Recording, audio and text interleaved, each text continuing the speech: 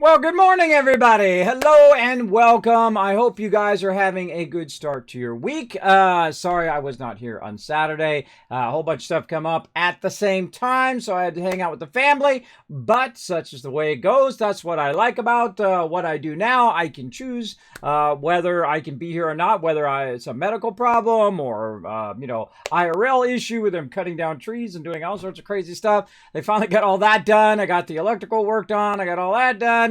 Wow. And I got the air ducts cleaned out, all sorts of stuff, getting ready for winter here in Tennessee. And man, it's been riding a roller coaster of coldness around here. Very, very scary. But I'm ready to get in here and play some games. I don't know about you guys. I've been really crushing those videos. I hope you guys enjoyed the modular Kismet kill box. If you have not checked that out, feel free to check those videos out. Throw that thing right there. Feel free to check them out on the Discord. You can find them under clips. Or you can go and look at it on the YouTube channel and find that modular Kismet kill box. Now, also, on top of doing that one, I finished my BenQ unboxing, which is going to roll out later today. So feel free to be watching for that one as well. Really been having some fun. Been optimizing my production here so I can produce more videos in a more effective way. Very, very cool. I've got it down to a science now, and I'm trying to improve upon it so I can do more guides and more videos more effectively for all of you guys. So hope you enjoy that. And I just do it for you guys, by the way, those guides. So if you do enjoy those, please go over there and show it some love. If you really enjoy them, want to help support the stream, consider going over to Patreon and do that. I'm going to start putting people's name back into my guides who do support via Patreon. So good to know. I will be reinitiating that and getting back to that because I really enjoyed that. I really enjoyed doing guides and doing all of that stuff. And that's why I've spent a lot more time now after the stream working on those videos and whatnot. But today we're going to have lots of fun. We're going to go in and play some Stream Raiders, of course, all day long. Might even go into battle mode. We'll see how I feel later on. As well as we're going to play some Astroneer. We're going to jump on the 24/7 mega server and see how it's looking. I would imagine it's been very much advanced versus when I was in there. I'm sure lots of people have been in there having lots of fun, having that going on. So remember, you can come and join us. Here's how you do it, everybody. Again, I'm going to throw that social media link in there. Go ahead and click that Discord. You go onto my Discord and you read the rules. There's a separate section in the Discord about the rules. You read the rules. You say, Kismet, I can be a respectful, awesome person. All right, I agree to those rules. Hit that green check mark. That's going to give you access to the server. You can go ahead and get the information. Even has a step-by-step guide on how to get on my server and come and join us. I'll be playing all day today. I usually play on Mondays. Occasionally, I do bonus streams and whatnot. But couldn't do a bonus stream. I was working on that video instead. But I got that done finally, and now I feel pretty good about it. See, a lot of these things are things that are just like, I'm going to get around to it. But now I've gotten around to it, so good. Now I can push forward. And then I have other stuff rolling out each week as well. Like I have my giant mega guide for a game I really love called Goddess. That one I redid the video and then I played it all the way through. I think that came out yesterday. The final guide, 4 out of 4, came out yesterday. So I rolled it out one every Sunday. And I had it already done a while ago. And that was a lot of fun too. But woo, mama, that's some serious editing when you do 4 full-length guides like that. That's a lot, bro. Because you got to think that when I do one video, when you see a 5-minute video, that's like 6 or 7 hours, sometimes 20 hours, sometimes 40 hours worth of work. And the reason why it is because you have to capture all the footage. You put the footage in there. And what I do is I edit a rough cut. Kind of the idea of what I'm looking for. I write a rough script of what I'm looking for. Not like I'm going to write a movie, but just a rough idea of what I'd like to put in that particular video. Like I want to talk about, how to get past the beacons or want to talk about how to do shaping or some Kismet tips that I think that makes the video worthwhile watching, right? Like you watch the video, you're like, okay, this is something that Kismet has learned and is telling us a bit about this particular thing. I just don't like making videos that's the same as everybody else. I like to to add some of my own little flair into those videos. And then I like to have them be cut down as slim as possible. This way you're not watching a 45-minute video for something that really just takes 5 seconds. I don't make videos for algorithms. I don't care if I'm supposed to make it for 8 minutes or 10 minutes or whatever. I have abandoned that. I don't care about algorithms. I care about you guys and you watching it, and it should be cut down to its bare minimum. I think that when you're watching, you think, okay, I got all the information I need out of this in the shortest amount of time. I feel like that's what a guide should be about, not some stupid algorithm or whatever. I don't make anything on YouTube. It's like maybe $5 or something like that. And then I don't get it for like a year because it has to build up to like $100 before they send it to you. So yeah, oh well. Oh well. I don't even think about that over there. Your return on investment, which actually I talked to Bearded Guys Gaming on Twitter about, is very low, is really not worth it. It's not worth it to put it up there if you're trying to make money on YouTube. You put it up there because you love to do it and your community enjoys it. That's why I do it. That's the only reason to do it, by the way. Same thing with streaming. This is not, I can go work at Walmart as the greeter and make way more than I do here, considering I make nothing. I put everything back into the stream. We have lots of fun here, just making little moments of joy and whatnot. I'm ready to get into it, so thanks everybody for hanging out in the chat. I see you there, E-Wolf. How you doing, bro? Good morning to you. Always fantastic to see you in the chat. Now, all you early risers and are here in the stream, right at the top stream, I'm going to give you a little extra love today. Boom, there's 1,000 Kiss Cats for sneaking into the stream here right at the top of the stream as well. Now, let's get into some Stream Writers. Let's fire that up straight away so I don't forget, and then into Astroneer we go. Come on. Whoop. No transition. All right, let's try that again. I'm going to edit this part out. Let's do that again.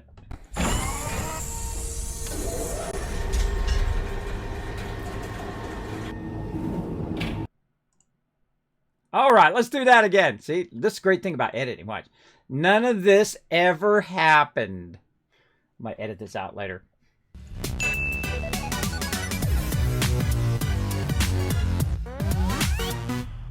See, when that happens, that means I was working on my setup, and I was, and I forgot to turn it back on. There we go. All right, everybody, let's get into it. We're going to settle in, play some games. Got Astroneer fired up now, and here we are. We're playing this Orcs Giving mini adventure. I have 4 Stream Raiders, and you can see it's going to go on until the 30th. So we're going to try to get it going. Now, I don't know if I'm going to do battle mode. We'll see how it goes. Been trying to get in here and get you guys tons of loot. Oh, yeah, there's a double chest right there. Up, down, through. Oh, yeah, this is like, that's right. We cut through the middle. Yeah, we cut through the middle. I think we want to get the turkey one, right? Let's go low. Let's go here. Cut down. No, let's get the turkey guy here. Turkey guy here, then there. Oh, yeah. Oh, yeah. You guys are going to get tons of loot from that. All right, let's do it, everybody. Come join me for some Stream Raiders. What we're going to do is fire it up today. We're going to go ahead and put down the Centurion. We're going to get into it. Get into it. Come and join me, everybody. It is free to play on both mobile and on desktop. Hey, new Stream Raider here. Well, welcome, Mad Pixie. You are in the right stream. Welcome, welcome. Now, I do a lot of Stream Raiders in the background while we're playing something else. In this case, we're going to play Astroneer today. And then we're going to maybe go into battle mode. That's when you won't see or hear me. But while I'm working on videos and things like that behind the scenes of the stream, I will keep the battles going in a bonus stream that goes on beyond my normal stream. It doesn't replace any streams. I would normally not be here during those streams, but those are there for all my Stream Raider peeps to get some extra loot and to gather together and go to battle. Let's do it, everybody. To battle. Here we go. Come and join us. Again, it is free to play. It's on mobile and desktop. You can find me by following that link over there. I am your Captain Kismet, Kismet, and we're going to get into it. Boop. Oh, hold on. Wait, almost forgot. Hold on. Over here. Go to the store. Almost forgot to upgrade my peeps. All right, let's see. Rogue. Oh, Barbarian. Oh, he gets an upgrade. We got Rogue. We got Centurion. Oh, getting very close. Tanks already maxed. In fact, I have 2 max tanks. Let's go ahead. Now, don't forget, you can always go in and show the stream some love by simply going in and say Kismet right there. If you want to get yourself a cute little Norbert dancing dragon. Makes me smile every time. You think that's for you? That's for me. Make me smile every time. And then, of course, you can also get the Wasteland Tycoon himself, the tank here, or the awesome healer. It does help support the stream. We get to 100 of these. We're going to get another full skin, which we're going to do the Sparkle Dog, I think. That'll be a lot of fun. Or whatever we feel like. And then I'll let you guys choose which one of these we're going to use for the Sparkle Dog. So feel free to support the stream that way. It does help a lot. Know that every penny does go right back into it. Let's see, Kismet Barbarian. Let's go ahead and upgrade him. I think Sparkle Dog would be a great Barbarian. I think so. All right, upgrade, and there we go. Another upgrade, looking good. Thanks so much for the follow there, Mad Pixie. Thanks for coming in, dropping the Dragon Hammer, crushing that follow button, becoming part of the Teamwork Tycoons here in the stream. All right, so there we go. So let's keep these battles going all day, every day. And man, wouldn't it be awesome if I could just snap my fingers and bam, we were in Astroneer just like that. We all on top of it up in here. Hey, Stoneman coming in. Hi, all, says Stoneman. What's up, Stoneman? Thanks for coming in, hanging out. We're going to have some fun battling today. We're going to go to battle. We're going to have those battles going all day. All right, I'm in the shelter. Let's go ahead and exit the shelter. Now, someone's been out here, been very, very busy, working away. Look at this. All right, nice. So let's see. What did I have going here? I had this going across here. I see that's still there. That we have our centrifuges. We've got 2 centrifuges, 2 forges. We have our extractor there. I'll put a curve table in. Very cool. I haven't used those in a long time. And then over here, we have our plastic and 2 plastics. Oh, we're doubling up on the plastics. And then over here, we're doubling up on the nanocarbon alloy. Oh, really? Oh, we must have some nanocarbon alloy because I see we got some cool stuff here in the back. Liz, we're doing the pumpkin thing, the spooky event. Oh, very neat, very neat. Back there. Now I'm playing on my 24/7 mega server. You guys are welcome to come and join me. We're in here. Look at this. We got a bunch of extractors just sitting around. We got them all over the place.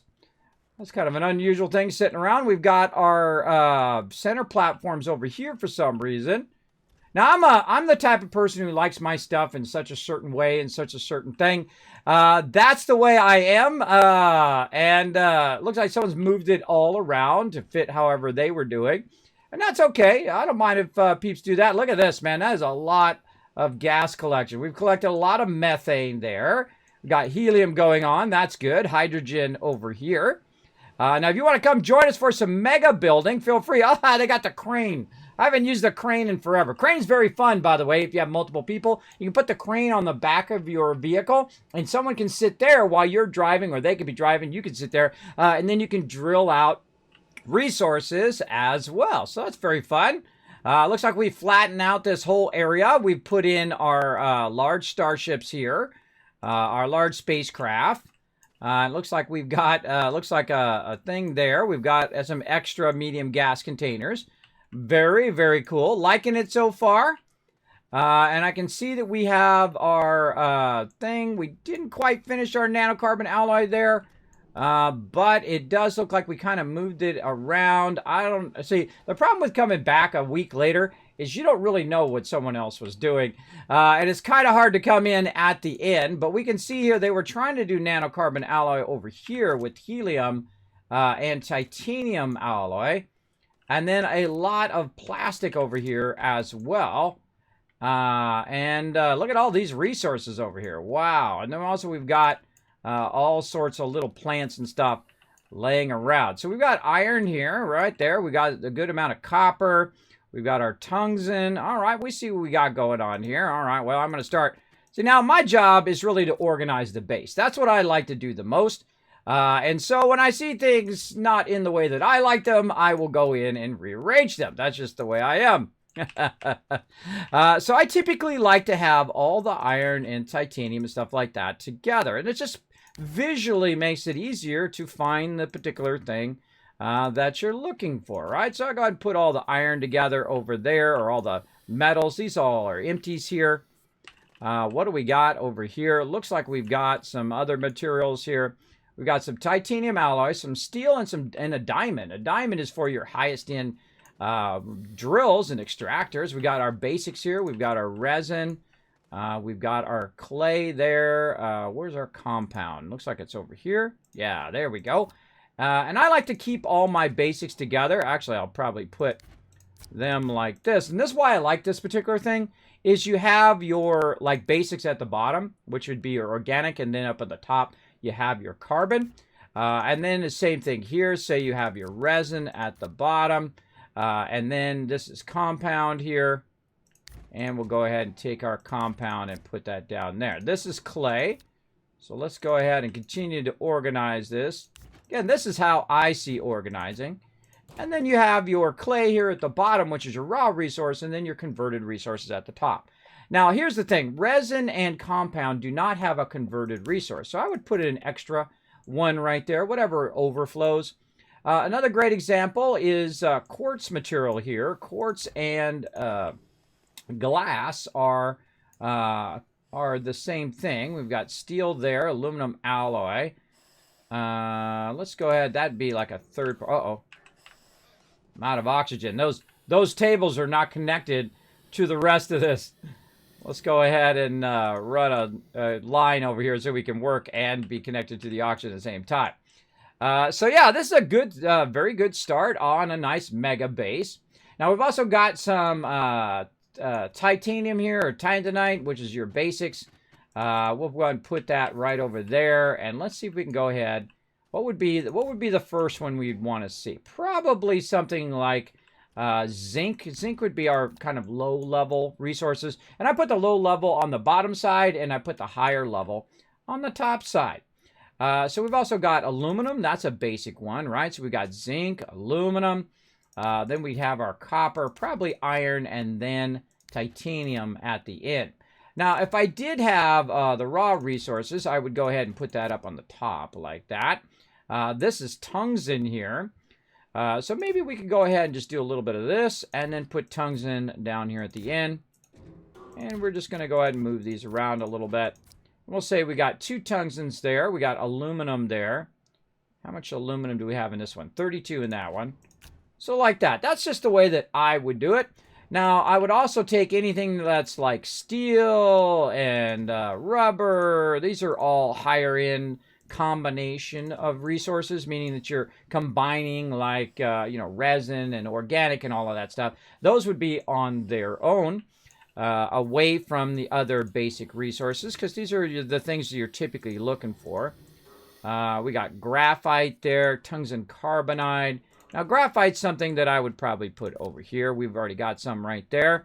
Let's see how we're looking here. We've got silicone. That's a high-end resource. I would take that out. This is lithium, has 23 left.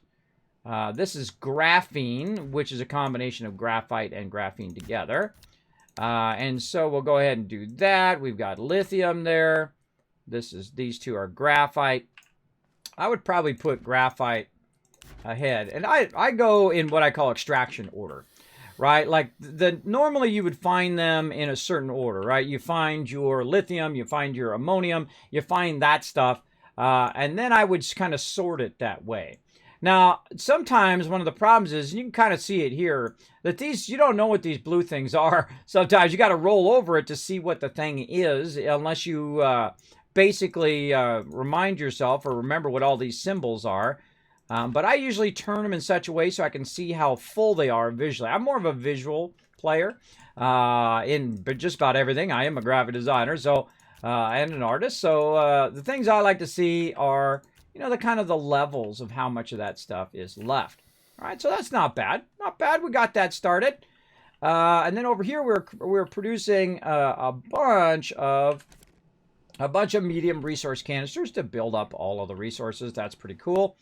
And our whole purpose of this right here is to go in and extract a lot of stuff, right? So we'll go in and extract a bunch of dirt. We put the dirt in there. The dirt then makes the items that we need. In this case, we have a bunch of fluid. By the way, they added fluid to it. Fluid and soil canisters. And those fluid and soil canisters allow us to make stuff and then convert it over. Now, one of the things that we do need is power. Let's see how we do it on our power. I see we have an RTG right there. That's always a good thing. How are we looking over here? We got our tower of power and a big solar array. That's cool. Got a bunch of those going on. Yeah, not bad, not bad. So we've got our RTGs now in place for our tower of power. Very nice, and I would probably swap this. I always keep the batteries up on the top. And the reason why is they're just easier to see from really far away to see if your power is doing well. So that's really all you need right there. Let's say that's 5 of them. Yeah, that's about right. 5 of them, and actually you no longer need any of this stuff right here. You don't need any of that. If you've got 5 RTGs running, you have plenty of power, especially if you have battery backup. These are all useless and should be scrapped and gotten rid of. So we'll probably work a little bit on that today as well. But let's go ahead and get back to working on our production line of all of our resources. I see we've moved all of my stuff over here, just kind of put it off to the side as well. Now, one of the things that I suggest when you're working with other people is not to move their stuff. That is one of the most irritating things, is to have to come back and redo all the stuff you've done before. If you want to build on top of it, that's okay. But to undo all the work that someone else has done is a bit annoying. So if you are working with other people, I suggest that whether you're in real life or whether you're in game, keep in mind that moving all their stuff around causes them to have to come back and redo the entire thing later on. And so that's what I'm going to have to do today, and that's okay. I like to go in, I like to work on stuff. And again, I don't know what the progress of the person was who was doing this before, but that's okay. I try to set certain goals and then try to go toward those goals in game. It does help you a lot in the long run if you are focused on those particular goals. Like my main goal today is just to get our production set up. And that's what I was working on last time, is setting up my production so it would go through and make the things that I wanted to make. And then take those things and put those away. Right? So this whole thing that I was doing here as I was working my way across was to set up that in the long run. So I'm going to go ahead and put all the stuff back as I had it before and try to progress through. So the first thing that we want to do here is do actually rubber. So we're going to go to rubber here, and then the next thing is going to be plastic. There we go. And that allows us very easily to set those things up for a lot of production in the long run. So we have organic and resin. Now, why is that important? Well, the cool thing about doing it that way is that your stuff has a home, right? It goes in a certain spot and does a certain thing. So the first thing we're going to do is we're going to do organic there. And then along with that organic, we're going to go ahead and do resin. So we'll go ahead and grab our resin. We've got a full canister of resin here. And put that back over there. There we go. And then we'll put that down right there. And then we have the ability to turn that on and off by using our button repeaters over here. So we go ahead and put that in like that. And then we're going to go ahead and create that segment. And then we're going to put this in here. Now, why do I do this? Well, this is so I can turn everything on or off at the same time. I can enable the outputs or inputs all at the same time. And that does help a lot. And I do like to build it as I go along, so it acts more as a long term as opposed to a short term, just taking stuff in and out and having to end up redoing everything later on. It's good to kind of think in that long term, like what do you want, how do you want this to end up at the very end? In my case, what I wanted to do is I wanted to be able to produce the items and then feed them into a larger area in the back. And then also use the larger containers and whatnot in the back here. And that's why I had these all lined up like so. We'll go ahead and just kind of redo this today, try to get this going so that when I want to make a resource, it can very easily make it and feed it backwards into that other one behind. So we're going to go ahead and get that back set up again. And let's see, let's go into plastic. Rubber over here, and then we've got a full thing of what looks like compound there. There we go. Take that out of there. There we go. And this here. Now what I had it doing is I had it feeding those resources from here back into the back resources there, because you can automate a lot of what you do. So a lot of this stuff here was set up in that way. Again, if you are going to play on the server, please be aware that don't undo someone else's work. Just a heads up. It's called being respectful. Please don't undo everything that I do. So when I come in, I have to do it all over again. Just a heads up. All right, so we're going to go in and we're going to go ahead and set up this one right back here. Like so. And then we're going to go ahead and put that into there. All right, there we go. Look at it. See, it picked that item up and moved it that way, which is not what we wanted to do. This needs to be turned that way. There we go. And then this right here, it needs to be set in such a way that it will control the output of this. So we'll run a few of these out. We'll grab this, set that there, set it the other way. And now it will just grab just the rubber and feed that into the rubber container right back there. Same thing here with our plastic. We're going to go ahead and get a piece of plastic, put it right there. In fact, we'll actually take a piece of plastic and we'll also put it up here for later on. There we go. Set that the other way. Actually, we'll get a piece of rubber too. And set that right up here. Now, why do I have that there? I have that there to remind me of what each and everything does. And so when I go in and I have it rubber and organic and resin and all of that stuff, that's there for a very specific reason to help me remind myself when I'm switching in and out containers and such. It will allow me to control that and remind me, okay, I need to put resin here, I need to put this here, and so on and so forth later on down the road. So we'll go ahead and put this here. We'll go ahead and put that there. And so on. All right, there we go. Now, this particular one right here is carbon and compound for plastic. So we're going to go ahead and take those back out again. Actually, we just grab the carbon from over here. Like this. So instead of having it on a big stack like that, I prefer to have it actually on the resource, right? Where it's supposed to go, where it is most effective. That's how I like to play.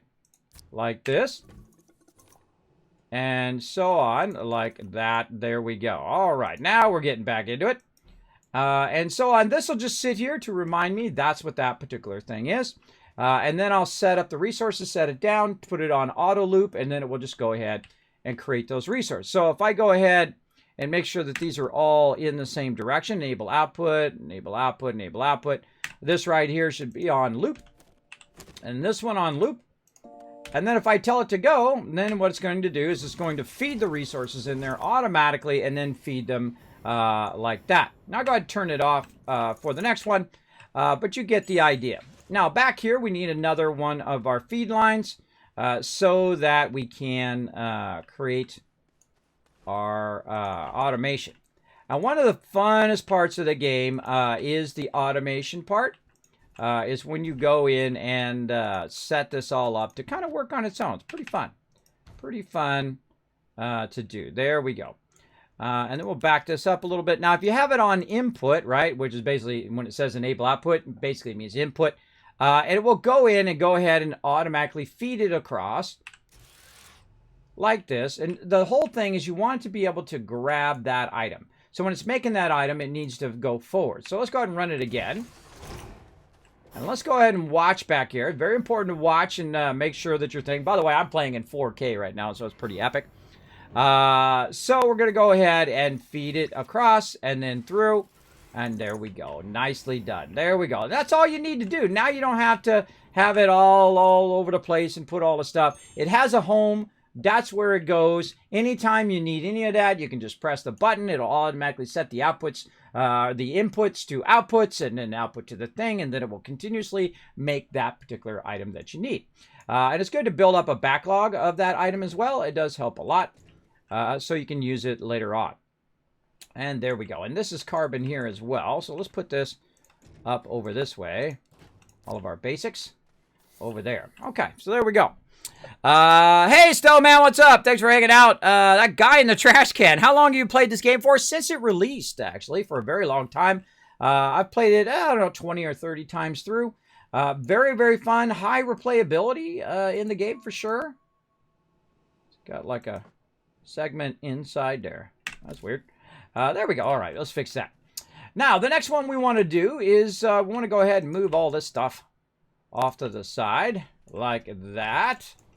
And we'll go ahead and try to rearrange the base again. Again, my favorite thing is doing the base. It's very, very fun.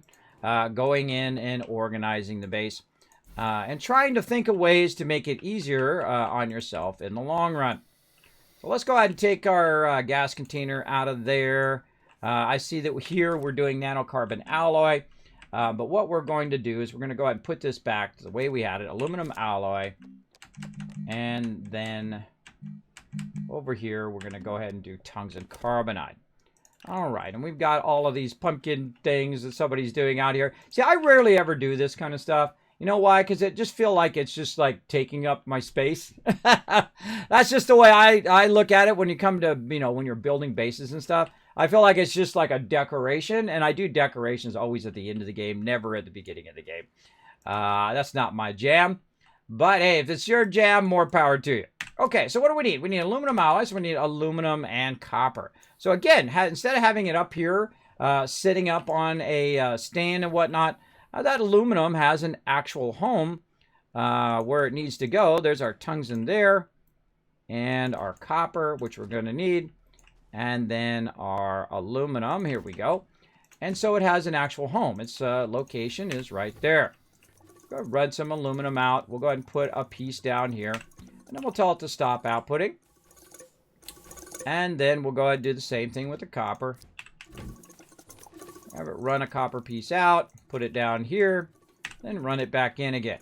Okay, so this one is aluminum and copper. So very nice. Very, very nice. Then on this side, we're doing tungsten carbonide, which you can guess is carbon and tungsten. So we're doing the same thing over here, and we'll go ahead and grab. Now, I like to use these little T platforms to remind myself, again, if you are going to play on the server, please do not come through and undo everything that I do. I won't undo your stuff, so please don't undo my base. So if you want to play on the server, please remind yourself when you do come in. If you want to build in continuation to it, you want to add to it, that's awesome. But please do not undo, because then I got to come back and do it again every single time I log in. I don't want to be doing that. I like to progress as I go through.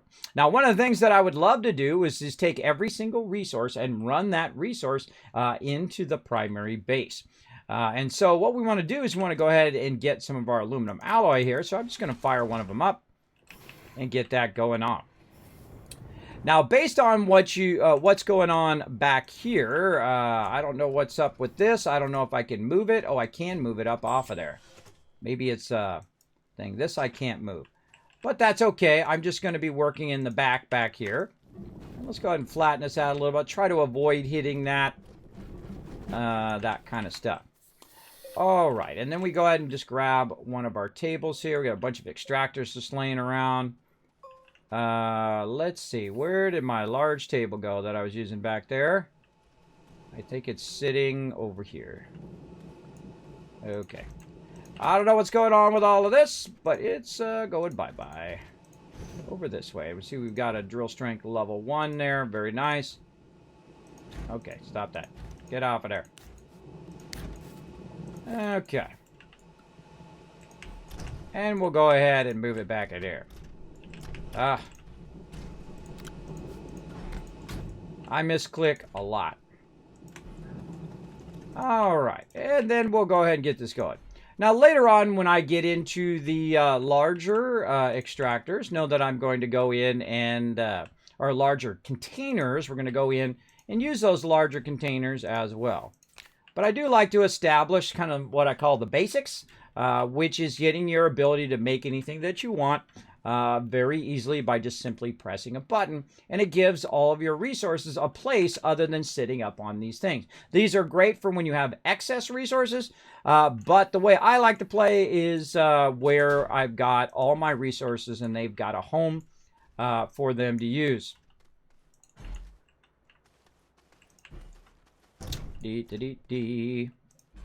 All right. And we're going to reset this all up again. Hey, Jago, what's up? What's up? What's up? All right. Now I probably have another table somewhere. I'll probably end up remaking it. Where did my table go? Well, I see a arm there that I can use later on. And there we go.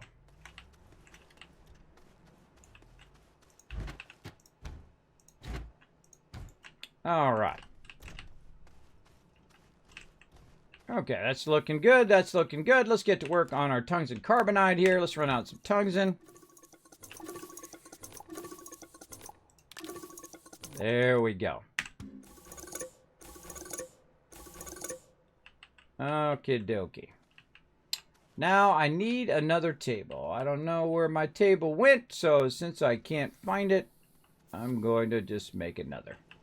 All right, right over here, we'll go ahead and make another table here. A little T-size platform. We're going to need some resin.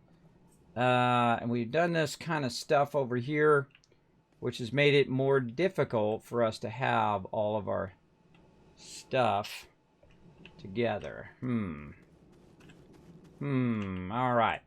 While this looks cool, it actually is a very ineffective way of using our printers, and I'm going to restore it back to how I had it. Again, I'm very particular in the way that I like my base and how I build stuff along the base. I'm going to go ahead and restore that back as well. Now, the reason why is because later on, like right now, I want to build something. And to build something, I'm going to have to take these off, this glass and this plastic, and continuously go back and forth and swap out resources, where that's not really that effective. So we're going to go ahead and take this out, put that over there, and put our big table right back in there, like that.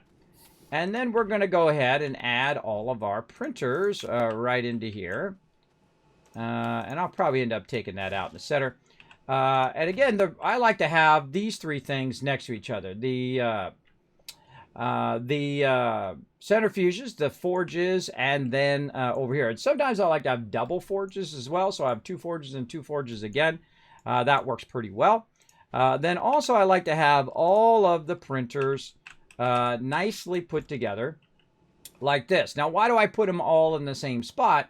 Well, because it's easier when you have a lot of overflowing resources. These resources will basically overflow between all the various printers that you'll need later on. So we'll go ahead and take that out and put that in there.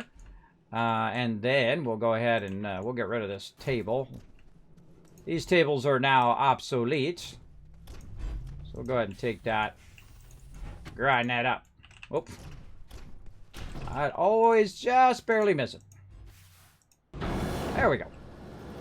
Okay, we'll grind that up and turn that into something else. There's nothing like a messy base, everybody. As you can see, trying to clean up my messy base here. We'll get it going. We'll get it going. Now, again, I do play on Mondays. You're welcome to come and join me. Again, please do not dismantle all the stuff that I do or take down other people's stuff. This is my primary base here, so I'm going to restore it the way I like it to be. And because I'm also like explaining things as I go along here on the stream. So as I'm explaining those things, I do like to point that stuff out as I go along. All right, we got a bunch of clay right here. And I know that we have clay in one of these. So let's go ahead and find our clay. Where did our clay go? These are all empty. Compound resin should be here in the beginning. There it is, ceramic. How much we got there? Oh, we already got it. We already got a lot there. But we'll grab a little bit extra. There we go. Let's put that there. And we can go ahead and run that over there. Now I'm just going to grab this clay here, like this. And see, that's what we were making there. Turn that off. And so now I've got all of my stuff in a row. And if you notice, I've put the medium silos in the back.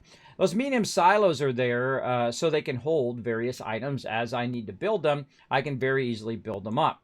Now, one of the things you do want to do, now we've got so much gases down here. This is way too much gas. That's way too much. But that's okay. It's nicely organized. We got plenty over there, so that's good for the long run. But what we're going to do is we're going to better utilize that for making our stuff. So we're going to go ahead and find any titanium we have sitting around over here.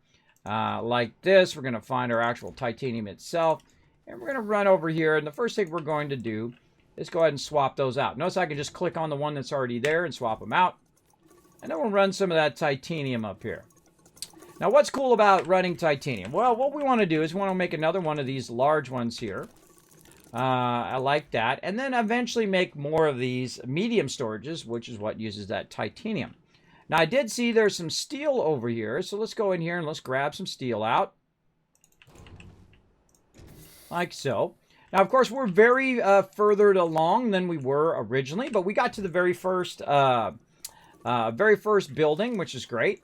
Now, the steel doesn't do us any good sitting in that thing. I highly recommend just running some stuff out so you'll have it when you need it, like this. Instead of separating these and switching them in and out, eventually, if you're really hardcore like me, you want to have one for everything, right? And the same thing with your extractors and builders and all that stuff, or at least all the common stuff that you make all the time. Like this would be a great example, that you have a medium printer that has all the resources for just making that endlessly. Or you can even have it where it's all set up, where it automatically feeds all that stuff into the thing. That's really important as well, or fairly easy to set up. All right, now while that's making that, let's go ahead and do a battle to get our day started up.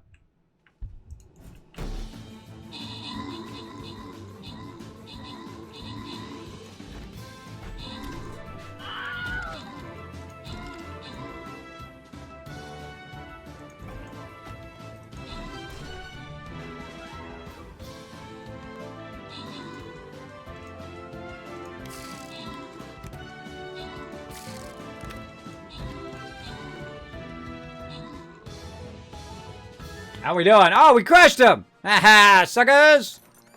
Boom, there we go. Who's getting some love? Let's see. Mad Pixie, look at that. See, your first time in, you got lucky, you got some extra loot. There's an extra 15 gold for you.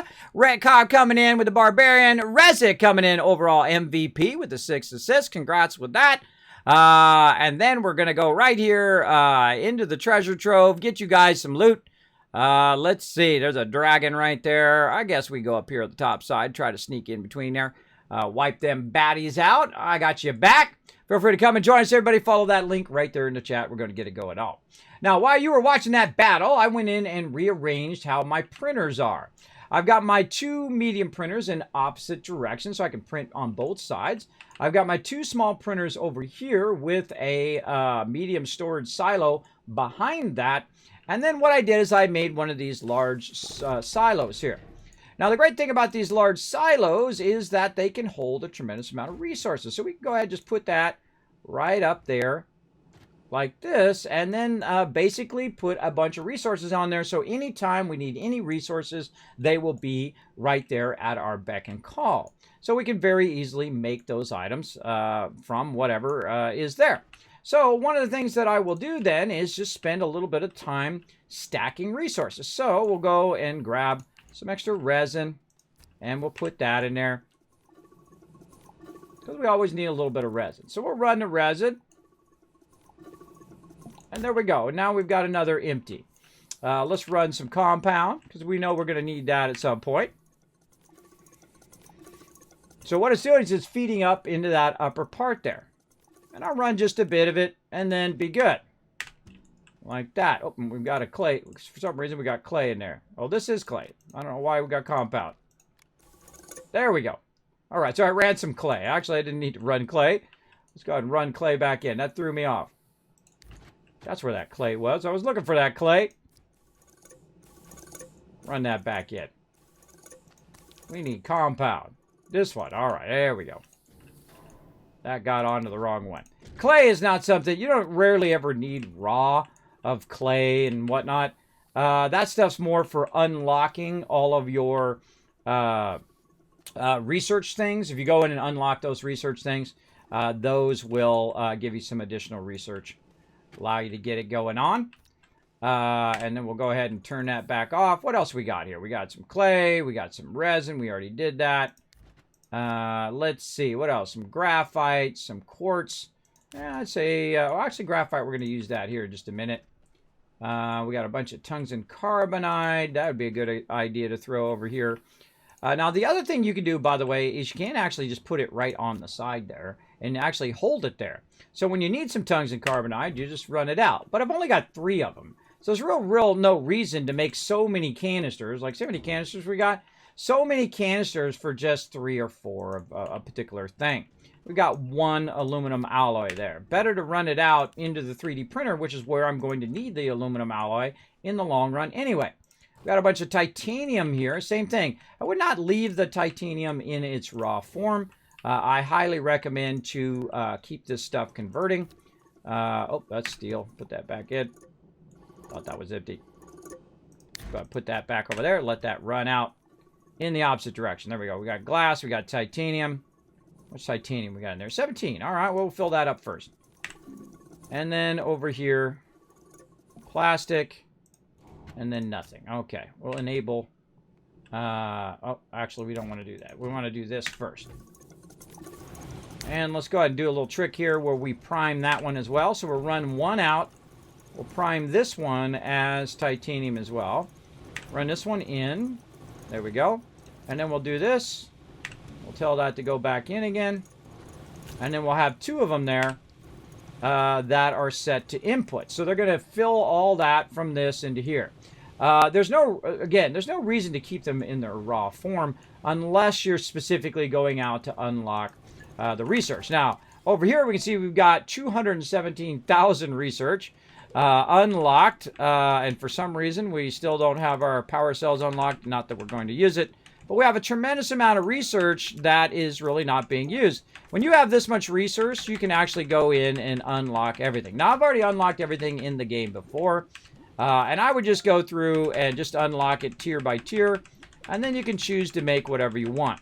Now, sometimes I don't unlock stuff on purpose, so it doesn't show up in my ability to make it. But since we have it all, we'll go ahead and burn it up. There's no reason to keep it stored up in your pocket. You might as well go through and unlock everything as you go along. Now, am I going to build a lot of this stuff? Probably not. This stuff really doesn't take that much stuff. So we'll go through and unlock it. And you're like, well, Kismet, you should unlock the highest tier first. Well, you can if you want. Me, I always start at the lowest tier and just work my way through. And if I see that we have 100,000 research, that's a lot of research just sitting there running. So I'll go through and unlock all of this stuff. Because it doesn't do you any good as points, as bytes. It only does you good if you actually use it to unlock stuff. And so we'll go through. And we'll see how most of this stuff has been unlocked by whoever was playing here. Just unlock it all.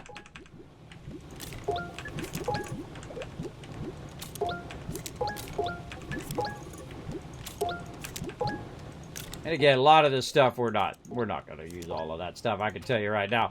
But it's fun to unlock it. Now they actually added these sensor arches, which are pretty fun. They've converted it from being like a kind of like a recreational thing to an actual arch that you can use. Great examples if you're trying to arch the power from one side of your base to the other. Instead of having it running the line or running the line underground, you can actually run it through the arch itself. So very cool. Figurine platforms. We got all of that. There we go. So we got all of that. Someone got a pumpkin shelter. That's funny. And so there we go. So we've unlocked everything. And look, we still have 152,000. And right now, somewhere, that research is still running. Because I can tell, because the bytes are actually running. So it's happening somewhere on some planet. But it's really unnecessary because there's nothing else to unlock at that point. And usually when I see that many things are unlocked, I will just stop researching altogether. There's no point in researching because that's the point of it, is to unlock all of that stuff. Though you can have a whole bunch extra in case they add some later on. They add some more items that we want to unlock. I guess that would be a reason. Or if we try to get to 999, how many bytes can you actually have? Don't tell me. We might go for that. We might try to see how many maximum bytes we can get going at the same time. Now I see there's some equipment over here. Someone's got a portable oxygenator and an oxygen tank. I think I'm going to grab that oxygen tank since it's just laying around there. That makes it easier for me to get around. All right, so we got that going. So as you can see, now we've got a bunch of stuff up there, and it's unnecessary to keep it in the containers. The whole point of the containers is to have them temporarily so they end up in the resource that, in the place in which is needed to make that item. Now, in this case, I would probably take this one and move it to the back so it's not visually in your way. And then we can go ahead and grab some others here and put them, say, in the back here as well. There we go. And that allows us to store a tremendous amount of resources on there and allows you to make anything that you want to make and all those things. In fact, you can just set it on loop and have it generate that stuff. And that's why I build it in such the way like that. Now, another thing over here, same thing with this right here. Instead of using the large storage there, we're going to go ahead and make another one of these right over here. There we go. Very nice. Okay, so now that we've got this semi-restored here, we need to get our carbon in here. We need to make some more tables, get all of our stuff restored, so that when we need to make that particular thing, we'll be able to. There we go. We'll put our carbon down here. Now, why do I put it down here? Well, I put it down here, again, to remind me what goes in that particular thing. Now, sometimes, see how it won't let me pull that item out of there? That is a little annoying. When it does do that. Sometimes you can work around it by just picking it up, putting it back down. You can set it, turn it on loop, and then make another one, and then it will kick it out of there, and then go back, turn off the loop, and all of that. You know, sometimes, you know, stuff happens, right? Stuff happens. So let's go ahead and do that. Let's go ahead and lock these back into place again, because it doesn't auto-lock anymore. You have to manually lock all of your tables and stuff like that into place.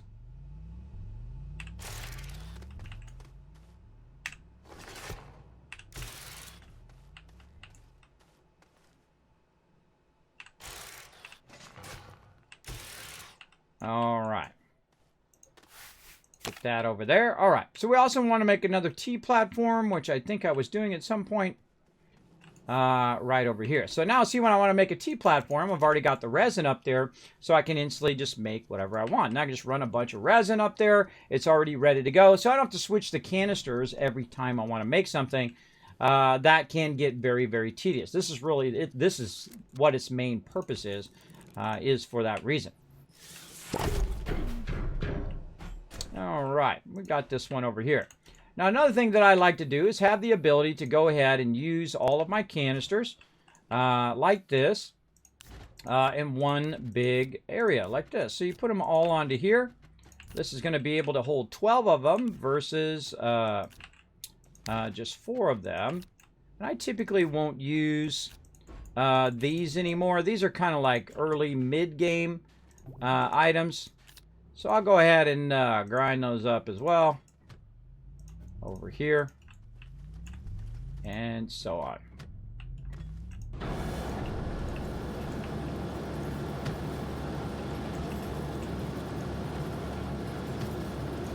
I'll put it off to the side for now. Okay, so we'll go ahead and combine all of those. Now, what does that allow us to do? Well, one, it allows us to put it right here, but also what it does allows us to put it on the back of the vehicle like that, and then just go get a bunch of dirt, come back, and then grab it and then put it right there on the side. Makes it much more convenient than using that smaller one. Though if you did want to swap out one with the other and so on, it does make it pretty useful. Oh, we also got a paver in here. Look at that. Nice. Nice, nice. What do we got in there now? Oh, we have 2 pavers. Okay. I don't know why we have 2 pavers, but all right, cool. Also, something happened with our base here. I see that our base dropped down here. Yeah, it looked like we kind of flattened it downwards. Okay, well, I'll live with it for now. I'll live with it because it's already been done. I have to re-flatten it out and redo all the tables and all that stuff. I don't feel like doing that right now. All right, that's locked. So now, see, that's interesting that that does not show me whether I can lock it or not. It's interesting. Unlock. Unlock. They should show unlock. That one's lock. This one doesn't show for some reason. That's interesting. Doesn't show me lock or unlock. And I see we've got an RTG over here. Go ahead and take our RTG. Put it over here on the power side. Again, I'm very specific in the way I like to build. Very, very fun to keep your base like very streamlined. I like it to be very streamlined in that way where, oh, there's our titanium is done. And again, we put that titanium right over there. And now what do we got? We got some more clay here. Let's go ahead and fire that up. Got a bunch of items here. And I like to have a couple extra of these in there so it can swap back and forth. But I don't like to have a lot of excess resources laying around. Let's see. This one right here. Now what happens sometimes is it will get low resources. These are all on dispensing. All right, cool. It'll get low resources and that item will get stuck on the actual soil canister too. So you got to watch out for that. But again, we're just going to tidy the place up a little bit. Put that up there. That in there. And what this does is it grinds up the old stuff. And then the arm over here will grab the excess item from up here, grab all the scrap, and then feed it onto this trade platform. That trade platform will allow us to go in and then collect that wolframite or whatever it is we're looking for. And then basically we can take the wolframite and convert it so we don't have to run and pick up that particular tungsten. We've also got some matcholite here. Again, it doesn't do us any good in its raw form. These are all done here. So let's go ahead and move our actual items out of the way. This is glass. This can go right over here. And I would put glass by quartz because quartz makes glass. Pretty easy. This is plastic. This is a finishing material. And there's actually some right here. Some glass on the ground here. I feel like I'm cleaning up the bedroom or something. It's like, we got a little dirty bedroom in here. All right, helium. That looks like it's back here. Yep. And so we'll put that right onto there for now. All right, let's get back to organizing all of our stuff here. Okay, so now that we got this somewhat restored, there we go. And we'll go ahead. We're going to need our other arm, which is over here. Gonna put this back in here. We're going to go ahead and make ourselves a tungsten carbonide. And we'll make ourselves aluminum alloy. Where did my copper go? I think I probably accidentally set it down there. There we go. All right. And I can go ahead and just flip this switch right here. Boom. And again, see, it feeds it in there. And then if I have it on repeat, it will actually automatically make that particular thing. Now, one of the things also is if you don't have them limited, look what it's doing, right? You don't want this to happen. You don't want that to happen. It starts just feeding everything forward while it's running out, then it's grabbing it and feeding it forward and all of that. You want to have it very much limited to tungsten carbonide there. And then this one over here, you want to have it limited to aluminum alloy, so it doesn't grab it. Now, the green side is the grabbing, and then the blue side is where it's putting it there. So we need to go ahead and just feed this stuff back in here again. You just feed it through the top, which is pretty awesome. And then carbon over here, like this. There we go. And then, see, this one has carbon at the end. You can just take that off the end. And now it's been limited to that particular resource. So if I do this, it'll only grab when it's actually done the final resource, which is what we want, right? So let's go ahead and test it out by go ahead and firing up a tungsten carbonide again and an aluminum alloy. And let's see if it grabs it and feeds it back here. Because what it's doing is it's watching it right now.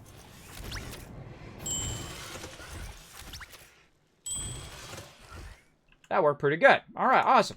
Now, the other one I'm going to go ahead and put right there, and then I'm going to put this right here. Again, reminding me That's what that particular thing does. Now, again, what I'm doing is I'm giving everything a home.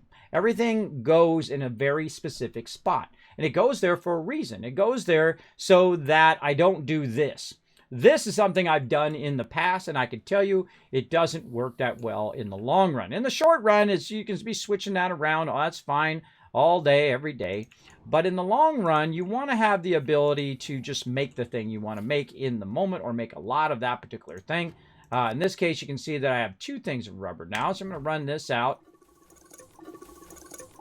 Then that rubber goes there. And if I'm looking for it, I know it's there. It's kind of like playing 7 Days to Die. When you play 7 Days to Die and you have a specific place that your wood goes, or maybe your crafting materials or whatnot, I highly recommend creating a system that allows you to know where your stuff is, right? Instead of just stacking up here and doing all of that, I feel like that is actually kind of more of a beginner way of doing it. But if that's your jam, more power to you. I don't want to, discourage you from doing what you like to do. But I prefer to do more like this. And eventually we'll use the very large converters and whatnot to move that over. All right, we'll go ahead and we got this powered up. We got that powered up. Now these, I like using the T things. It's one of my favorite things to do is to get that going. Now over here, let's go ahead and look and see. We have some graphene. That's what we're going to use later. We have some silicone. That, we're not going to use that much silicone for right now. And let's see, we got titanium that we can put up here for right now. And what we're looking for is anything that is, that's kind of like our final resources, right? Plastic and all of that.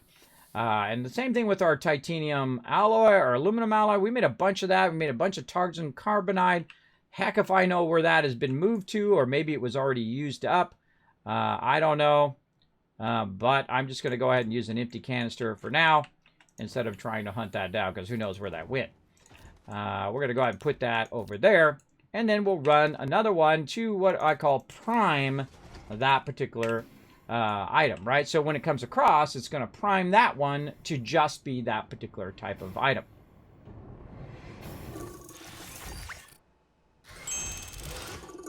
Okay, now it'll only put aluminum alloy in that particular one. Now you can put it up on the table and do it, or you can do it manually just by putting it into the top. Make sure that it does say enable output.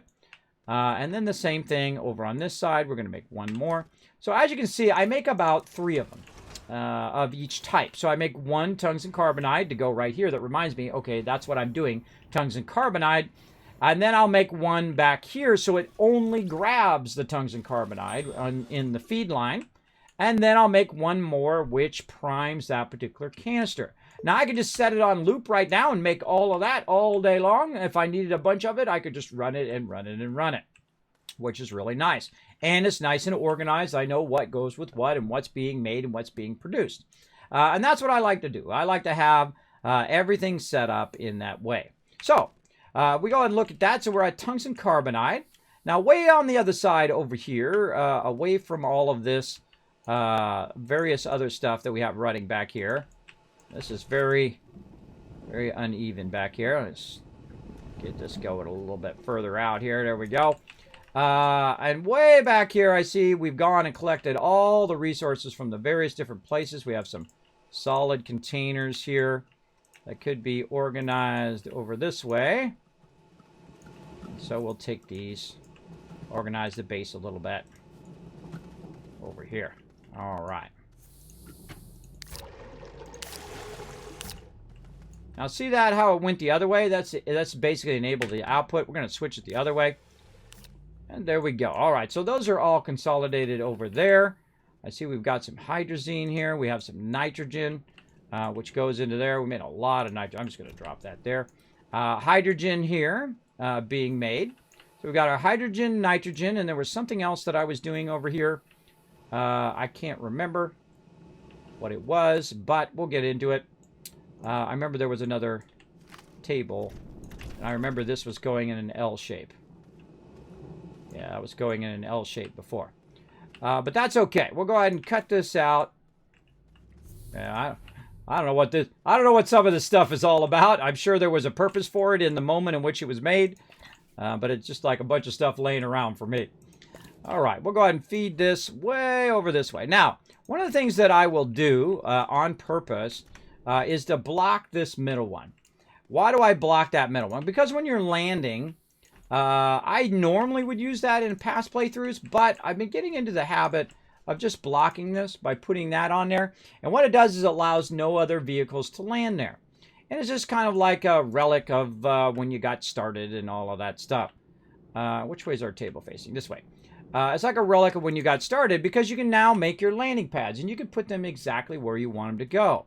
Now, the reason why I put them over on this side, as opposed to putting them way back over there, is because when you're coming back, you want to land by where you want to put your resources, right? Or where you're stocking your resources. So one of the things that I would do here at some point, it's very uneven now, and we'll go ahead and put all of this in here, is your extraction of your gases is something that's very passive. You just kind of set it and forget it kind of thing. But later on, we're going to use this as part of our production, right? So we've got our hydrogen and we've got our large silo here. Now, what do we need our hydrogen for? We need our hydrogen for our hydrazine, right? Now, I could run it in either way, but I feel like actually I'm going to flip this back the other way like this. So these are all interconnected, a lot of these things. I was trying to unlock it, and I locked it. Let's go ahead and move it back this way. Now, how are these connected? Well, I need the hydrazine over here. And this is like the first step in your nanocarbon alloy, right? So you put your hydrazine down. And if we look at this, we say, oh, wait a minute. Hold on. This is all backwards. Hold on. We need to start with our item over here. I'm going to pull this off of here. And I'm just this type of person that I always have the end result at the end. Like that. And then I have this kind of at the beginning, right? It's just visually easier to see. And since I'm going to move it in this direction, we're going to go ahead and just do something like this. Now, there's 1,000 different ways of doing the same thing in this game, by the way. But what I wanted to do is feed the hydrogen here over to there when it runs out. So this is where it's going to store that hydrogen, but and extract it if it needs to. But there's no reason. Oh, I got it backwards. See that my table is turned the wrong way. Ah, boy. Because I wanted to turn this direction. Now I'll just do the same thing. Go in, rearrange all of this around the other way like that. Turn this around. There we go. And then connect it like this. I'm just a stickler for the direction because the direction tells you on which side you're going to go, whether it's going to go right or left. Very, very important. Let me catch up on chat here a little bit. TC coming in says, hello, I just have a question about No Man's Sky. If a friend of mine joins me and makes a base on my planet, does all the buildings appear to him when he logs in and plays solo?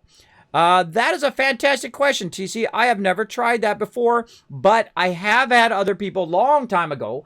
I have had other people build bases, and I was able to see their bases when I logged in. But I don't know if they can see them after a while. I would imagine so. I would imagine that they could build it in your game, and then if they log into your game, they can. The problem with it is, I would think it would stay on their servers. You know what I mean? Because it's not like it's a server hosting that you're doing, right? And it's not like you're hosting it on your local machine. You're actually hosting it on their servers. How do I know? Because when my computer is off, right now in No Man's Sky, it's over there collecting me a bunch of copper and a whole bunch of other stuff that I don't even need to do. And I'm in a solo game.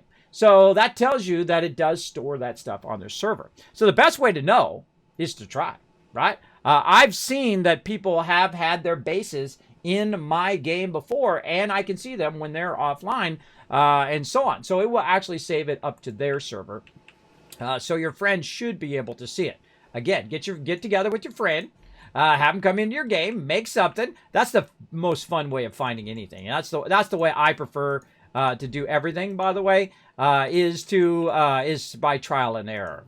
That's how I like to learn stuff and whatnot. And that's why you'll see those rules. No backseat gaming. Don't tell me stuff unless I specifically ask the chat. If I say, "Hey, chat, tell me such and such," then you know I'm asking your opinion. Otherwise, I'm just talking out loud on the stream, telling what I'm doing, kind of my thought process of how I think. through problems and solutions, and so on.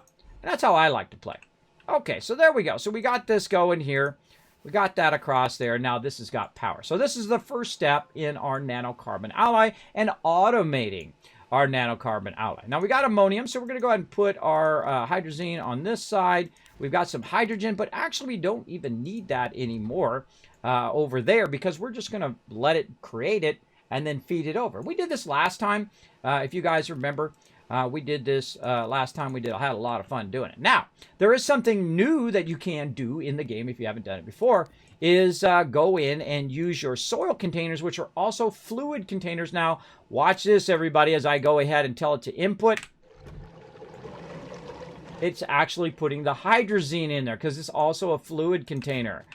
So very cool. If you want to make a lot of hydrazine, there is a fantastic way of doing it. Now, why would we want to make a lot of hydrazine? Well, hydrazine becomes the next step of the process over here.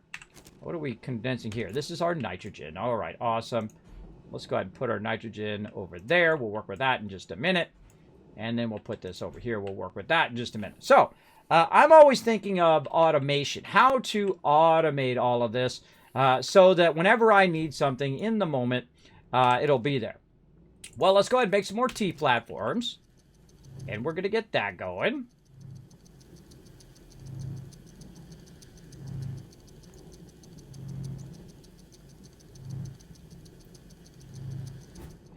There we go. Now again, the reason why I like the T platforms is it allows me to line them up in such a way that it does remind me of that particular thing that I'm doing. So, in this case, we're going to start it way over here on the right side. And what do we need on this particular occasion? Well, we need some hydrazine, that's for sure. But what we want to do is we want to use our hydrogen, and we want to use two objects over here, ammonium and hydrogen, right? So those are the two things that we're putting together. So there's our hydrogen there, but this actually is a dual item, right? Normally you have a resource, and then a gas. That's going to happen in the later ones. But in this particular one, what we're doing is we're using ammonium. We're just going to grab one of these. We're going to try to grab one of those anyway. Nope, it's set to automatically run. All right. We'll have that run, that one. So we're going to grab one of these, put it over there, and say, okay, we got hydrogen, ammonium. We're good. Right? Now, what we wanted to do is we wanted to take the hydrogen, or ammonium, sorry, take the ammonium and the hydrogen and feed it over when necessary, right? So we want to take our ammonium there. Eventually, we're going to have the large canister there, and we'll do that battle here in just a second. We'll put the large canister eventually here, and that's going to feed a lot of ammonium, or we're going to take our ammonium and move it off planet and then convert it there, and then just bring the hydrazine in fluid form if we want to. Or we could just move it there along with graphite and have the ammonium and graphite come together to make our final thing, which is graphene in this part of the process. So that's what we want to do. Now, we also want to make some graphene over here. So if we go ahead and grab this back over here, and instead of making steel, we're going to go ahead and say we want to make the next part of the process, which is graphene, which is made from hydrazine and graphite. Now, we can go ahead and take this carbon out of here. It really does that a lot where I'll move it a lot because it doesn't auto-lock, and I'm so used to it auto-locking that I just do that constantly. All right, so there we go. So we got that going. Now, what do we need? We need some graphite and hydrazine. Here we've got our ammonium. So we can actually combine these two objects into the same table because we have similar items that work together, right? And we're going to go ahead and grab our graphite. Instead of keeping it on a little rack like that, again, I don't feel it's really necessary because it has a specific place to go. It goes somewhere in which it's part of the process of producing this. Now, here's the thing. Now, I can also use my little switches. Let's see if I've got any more left laying around somewhere. If not, we'll just make another one. We'll go ahead and move these out just a little bit more. Again, we've got this weird edge there. So that kind of stuff, that triggers me, bro. That makes me want to fix that, but I will try to resist as much as possible for right now. All right, we'll move that back out of there. What do we got in here? This is argon. We'll get to that later on. So yeah, I don't see any. I do see some stuff over here that we're going to need in the long run. Again, this would be something right here that I would put up here, right? Instead of having it down there. Now, if you're making nanocarbon alloy or you're going to make yourself a drill bit, that's where you would make it up in there. And then this right here, we'll get rid of that. Take this RGG and put it up there. I don't know what these little tables are being used for, but we'll put them off to the side. And so on. And we ran out our stuff here. We got here. Okay, this needs to be fired up. This is already full of ceramic, so we'll put that off to the side. Go ahead and grab a little bit more ceramic into this one. Nope. There we go. We'll clean up that ceramic. And again, no reason to keeping it in its raw resource. That's copper. There we go. So now we know that one's empty. And what do we got here? Empty there. All right, good. Now, another great use of these stands over here is to hold your empties. Now, I typically put it on a table, but we can go ahead and use these for our empties for right now. I'll put that up there. So now, the second we put it up there, we know that these are empties. And when we need them, they'll be nicely stacked up there. All right, and this one's empty. Instead of just keeping them on the ground, which is kind of in the way, actually. See, I typically don't make in excess of stuff. I try to keep it where I make it for a reason. If I don't need it, I don't make it. I don't just make 50 of these and have them sitting around.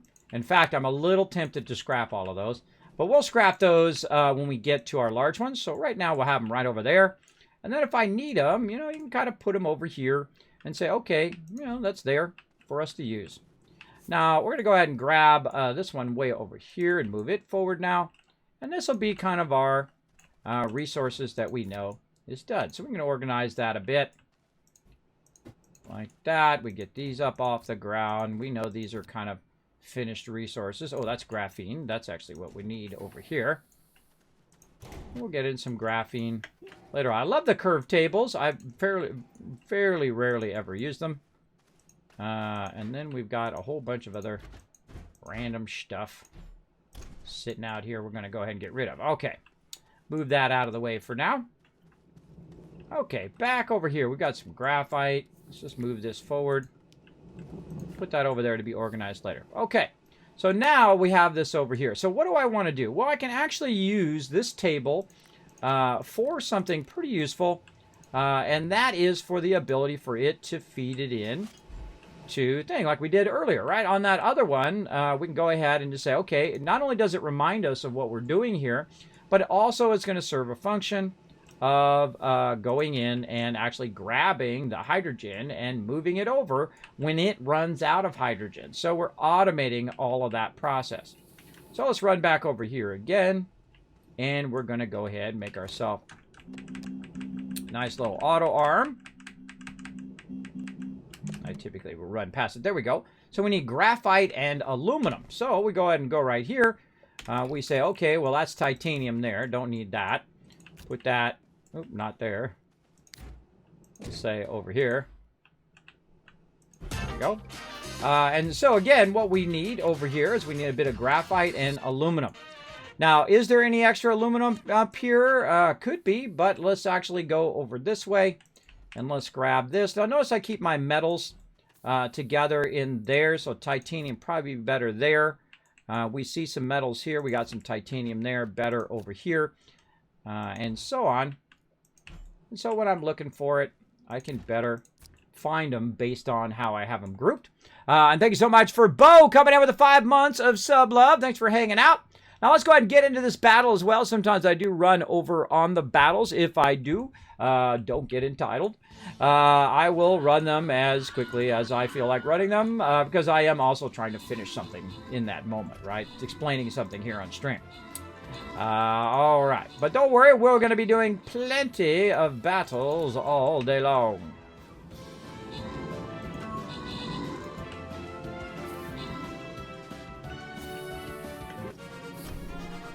All right, open the capture chest, grab you guys some rewards. Let's see, Kellamal, Jimbo, all getting some love, as well as Sarnina coming in overall MVP. Wow, with just 3 units, very nice. Very nice job. Let's keep going toward that gold and then on to the boss. Let's get out the Musketeer this time. Oh, I'm just going to sit right here in the back and shoot those guys and get you guys some loot. Come and join us, free to play on both desktop and a laptop as well. There you go. If they upload the base, it will always be there. If they haven't uploaded it, then it will show up as haven't uploaded it, will show up as well. There we go. Yeah, I'll try. It's my son, so we'll try it out. We play Minecraft together, but he don't grind as much as I do. Usually just go and take my resources. Yeah, that's the way it goes, TC. That's the way it goes, but that's okay. That's okay. You know, that's why you play with your kids, right? Is to inspire them to their creativity and to doing fun stuff. Like that. That's why I play games with my kids. In fact, I played Minecraft for the very first time with my kids. They bugged me for years. Say, hey, Daddy, we want to play Minecraft. We want to play Minecraft. So I set up a private server for us to play. We had a fun time. You guys can see that video, by the way, on my YouTube channel of me playing my kids many, many years ago. I don't even know how many years ago it was. You just go in there and search for Kismet Minecraft, and you'll find me playing Minecraft for the very first time with my kids. And then I built a gigantic, what I call sky garden. In that sky garden, I built it where it automatically collects all the wheat, right? Use your redstone, and it collects all the wheat. It was 6 stories high. And I always like to do the hardest thing in games. Like when it comes to Minecraft, everything is very square. So I thought, how can I make a rounded edge? Well, I've been in graphic design for a long time, and I know you can just use it as pixels. It just has to be big enough to the point in which you could put the blocks and make an arc. And then I made the front of it like a pyramid. And tried to make a round thing go with a triangular thing. And it worked out fantastic. If you had a high dive, all sorts of stuff in there. It was a lot of fun.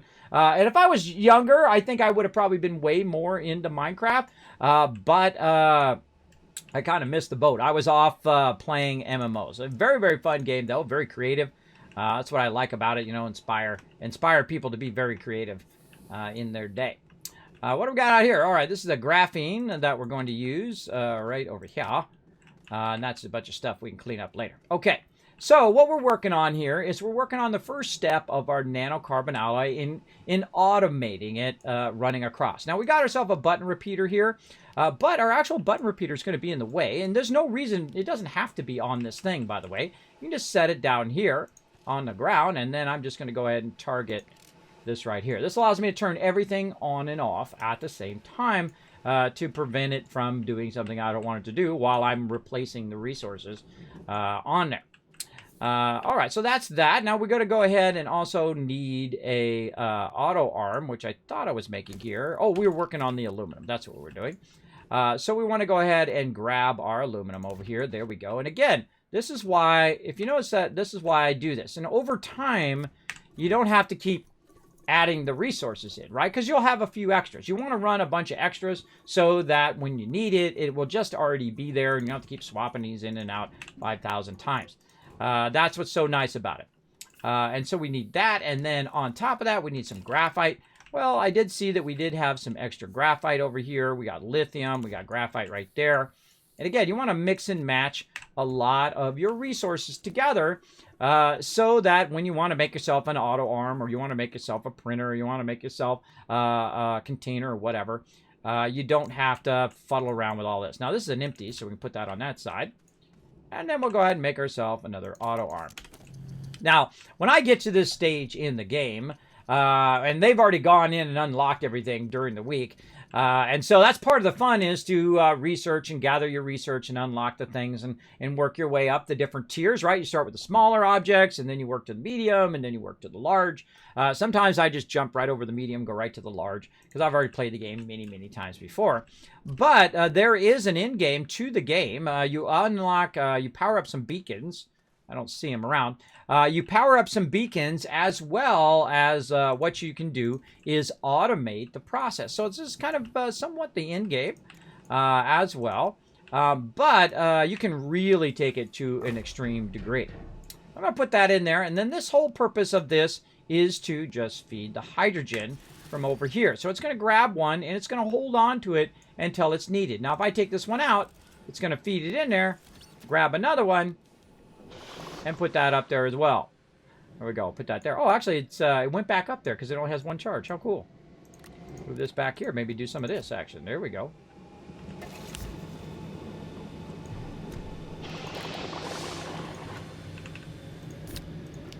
I prefer it to be in the back.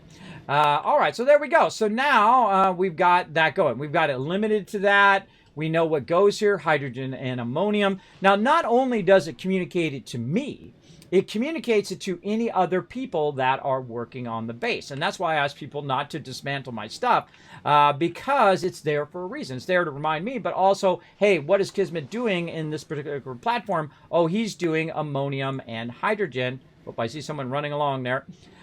So again, if I see you continuously moving my stuff, I will ask you to not get on the server anymore. If you want to go build some stuff, you go right ahead. I don't have any problem with that if you want to expand the base or whatnot. But know that I am playing on stream and I am progressing through the game in such a way that I can show it off to people on the stream. So good to know. I see somebody running around. Is that you, Loke? Is that you, bro? Hey, Kismet, how you doing today? I'm doing good. I'm doing good.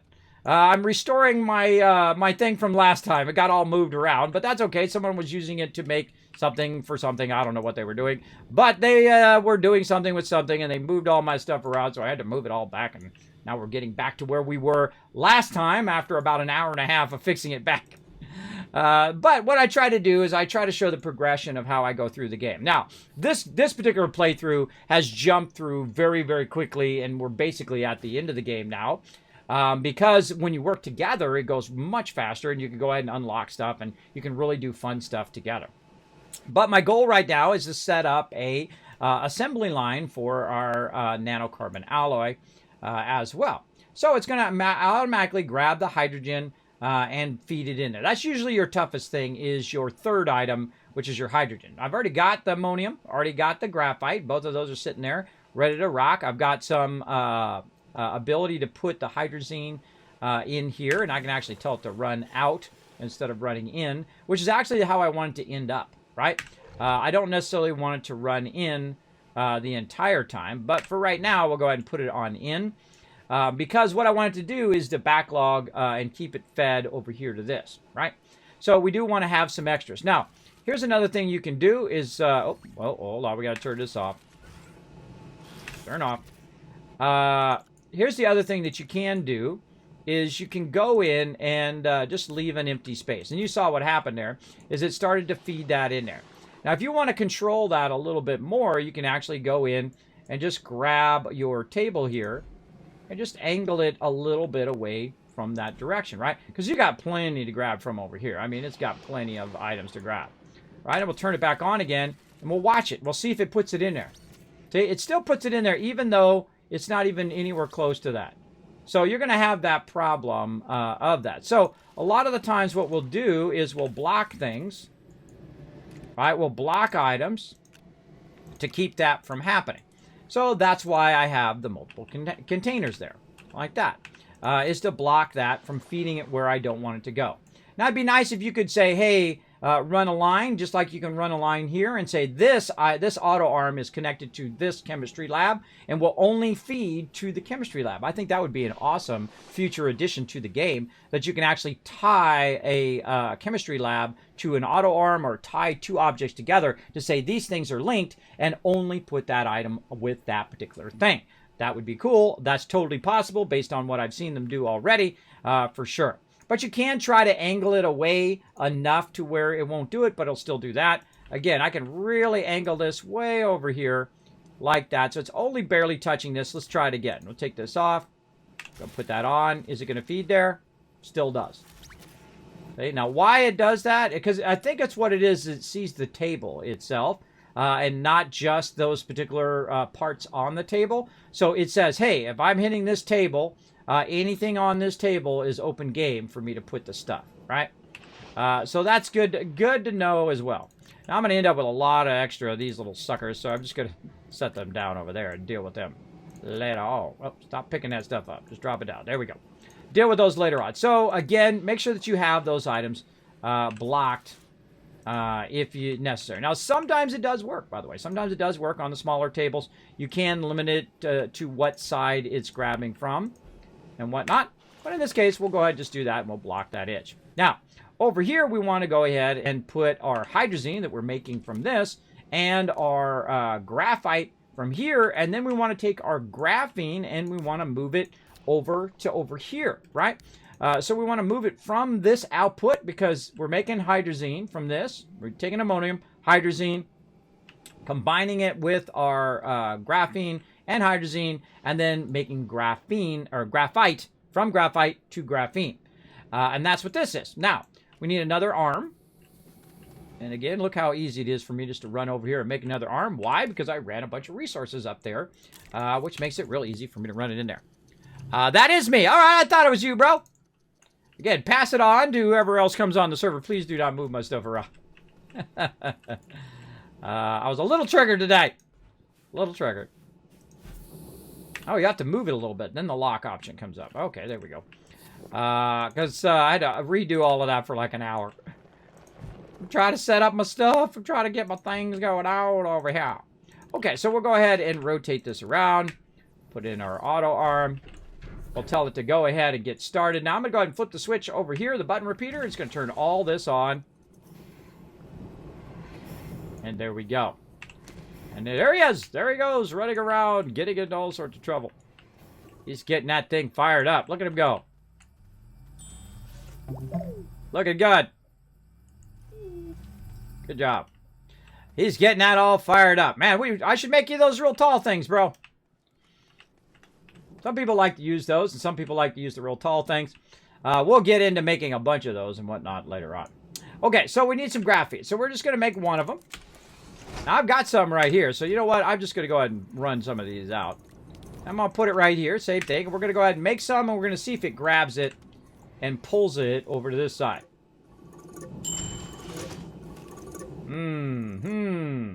See, graphene, graphene.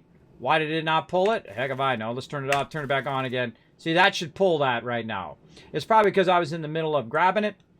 But we'll go ahead and pull it out. And we'll go ahead and grab this graphene. Run that into there.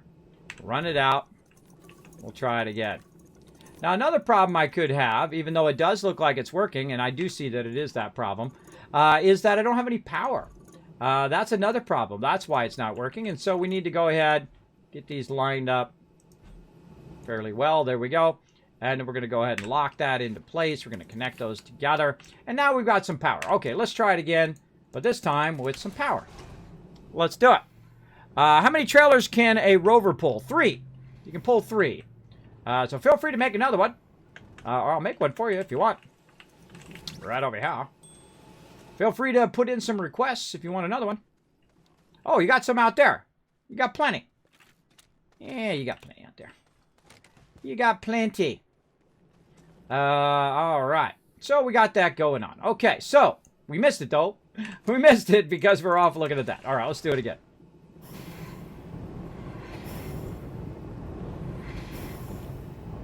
Now, again, there's no reason to save resources, right? Like a wind coming through. There it goes. Puts it down. It automatically grabs the thing. Okay, very nice. So, one of the things that we're also going to need is the ability... Whoa! Hey, oh, hey, what's going on there? Thing just came flying over there. Yeah, there you go. That's some good driving, bro. You went to the Kismet School of Driving right there. That's a Kismet School of Driving. I went for a ride. I see that. I see that. Having some fun. Go to it, Loke. You got this, bro. You got it. All right, so there we go. So we know that that does work. So that's our kind of first step in the process of making nanocarbon. We're making hydrazine, and then we're feeding it over here. Now, one of the things you might want to do is have a bit of extra resources on there and whatnot. But also you want to go ahead and have this on loop, right? You just want to burn up all of this stuff and just go and go and go and let it rock. Now, the problem is it doesn't have a place to go right now. So I'm going to go ahead and tell it to just go ahead and make as much hydrazine as it can. And then I'm also going to tell it to make as much graphene as it can. Again, saving these resources doesn't do you any good. The raw resources are useless if you don't actually make something from them. And so that's what we're going to do. So we're just going to have this make as much of this as possible. All right, and we're going to let that just run and run and run. Okay, so we got that done. Let's go ahead and move on to the next part of the process. And we're going to need to make ourselves some more of our converters here, like this. Now, you can't just go in and switch them back and forth and do all of that. I'm not a big fan of that. That just takes forever. All right, so now we need some tungsten, right? But we know where tungsten is, right? Tungsten has an actual specific place right over here, right? This is where we make our tungsten carbonide. But we can also look for some extra tungsten. Let's see if we've got any laying around. We do. And we have some extra tungsten. We can go ahead, just feed that back here. Run that tungsten up in there. And notice that it automatically adds it to the medium right there. And let's see how much extra tungsten we've got. There we go. And that one's now empty. So again, there's no reason to keep it over there. So we got our tungsten. And then the other thing that we need is a bunch of glass. Now, glass is mostly used, probably I'd say 99% of the time I use glass, is in the 3D printer. So we're going to go ahead and just put a whole bunch of glass. Look at all the ones getting activated from the glass. And I'm going to run a whole bunch of that. That's probably good enough. And we'll turn that off. We'll put that back up here. Very nice. Okay. Now, I could just have this where it auto-feeds the particular item I need from behind. So I could just say, okay, I need glass, and then it will feed the glass. Or I can say, oh, I need this and do this. You can actually have a table right here that grabs any resource that you set to output, and it would grab it and pull that resource and then feed it forward whenever you needed it. So you can just turn these on and off as you need them. You could actually make individual things on the bottom where you could turn them on and off as you need them, or as it sees that it runs out, it can then automatically activate them and put them in. You can also have it set on time of day, night or day, right? You can do all of that stuff here in the game. So feel free to come on in and hang out in the server. I just ask that you don't move my stuff around as I'm progressing through the game. Okay, so let's go ahead and make a few of these. Now, I can actually make multiple of these at the same time by going ahead and telling it what I want back here. Again, this is why a lot of times I don't unlock all this stuff, like the crane and foghorn and all that, because I have to go through that stuff whenever I'm getting to the thing that I'm trying to make. There we go. So we got two of those. Now, we want those actually to be independently run. So we're going to go ahead and make ourselves a button repeater right there. We need some zinc. Again, having it over here doesn't do me any good. Where I really need it is when it comes to 3D printing. So a lot of these ones like zinc and glass and all of that are more functional being up on one of these giant stackers. I'm going to run a lot of that out. There we go. And it might trigger your ADHD. You might be like, kids, I can't handle it all mixed together like that. Hey, whatever your jam is, bro. Whatever your jam is, you do what you want. Me, I like to have it where it's convenient for me to do whatever I need to do. Now, I'm going to go ahead and put this over here.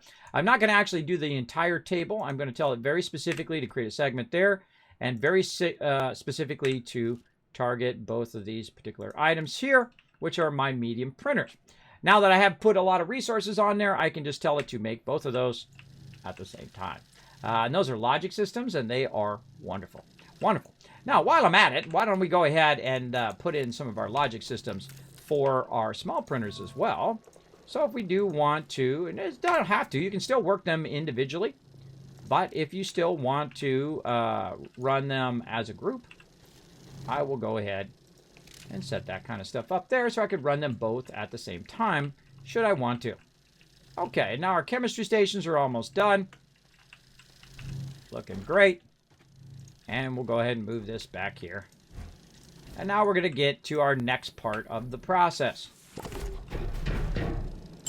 Okay, so, and again, remember, this is our nanocarbon alloy line here. We're feeding our hydrogen across. We've got our ammonium and all that other stuff back there looking good. Now, eventually, by the way, this is where I'll be feeding the bulk of my resources because the rest of it will just be when I need it. But this is the main thing that you're trying to make in the game, which is nanocarbon alloy. Something flying overhead. It's a ship. There's a ship floating up there. Someone left the ship in outer space. Look at that. There's a ship up there. It's up in the sky. What the? Someone like logged out in space. That's what happens when you log out in space in a multiplayer game. It leaves the ship up there. Oh well, because I saw the shadow go by, which I think is kind of funny. Okay, so getting back to what I was doing, totally distracted there. All right, so we'll go to graphene. We don't need to make diamonds for right now. We're not going to worry about that. Hydrazine, we're already doing. Silicone, don't need it. Explosive powder, no. So what is the thing that we need? Now, I can go right to titanium, or I can go to steel.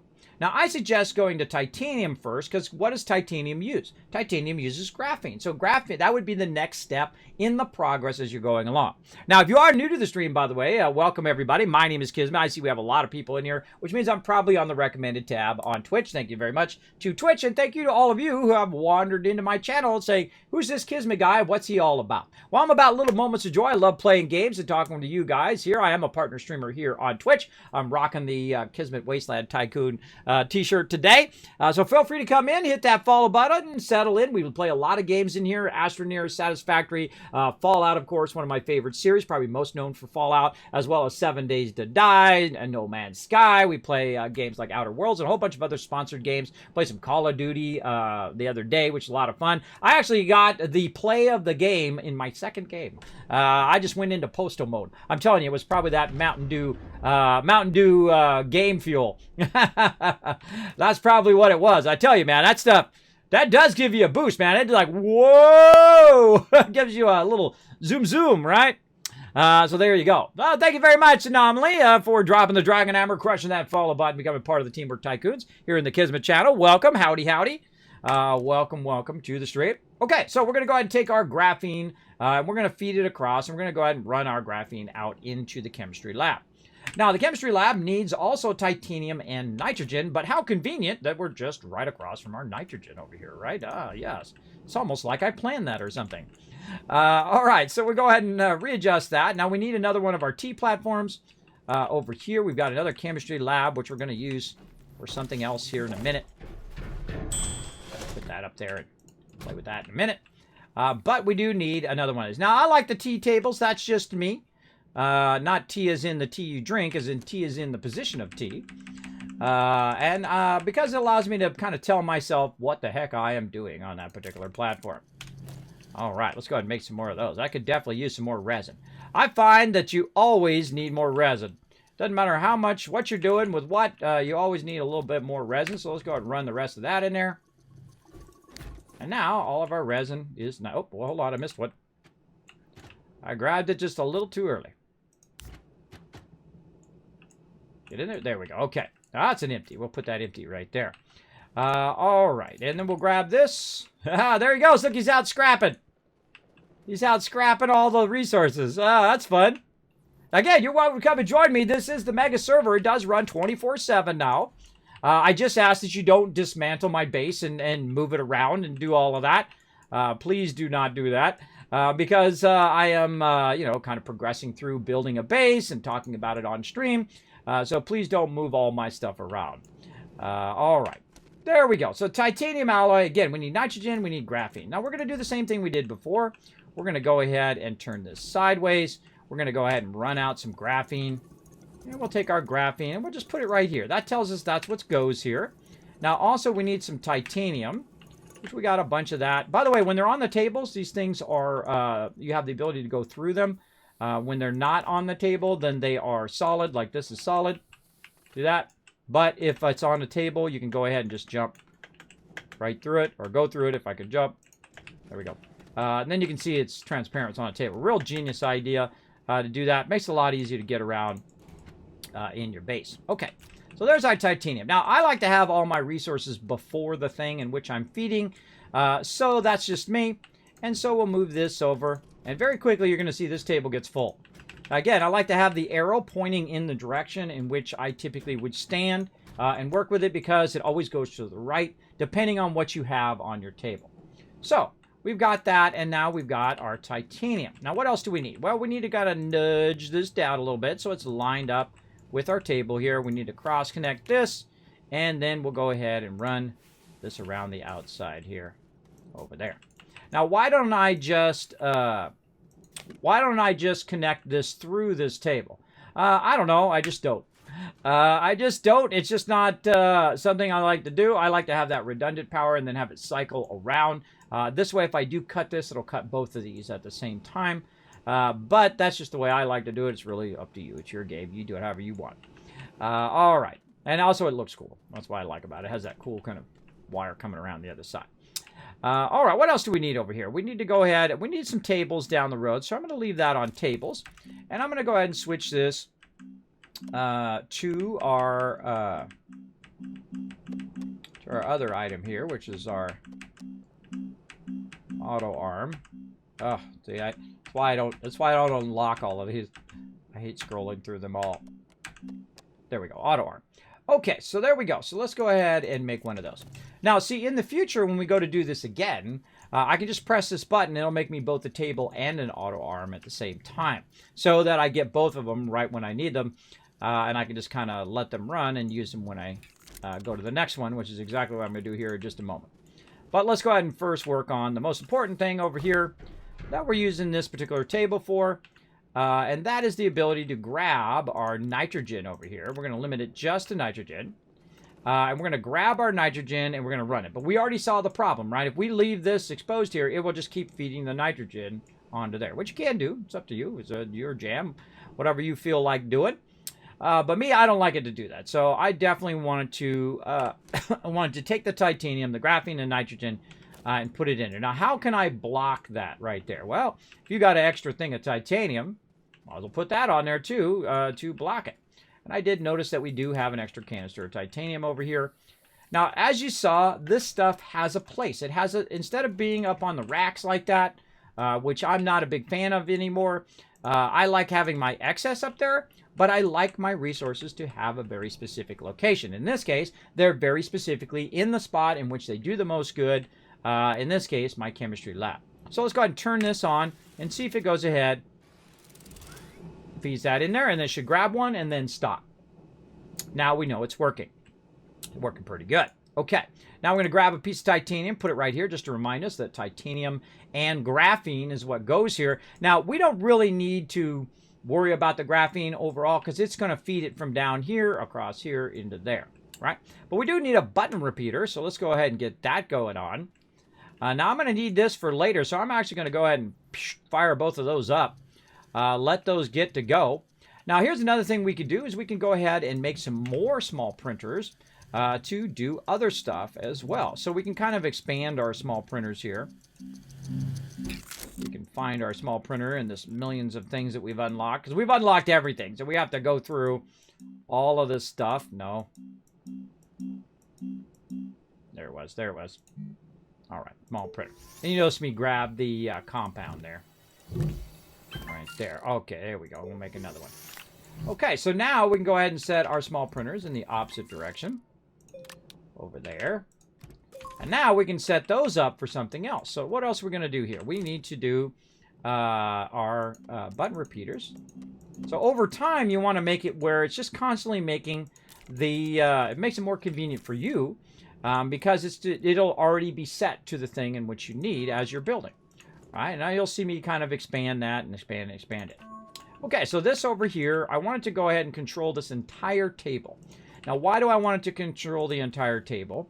Well, what I want to be able to do is to turn this on and off. But I also want to be able to turn this auto arm on and off, because if I'm taking resources on and off the table, I don't want them to just start feeding all the resources across like you saw it do earlier. Case in point, there it goes, right? It's feeding that over there. I don't want it to do that. If I take that off and try to replace it, it's going to go ahead and feed that over. And I do not want that for sure.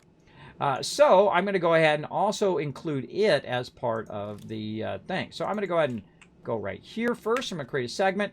I'm going to say this whole table, well, the only thing that's really doing power is there. I'm going to go ahead and put this on here. I'm going to set this in enable output, enable output, enable output. This I'm going to turn off because I'm going to turn it back on here in a second. I'm going to go ahead and put this on loop, and then I'm going to tell that to go back on. Now, this one at the end here is going to be my steel. Now, eventually, we're going to be using the large containers so that it's really not going to be all that useful to have the steel there, because I need iron, I need argon, and I need carbon. And I can feed that from behind or from the front, and I can do all of that, but I'm not going to, because the best thing to do is to give it its own love right over here. Right over here to the side. In fact, I'm going to give it its own love way out over here. Now, while we're doing all of this, though, we're going to need some more tables. So our tables are being used up elsewhere. So we need to be thinking about that. How can we make some more of our big, gigantic tables here? We're going to have to go through all this stuff. There we go. All right. So we need some iron and we need some resin. As I said, never enough resin. So let's go over here and let's look at the status of this right here. It's on enable output. If it's on enable output, then I can very easily grab the item off without it running out all of the items. And that's why we use the thing there to add it. Now, notice that I've taken up that spot in the back there with my small printers. Because I don't really need to run it from there, I can just run it here from the side of the item. And run a bunch of resin in there. And I would really run out a lot of resin. Eventually, you'll see me make resin in the very, very large container. And we're going to do that battle here in just a second, everybody. Don't worry. Don't worry. We're going to run a lot of resin out. Resin is the #1 thing that I use in the game. All right. Now, again, since I reminded myself over here where this resin belongs, I just happen to know it, but as I can see, I have it marked here, and it says, Kismet, this is where your resin goes. There we go. Very nice. And if I want to turn this on, I just flip this switch, and it goes and makes all my stuff because it has all the resources. I can also go ahead and turn it back off again. So the next one will go ahead and stop. And it's already fed it back. You didn't see it, but it already fed the rubber and the plastic back there. Very, very quickly, sometimes before your eyes can even see it. Okay, so we've got that going. We got all this going, but we need to make these large tables. What else do we need? We need iron. Now, iron is also being used and will be used elsewhere, but it's sitting right here. In fact, I really don't have that much iron. I have 1 iron. That's not good. That's not good. That tells me that I need a lot of iron. So we're going to go ahead and run that out. This is another empty. Let's go ahead and move all of this away now over here. Ah, come on, you. Pick that stuff up. There we go. We're going to move this away from our empties.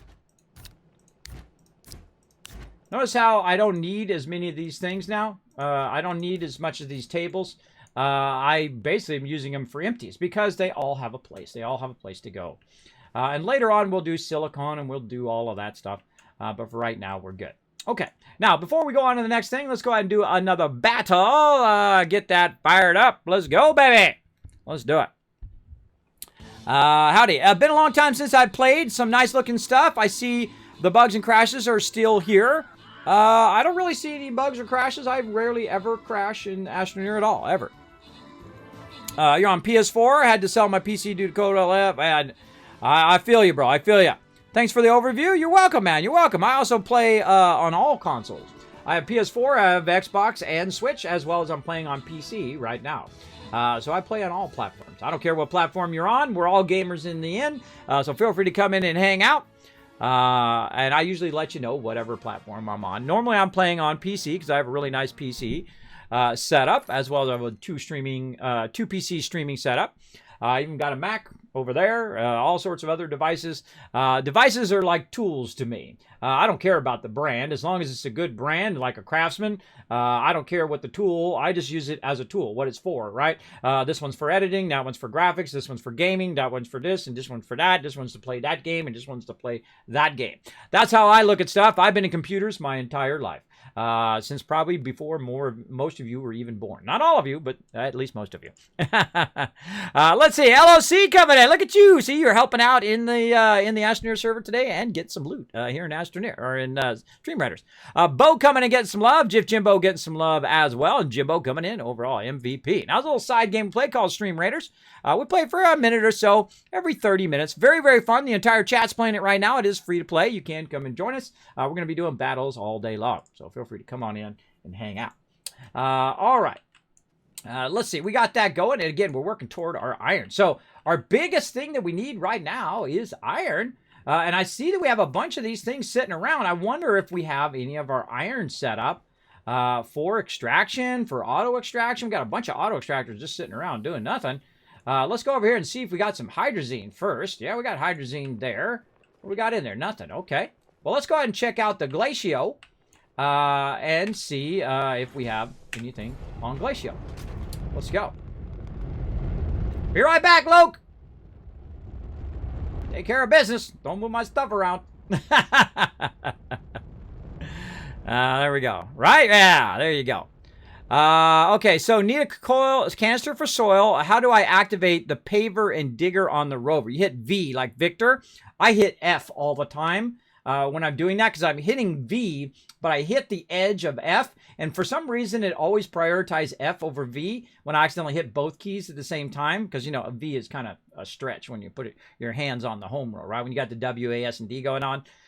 Do it all the time. But it's V like Victor. Now remember, if you're going along and all of a sudden you go down like this, hit V as fast as you can, or you're going to dig your way down to the center of the planet. So look out.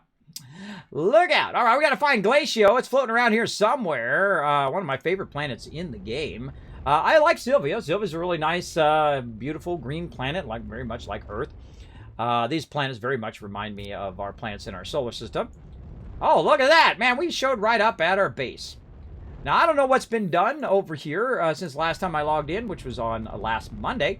But let's go ahead and see if we've got ourselves some way of extracting going on. If not, then we've got some extractors. We'll fire those up and see how we're going. All right, so we have our ammonium firing away here. That's nice. That's looking good. Looking good. And we have our thing to go down to get our titanium. I think I just ran over the hill. Didn't I just run over the hill to grab it? I don't think I was actually extracting. I think there was up over this hill, if I'm remembering. It's amazing whenever I remember anything, everybody, because I have a terrible condition called sleep apnea and vertigo. It's really middle channel ear imbalance. But look at that. That's a lot. Now, I could just go grind that out, but you know what I feel like doing? I feel like getting some extractors and coming back and setting that up to do it automatically. Let's go do that. Let's go. And I see we've got a whole bunch of power and whatnot we could use over here. We could even move our platform here and all of this stuff over by the extractor. So let's go do that. Well, BRB, bro. Now, make sure you got a lot of hydrazine, because this is a hydrazine thruster. Allows you to go back and forth multiple times instead of it breaking every single time. But that was pretty lucky. We got to wait for our menu to come up. There we go. Once our menu comes up, then we go back to our primary planet, and we're going to set up some extraction. We're going to go ahead and extract all of the stuff and get it going. Now, I love to automate stuff. It's one of my favorite things. I call it the set it and forget it. Like right now in No Man's Sky, it's collecting me tons of copper, rusted metal, which becomes ferrite dust, a bunch of oxygen, as well as we set up sodium and also uranium last time. And so it's going to be collecting that all week while I'm not even in the game. I don't even have to have my computers on. And it will be in there because I'm using that industrial mining. Now, that is one of my signature things that I do here on the stream is to set stuff up so they're super efficient and very fun way to play the game, too. Oh, that was close. Just went over the hillside right when I clicked it. Whew. Close one. Might have had to go all the way around the planet again. All right. Again, see how I was able to control exactly where I'm landing because I have the other landing pads covered. So I land in a very specific spot. Okay, so we got some extractors. Let's go ahead and start those extractors going. Now, one of the things that I was working toward is our nanocarbon alloy. Now, our nanocarbon alloy is going to allow us to add power, so much power that we'll never have to worry about power again because we can make our RTGs. Now, part of that process is using those RTGs for our extractors. And so we don't need to use any other power other than the RTGs. Now, we have some extra RTGs over here that we're not really using. And we could go ahead and just say, gonna snag it. So we're going to go ahead and snag some of those because we can always come back and make some more. And what we're doing right now is going to directly contribute to making more of these RTGs. Because that is really our ultimate goal. So I could package these as well. I could package them, but they're really not necessary. I'm just going to go ahead and do that. Now, it would be nice, of course, to make a large table and take the large table with me, but I can't make the large table. You know why? Because I don't have any iron. And that is, of course, the great pickle in everything. That's a great game. If it's a great game, then you're always looking for the resource that you need so you can get the resource to make the thing that makes the resource, right? I love that about Astroneer. I feel like it's one of the greatest games. I feel like it just does not get enough love, even though it's won many awards for its awesomeness.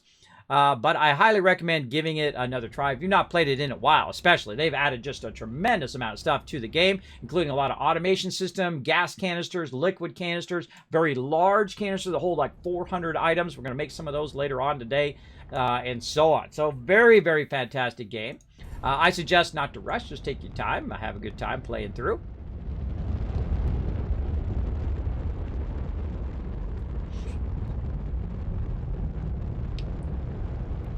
All right. Okay, so what we're going to do is revamp this just a little bit. One of the things I would do too is kind of give yourself a little reminder that this is where you're going, right up over here. Let's take this thing out, it's in my way. We're going to go up here and see exactly where we want to go. We want to go right to here. So what I'll do is just kind of give myself a reminder by shaping this out and making my own kind of ramp here. Makes it pretty obvious.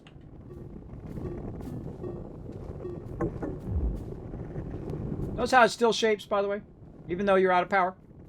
Still works. It just doesn't work as fast or as good, but it still works. You still shape, even when you're out of power. As long as I'm not out of oxygen, that's the problem. You don't want to do that. You don't want to run out of that if you can help it. There we go. You think that's obvious enough? I think that's pretty obvious now. There we go. Okay, so we need some power, and you're like, Kismet, power is easy. True. You just go in here, grab some organic. Then we can go ahead and say, start this up. So now it used to be where it would automatically put it up there in the thing. But it doesn't do that anymore, so you have to kind of manually do it. All right, so there we go. So now I'm generating some power. So I keep on shaping here. I'll just shape it down so it's nice and flat. Give myself a nice wide area there. Pretty obvious that is where we're going to be working. And so first thing we'll do, go ahead and grab our tractor.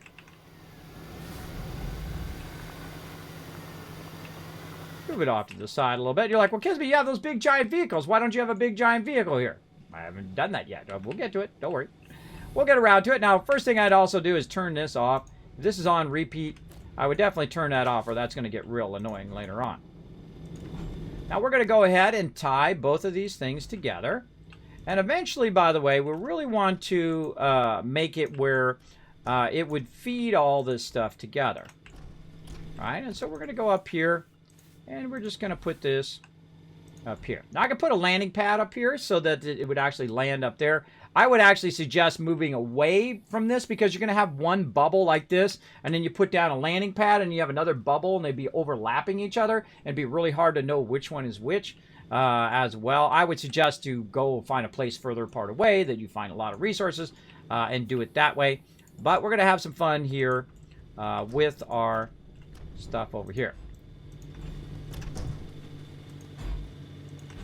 Now, eventually, I will run this down or run this wherever I have my landing area. And so it will actually run all of the argon here, and it will run it back down there. So I just come in, pick it up. And what else I can do? I can also run the iron, so it ends up down there. And I can pick it up down there as well. Very, very nice. But for right now, we're just going to have some fun with our containers here. We're going to go ahead and take this off for now. And we're going to use these tables because these are the tables that we have. And we're going to rearrange a bunch of this. We're going to put that up in there. And so on. All right. Now we're going to go ahead and use our large extractor. These extractors are very fun. Always be aware of your oxygen when you're running back and forth. Always good to keep an extra resin on you in case you got to make an oxygen filter in case you get lost or whatnot. But we're going to go ahead and use this. Now you can use it on a place that you've already shaped. It does work like that. So we can put it down here. We're going to extract it. Now what we're looking for is a lot of green line. Woo, mama, look at that green line on that. That's really, really nice. Now we're going to go ahead and turn it in such a way that it's going to be easy for us to grab it. If it wants to let me put it down on the ground. There we go. Wow, look at that. That is some serious extraction there. Now your tables are not limited, by the way, to just a flat surface. They can actually attach in such a way that they are angled downwards like that. Very, very nice. So there we go. Now we want to go ahead and run the power from either up here to there or up here. It doesn't matter. It's bidirectional. In this case, these cables are bidirectional. So I can actually connect it right there. So what do we want to do? Now, we could take all of this stuff right here and put it on there. I wouldn't do that. I would go down here and grab these RTGs that we snagged from there. Now, these are made from nanocarbon alloy. So this has already been made, and then the nanocarbon alloy has already been made, and then these RTGs. Our ultimate goal is to make a ton of these, so we have all of our stuff powered up. Now, what I do is I actually like to put it like this. And you're like, well, Kismet is blocking the output of that particular object. True, but it still will work. It'll just stop after it does the first one. Now, what I need is I need an auto arm. And that auto arm is going to grab that iron and then feed it backwards along the chain. And so I definitely will need an auto arm later on. Now, I highly recommend basically learning how much power is required to make things work at their maximum efficiency. So in this case, we're going to go ahead and take these just so we can take them both at the same time. We'll put that up there. We'll put this up here like this. I love the vehicles in this game too. They're very fun. I usually use the tractor the most of all the vehicles because it's real cheap to make, easy to maneuver around, and you can go ahead and grab those resources as you need them. There we go. So how do we know if this is gaining or diminishing when it comes to power? It's got one RTG on it right now.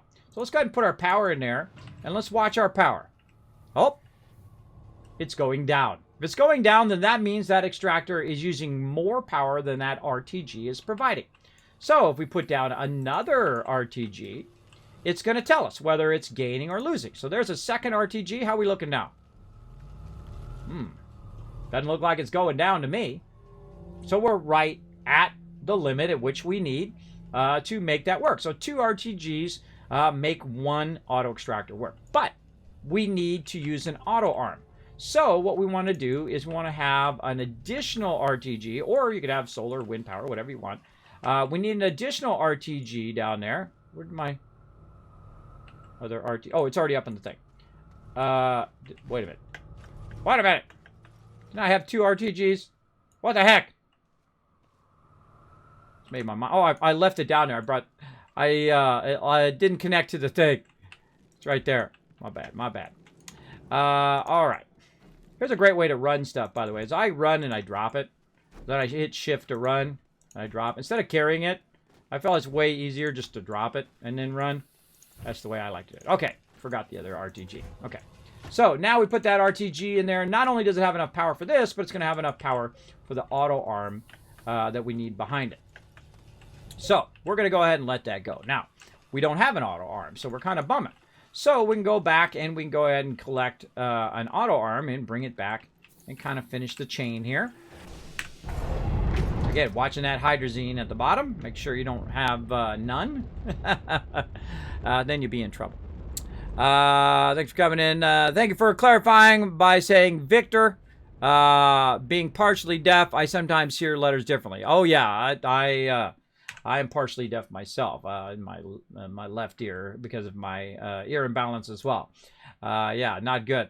Not good. So I use what's called alphanumeric. Those are alphanumeric or military terms, as some of you might know them, as Bravo, Victor, all of that kind of stuff. Very does help. Which planet are you on? Glacio. Yeah, that's Glacio right there, Rio. We popped over to Glacio, grabbing tons of iron on the surface level. We can also grab some titanium underneath. But someone who has created a bunch of extractors, and so I'm going to go ahead and use those extractors on other planets. And so we'll get it going on here. Now again, you're welcome to come in and join us on Astroneer. I just asked you don't take my base part.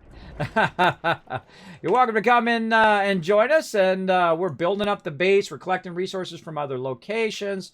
And so on, and right now we're creating an assembly line of it. Now our big goal is to unlock all the monoliths and also get to nanocarbon alloy. There comes that ship again, just floating in the outer space.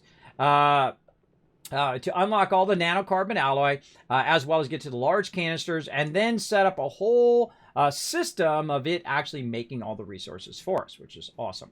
Okay, so how are we looking over here? How are we looking? We got our titanium alloy, we got all that going, but again, we need some iron so we can add another table over here.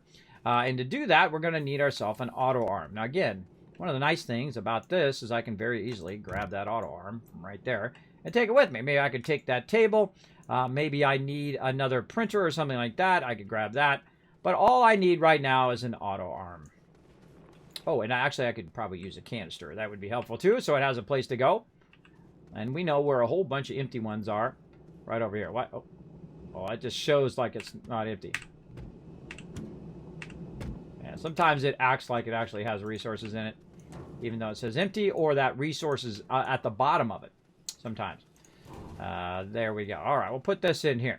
Now, also, another reason why you want to make hydrazine is you want to make that hydrazine so you'll have it for fuel. Right? Now, it's got to run some up there, and what I really want to do is actually turn this off. I'm going to go ahead and flip this button right over here. It's going to turn everything off. Oh, I forgot to do this. Hold on. I want to go ahead and take that back out. I want to do this. I meant to come back and do that, and also this over here. So it turns the auto arm off as well, because we don't want it to feed over there when I'm picking stuff up and taking stuff off of there. So when I take this off, it's not going to feed that right there. And so we'll run some of this out so we could use it like that, and we'll leave that there for now. Get over there. There we go. And we'll run this out.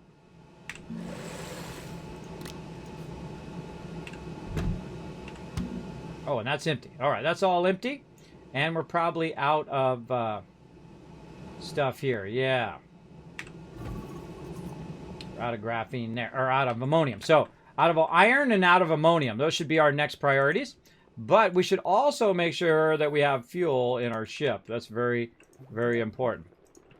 Again, and setting all this stuff up is part of the fun of playing the game, right? Is finding the resources, setting up the resources. Oh, where did I drop that? Over here. Setting up the resources, having them extract, and you manually extract them, and then eventually you will auto-extract them. And I like to auto-extract them and then run them all the way back to my actual base, which is really fun as well. Okay, up we go. Back up we go, little by little, and we're going to go ahead and really play a mega playthrough here on the mega server, where we go through and we set up resources on every single planet. We're extracting on every single planet. We're going to make mega bases on every planet. If you want to come and join us, remember that we do work together as a team, so if you want to go off and do your own thing, you're welcome to do that as well. Just don't take all of our resources, or don't go in and rearrange my base that I'm putting together, so I don't have to spend another hour putting it back like I did today. For sure. They put little signs so you can mark each thing, what's in. Or, well, yes, that would be awesome. Just like in 7 Days to Die, right? Where you can mark your stuff. I can put little signs up that says this is this and that is that. I feel like signs is a must in any kind of building game. Another great game that could use signs, Satisfactory. Would be fantastic to have signs as well. All right, so here we are. We're back.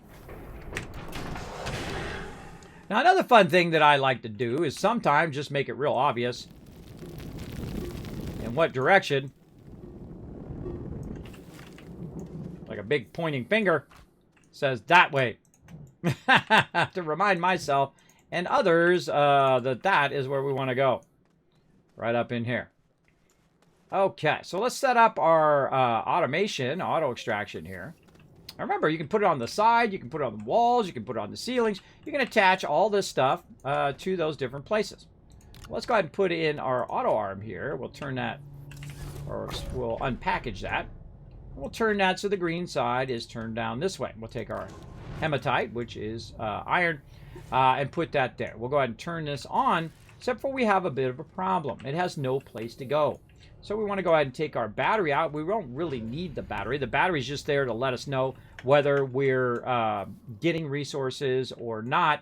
Or, I mean, whether we're burning up our power or not resources. What we want to do is we want to get the resources. So we're going to go ahead and grab this container and run back. And you're like, well, Kismet, how much iron is this going to extract? Well, at the level that it's at right now, this could be easily 100. But this container right here can only hold 32. But we'll go ahead and set it right here. We'll set it for enable output, aka input. And we're going to wait and see. And always wait. And see if it grabs it and feeds it. And once it does that, set it, and forget it. That's right. We're going to let that run. That's easily going to do 32. For sure, for sure. We're going to let that run. And you're like, well, Kismet, it doesn't solve your problem of needing some iron right now. True, it does not. And I'm not going to disturb that node. That is an insanely awesome node. It's absolutely humongous.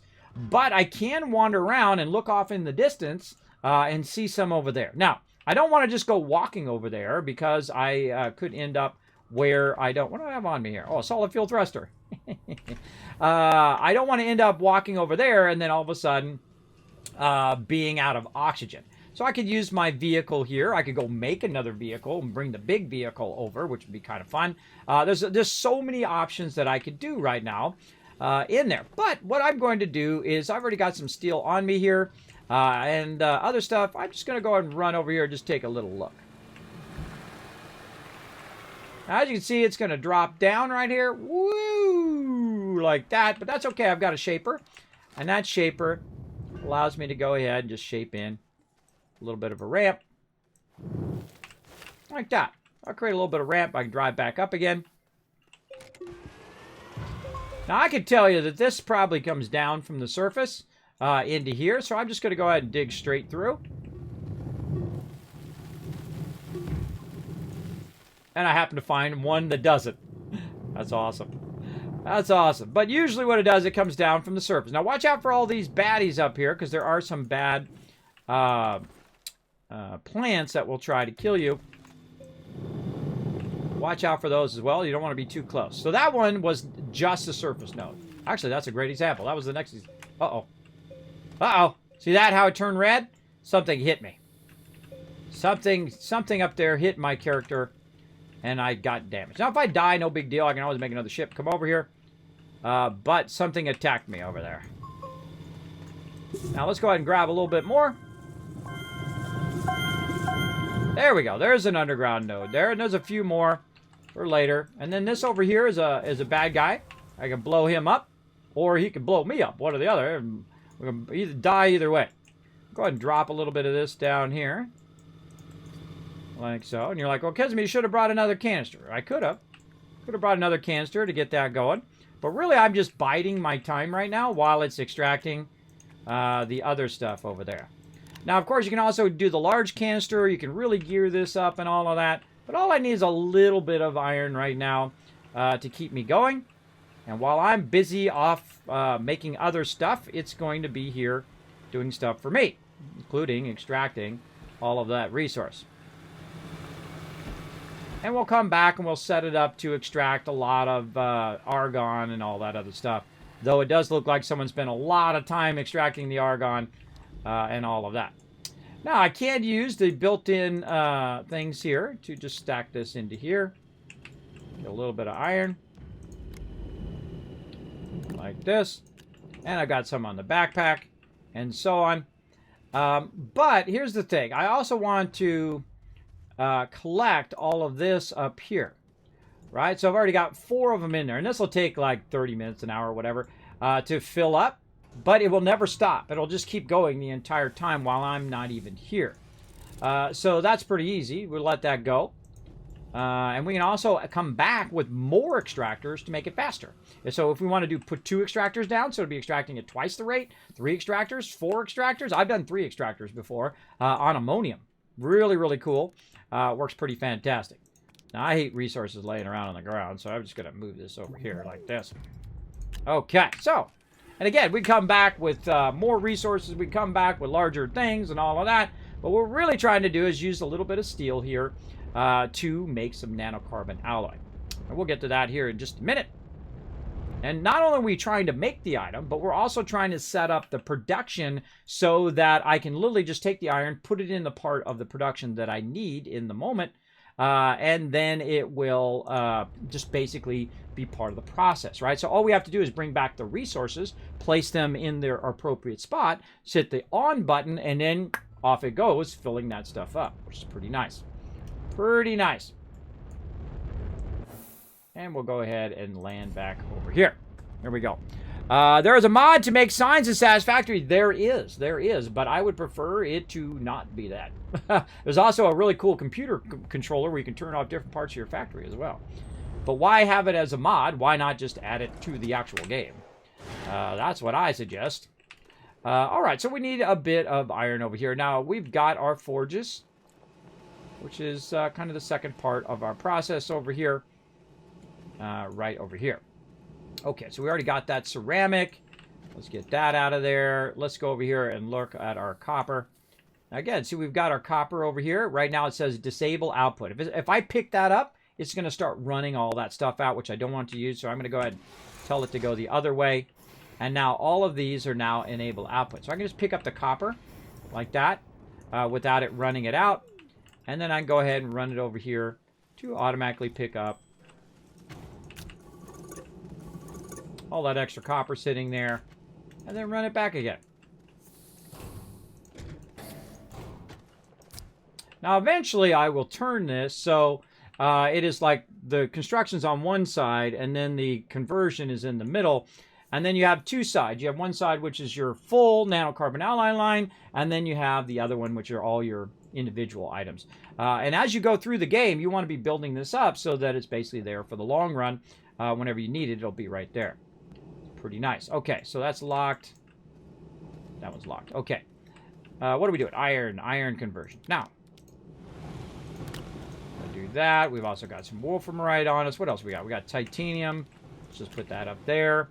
And we've got some steel, which is what we're trying to make right over here. But to make steel, I need iron because I need a table to put the iron and steel on. And so I'm converting that over there. What's up? What's up, Loke? And so well, that's why I've just collected just a little bit, just enough iron to make myself a table. And so on. Now, when you're working with other people, again, remember not to move their stuff around or to, like, impede what they're doing. One of the things that I always suggest is to communicate well before you go to do something. Like, if you're going to dismantle a bunch of stuff or rearrange stuff, you should always communicate to your peeps, right? Now, it's my server, and I'm the one who's building the base. So I try to take priority in that way, but try not to be too heavy-handed about it. Remember, like if somebody builds something like, say, in Satisfactory or in 7 Days to Die, and you go in there and you knock it down and the whole thing falls down, that's not cool, bro. Don't do that. That's disrespectful to other people who are in playing the game. All right, there we go. Boom. Let's fire that up. Okay, so we got now that done. We have just enough now to make a couple tables. Now, what I would do also is put some of this extra iron right over here. And this steel, actually, we want to utilize over here later on. And then we'll go ahead and put all of this iron into here. Actually, I have 2 steel on me. Interesting. Put that up there. And so on. Oh, there's another steel right there, too. Okay, so we're waiting on this particular table. Now, is this going as fast as it possibly can? Let's take a look. Kind of looks like it is. Let's go look at our batteries over here. Can't see my batteries either. It's got it real far away. I can't see the batteries. All right, hold on. We got to fix this. Now, see, everything I do is for a very specific reason. Like putting my power where I can see whether it's diminishing or gaining is very important. So that's why I have it over here. So that I can see whether it's running or not, and so on. There we go. So let's put that back over there. Tie this into this side. Again, if you move stuff around. Hello. Hello. Hold up. What's up, bloke? Need something, bro? Move that a little bit closer. And then put that into there. All right, there we go. So what that does is allows me to see from way over here, when I'm working, I can go ahead and glance over that way and see whether my power is gaining or diminishing from really far away, which is why I have these here in the first place. It's so that I can see whether it is. I don't even need the batteries after I start doing RTGs. The batteries are redundant because you have so many RTGs that you can power it no matter what, day or night, because they are like a fusion generator. They never stop producing power. But I do like it to be within eyeshot where I can just turn and visually see whether I have enough power to produce whatever it is I'm doing. Great way of telling. Did you need something, Loke? Saying bye, gotta go get working. Oh, no problem, Loke. Thanks for hanging out, bro. You have a great day, man. You take it easy. Okay, and let's keep going here. Okay, we'll go ahead and put this like this. Now, we got this problem right here. We're actually going to go ahead and lock that in place. Put this here. And since this is really our option, we are going to go ahead and just connect that through there. And then connect this through there. There we go. Very nice. And that's going to feed all the rest of these tables. Now, over here is going to be our steel production. And you could probably guess that we're going to be feeding some stuff from over there to over here. So let's go ahead and go to our steel over here. There we go. We're going to need iron, argon, and carbon. And you're probably going to guess, hey, Kismet, you got argon over here. Aha, yes, we've got helium. I thought we had helium. We have helium. We have methane, which is for silicon. But where did that argon go? I did see some argon around somewhere. Might be mixed in here. See, sometimes you can't tell the difference because it's hard to see the difference between these, but they're very subtle. Like this is like a light green. This is like a light blue on the top. That tells you that that's helium and whatnot. But argon is the thing we need right now, and I could have sworn we had an argon canister here somewhere. Aha! There's where that canister is. And let's go ahead and run that up here. What do we got? Nitrogen there. Nitrogen belongs right there. Okay. So yeah, the next thing that we need is we need to have another table here, which is going to do it. But if I put it here, it's going to block my output of my 3D printer. And I like to have it where both sides are able to build in whatever I want to do. So we're not going to do that. We're going to go ahead and make ourselves another table, though, over here. Get another table going. Because we're going to actually use it on the other side. Now, why do I want to use it on the other side? Again, everything that I do has a purpose. I put down things in a place for a reason. Because it actually is going to be something that's going to affect something later on. So, when I'm putting this table down right here, and I'm not putting a table down here, the reason is because I'm going to be bringing the argon from somewhere else. I can't make it on this particular planet. So if I'm coming in and I'm landing on my landing pad, I can land, put the argon down, and then fly away. That's how I like to play the game. So we're going to go ahead and widen this out some more over here, nicely flattened out. We're going to grab my quote-unquote landing platform here and collapse it back down again. I'm going to go ahead and move it a bit closer, say over here, like that. And then we can say, okay, this is where we're going to land from now on. Oops, see, I bumped those tethers. I think these tethers are probably mostly useless. I don't know where those tethers are going or why they're out there, but we'll leave it as is. Okay, so now when I land, I'll land right here, which is where I would typically feed my resources. Now, where else would I feed the resources? I would feed ammonium down on that side. I would feed things here. Now, eventually, we're going to have backlogs of each and every resource that we can go ahead and feed into the entire thing and create a whole entire assembly line of all of this, which is epic. Okay, now speaking of fun things, on the side here, we play another game called Stream Raiders. We're going to go ahead and fire up that battle right now. Sometimes I do get focused, everybody. If I do, just roll with it. Roll with it for now.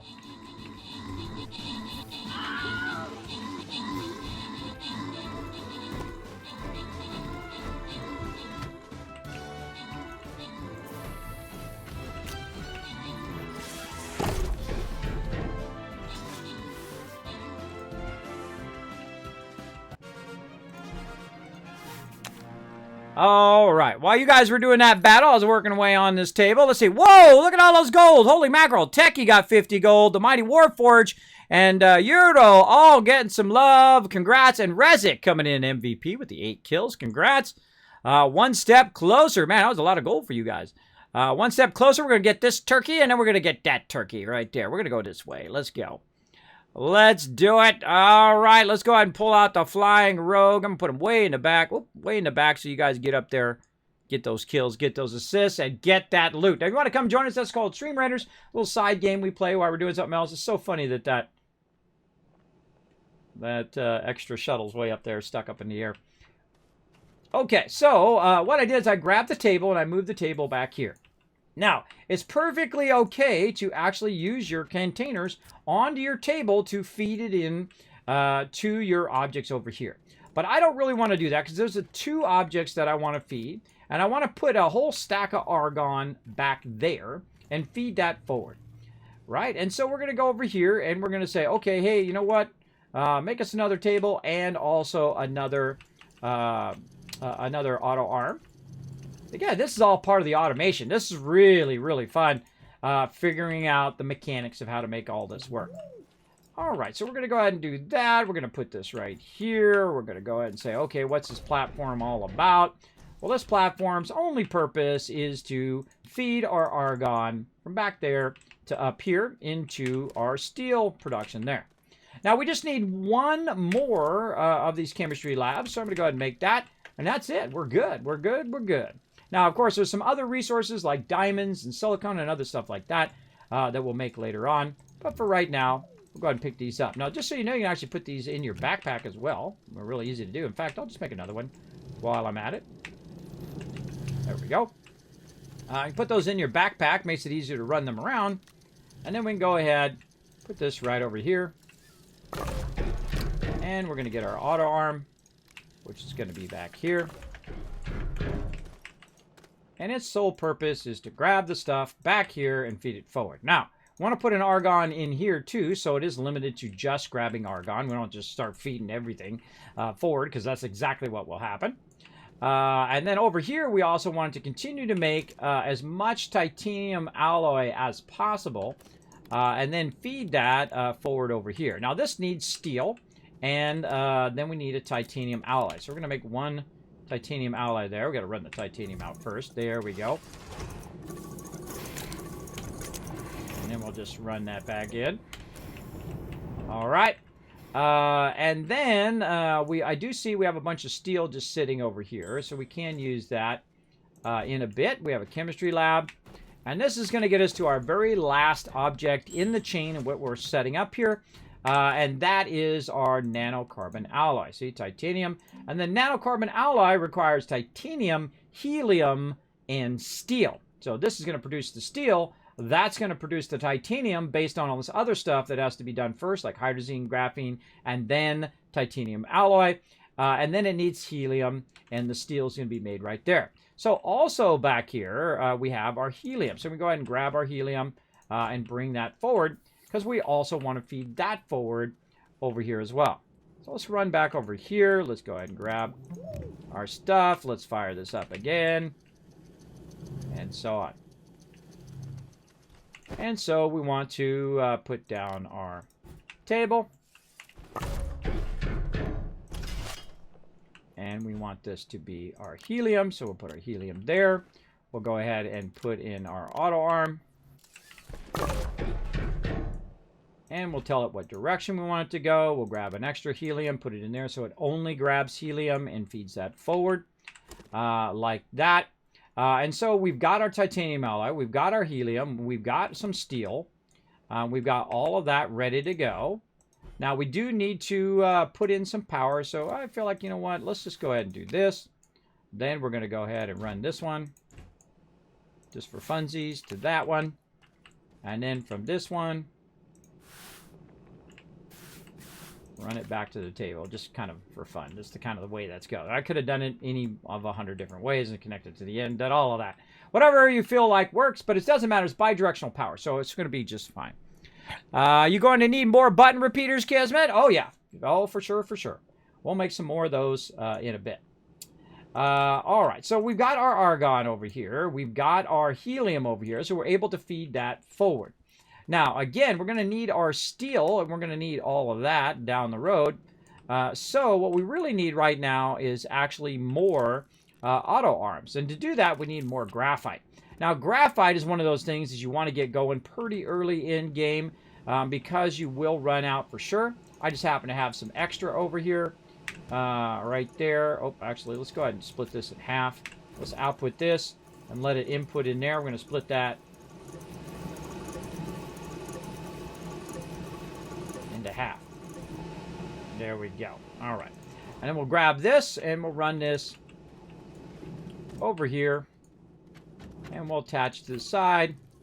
And we'll let that run out. There we go. It's going to make our auto arm for us. Now, we actually need 2 more auto arms. So once that one is done, we'll go ahead and tell it to make another one. And while that one's running that one out, we'll go back and get this going. So, right over here, what we're going to do is we're going to use our auto arm to take the items that are being made over here and then feed them forward over to here.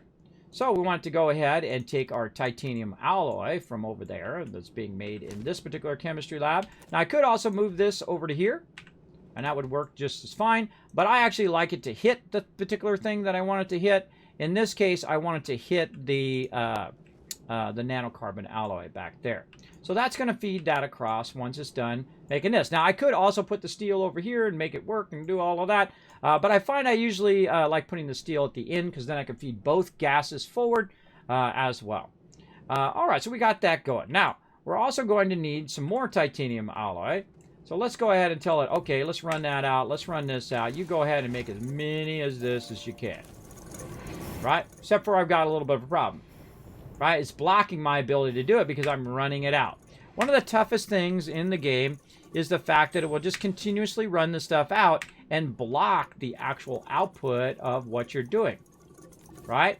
So we want to go ahead and have all this be enable output so it'll run it over here so it'll grab it. Now, the question is, will it grab it from way over there? Will it grab it from this? Let's watch. No, it doesn't grab it directly from there because it's a little too far, but it will grab it from right here. So the smarter thing to do is actually to move this over to here. And then it doesn't ever have to touch the bottom. It can just then feed over into here. You can also have a backlog of all of that over here if you want. But for me, I like to go ahead and let that run. I'm also going to put one right here just to remind me what I'm doing in this particular section. Now, we also want to do the same thing that we're doing over here with our button repeaters, right? We can see that this is now disconnected. We want to go ahead and branch this into here. And so we can turn our auto arms on and off based on what we're doing with our button repeater. And this allows us to take things on and off without having it just start to feed all the stuff simultaneously. And that gets really annoying after a while. Now this one's a little bit more complex than the previous one, but not too hard.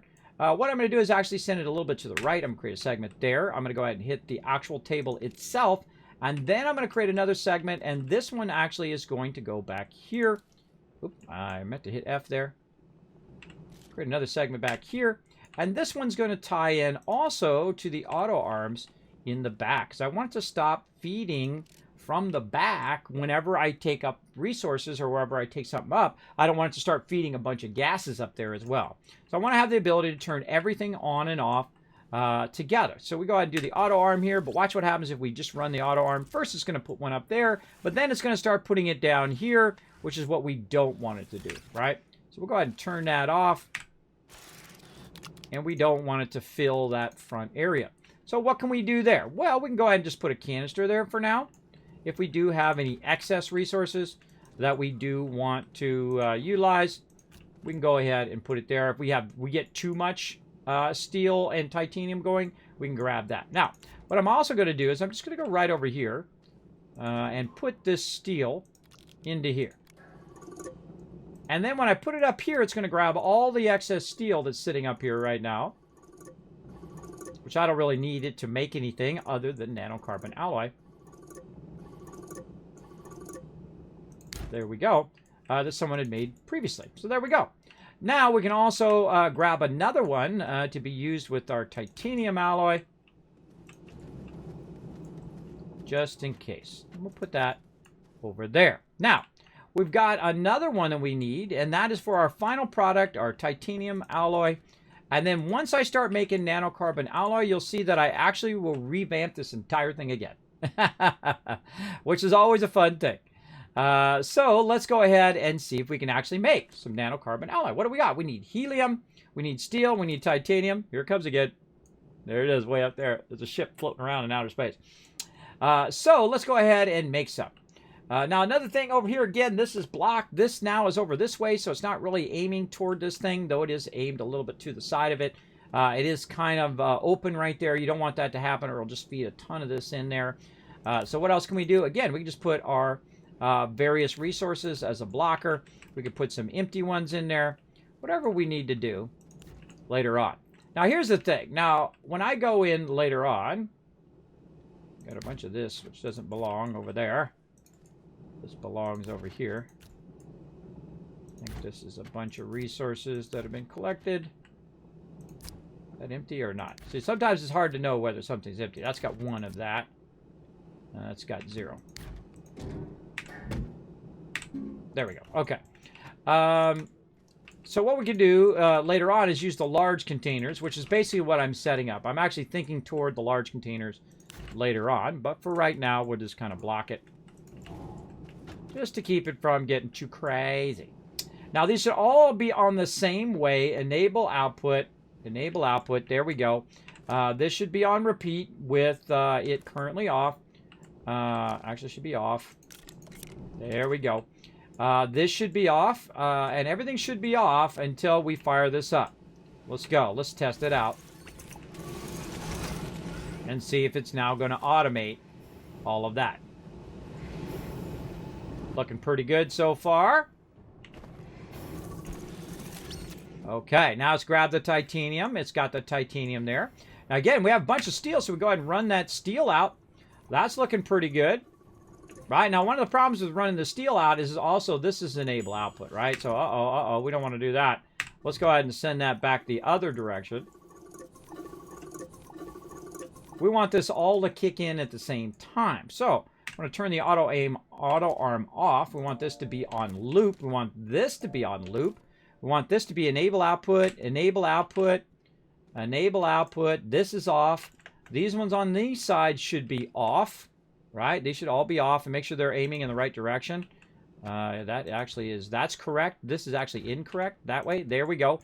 The green is the side it's picking up from, and the blue is the side it's sending it to. All right, so we checked all of that, and with one button, this should all start working.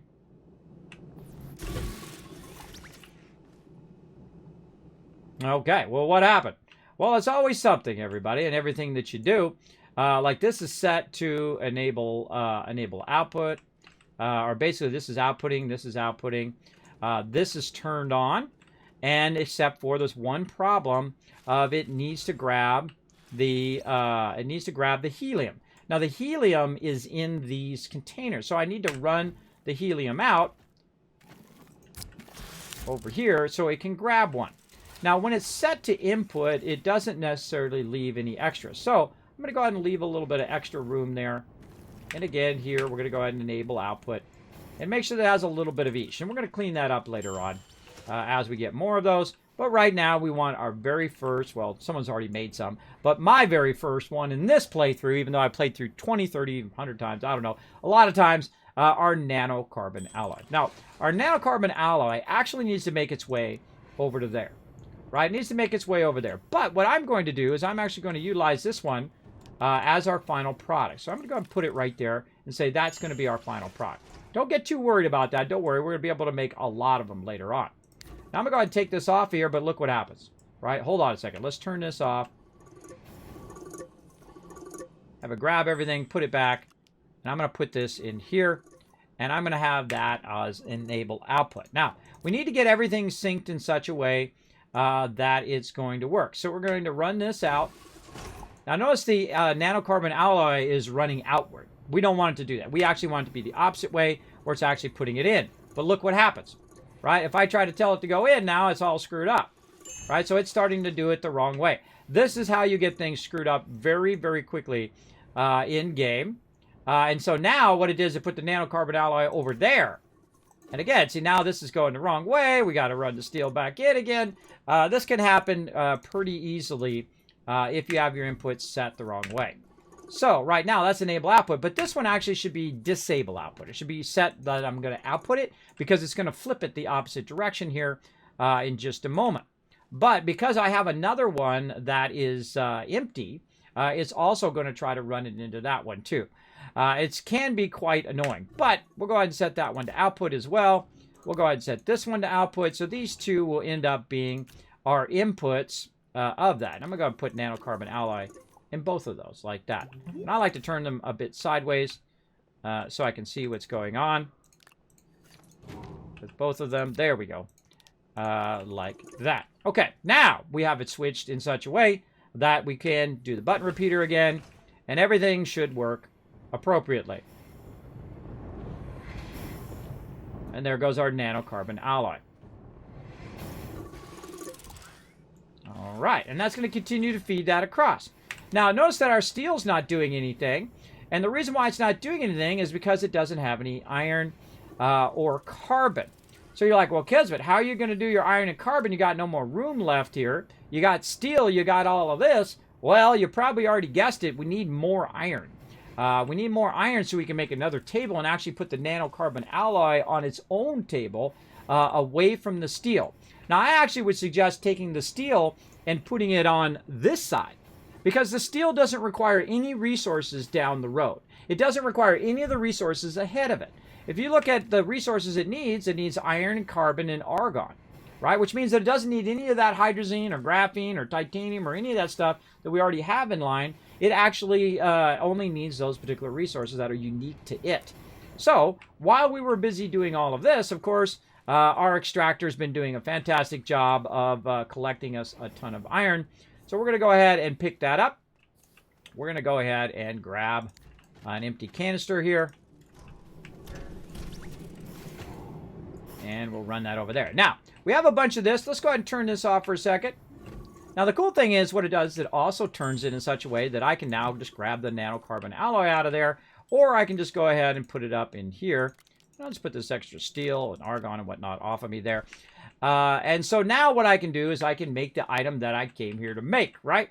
Which is the very large canister. So I can look in here and say, okay, where's my large resource canister? And it uses nanocarbon alloys. Now, what else would I make from nanocarbon alloys? Well, I would also make our alloy. I would also make RTGs, but those are made in the small printer. So we're going to go ahead and say RTG. Now, these would be the things that I typically would make the most. Button repeaters, tables, auto arms in this particular stage. Now, I go ahead and grab that nanocarbon alloy. Just put it anywhere and it'll automatically grab it. Now, what else do I need? Well, I need lithium as well. Well, we have plenty of lithium. And as I showed you earlier, it's great to just go ahead and take those resources. Or at least I saw some lithium somewhere. Right there. And you can see that I only have about 23 or so of those. But I would much prefer them to be there, ready to go, whenever I can make some nanocarbon alloy. Now, another thing that I could do is I could tell it to grab the nanocarbon alloy and feed it over here, which would then automatically make the end product of whatever it is I'm trying to make. Put that back to input. So I could tell it to take the nanocarbon alloy, automatically feed it across, put it up into this, and then it automatically make RTGs until the end of time. And we'll do that in a little bit. But first, we'll go ahead and do an RTG there just to say we did it. And then here we go, everybody. It's time. Boom. The large canister. Yeah, now we're talking. Now, what is the very first thing I'm going to do with my very first large container? I'm going to make some resin. That's right. We're going to make a whole bunch of it right over here. We're going to take this one out. I'm going to put that in. Now, how much does this hold versus the small one? Well, this one holds 32, and this one holds 400. So if you figure that out, right, that's 4 of those, roughly, times 4, right? So you got basically 8, 16, 21, right? Or 4, 12, 24. 24. So that's 24 of these in one of those, roughly, because that's 32. I'm just making the math easy for you guys. Roughly. So let's say 20 of them equals one of those. Now I'm going to go ahead and do resin over here, and then resin again. Now, same thing over here. I do like to have a nice button repeater for this. So let's go ahead and put on our button repeater. And I love to automate all of this stuff. It's very, very fun. Now, I got to watch out that I don't just attach it to the actual table. If I do that, then all these canisters are going to turn a different way and everything. So I'm going to create a segment and just very specifically tag it to our extractors. And then we're going to say go. Now, we can also put this on repeat, so it'll just keep repeating over and over again. Though I would wait to make sure that it does make the item first. Now I have this set on enable output, which means that there's no other resources there. So the second this is done, it's going to tag that as a resin container. Now notice it also put it over here on the side. That's a good thing for it to do so that it can keep running without stopping. And see, it's automatically switching all the canisters as well, which is awesome. And now we're going to tell it to just do that until this entire canister is, until we either run out of dirt or this entire canister is full of resin. And off we go.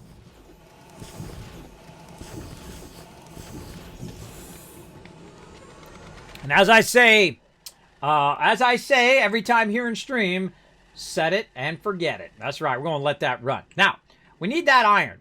Now, another great thing to create some nanocarbon alloy out of, which we've got right over here. We've actually got quite a few of them. We've got about 5 of them. We're going to go ahead and move that over there, and it's going to keep making those RTGs, right? So I got a couple RTGs going there, but I actually wanted to stop after that one, and we'll go ahead and use another one right over here. Now, they're fairly rare at this point in the game, but later on, like I did in my last playthrough, I had a 400 of them in one of these large containers. And that's really our goal for right now, is to see how many nanocarbon alloys we can make. Now, along that, I'm also going to have it repeat and continuously make as many large containers as I can. Now, why do I want to do that? Well, I want to do that because I want to consolidate now. I'll leave one in each of those. I want to consolidate now all of my resources. Instead of using these, I want to use these. Now, at this exact point, these become useless. Why? You'll see why. I can't put this onto that. So this has become useless, and when it does become useless, you can go ahead and grab it and grind it up.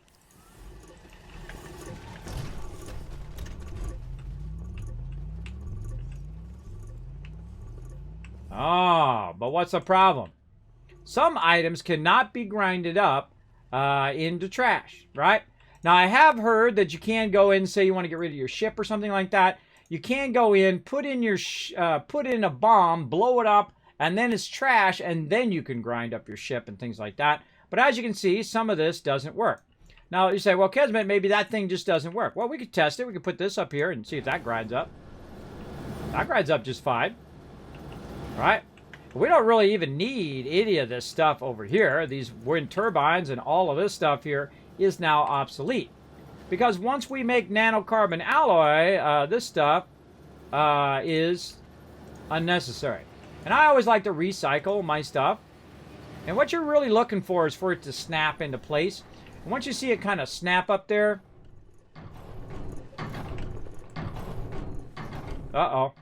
We got a problem. What's the problem? Everybody see the problem? It doesn't have an output. There's nowhere for this to go. So, if we want to go ahead and get ourselves some more wolframite, let's go do that. It stopped scrapping because this particular scrap piece here doesn't have anywhere to go. We literally have 26 of them in here, and it's dispensing and not accepting. There we go. We'll accept those. Now, we also have it where this is also going to grab the wolframite when it comes back.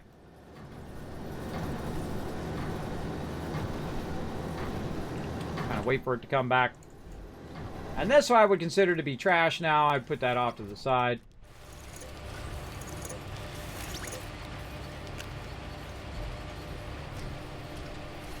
Kind of put it in my inventory. Stop it. I'd love it if you could block the ability for them to put that in your inventory. All right, come on back here. Now, what it is, went up to the space station, took that scrap, and is now trading that scrap for what's known as wolframite right here. We can just go ahead and take it off of here and feed it into this. And then it should continue to feed that. Put that back on. There we go. It should continue to feed that. I'm going to have this run out. And it's going to load that back up again. And then if I need anything, I can go ahead and set that. Now this time, you know what I'm going to do? I'm going to go ahead and tell it to be iron. I think that's iron. Let me just double check in my spreadsheet. Now, I make a spreadsheet from the game. I don't look stuff up online. And again, I do like to look it up just to make sure.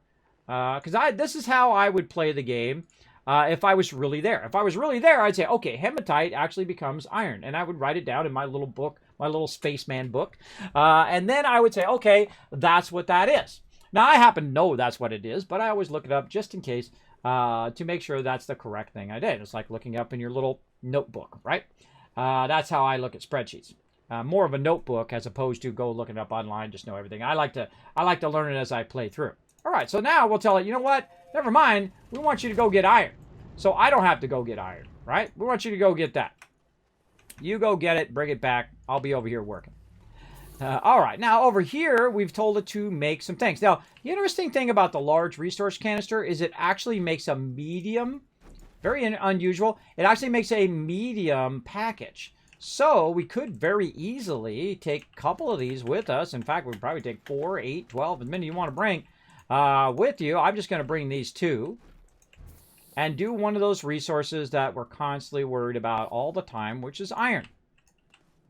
All right, we need a lot of iron to make our nanocarbon alloy. And we're just going to go ahead and stack that in there. Speaking of iron, I got a couple more iron in there. I didn't even see. And there we go. There's our forge right there.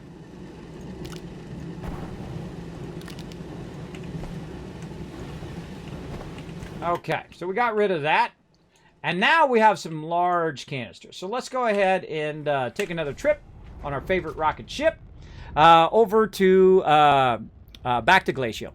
Kismet, I read your article on how to become a Twitch partner dating back in 2017 just now. Much appreciated the effort and looking forward to building towards it. Well, there you go. Yes, that just crossed over 500,000 people. Can you believe that? I had no intention of it being that big back in the day. But yeah, that's right when I became partner in 2017. I was talking a bit on how I did it. Now you got to think I'm a 50-year-old man. I am partially disabled. That happening is like 0.05%. And so if someone old like me can do it, and who has what I call diminished battery power, you know, like that old phone you got, maybe you got an old Android or an old iPhone, and it doesn't quite go back all the way back up to 100% anymore. That's me when you get older.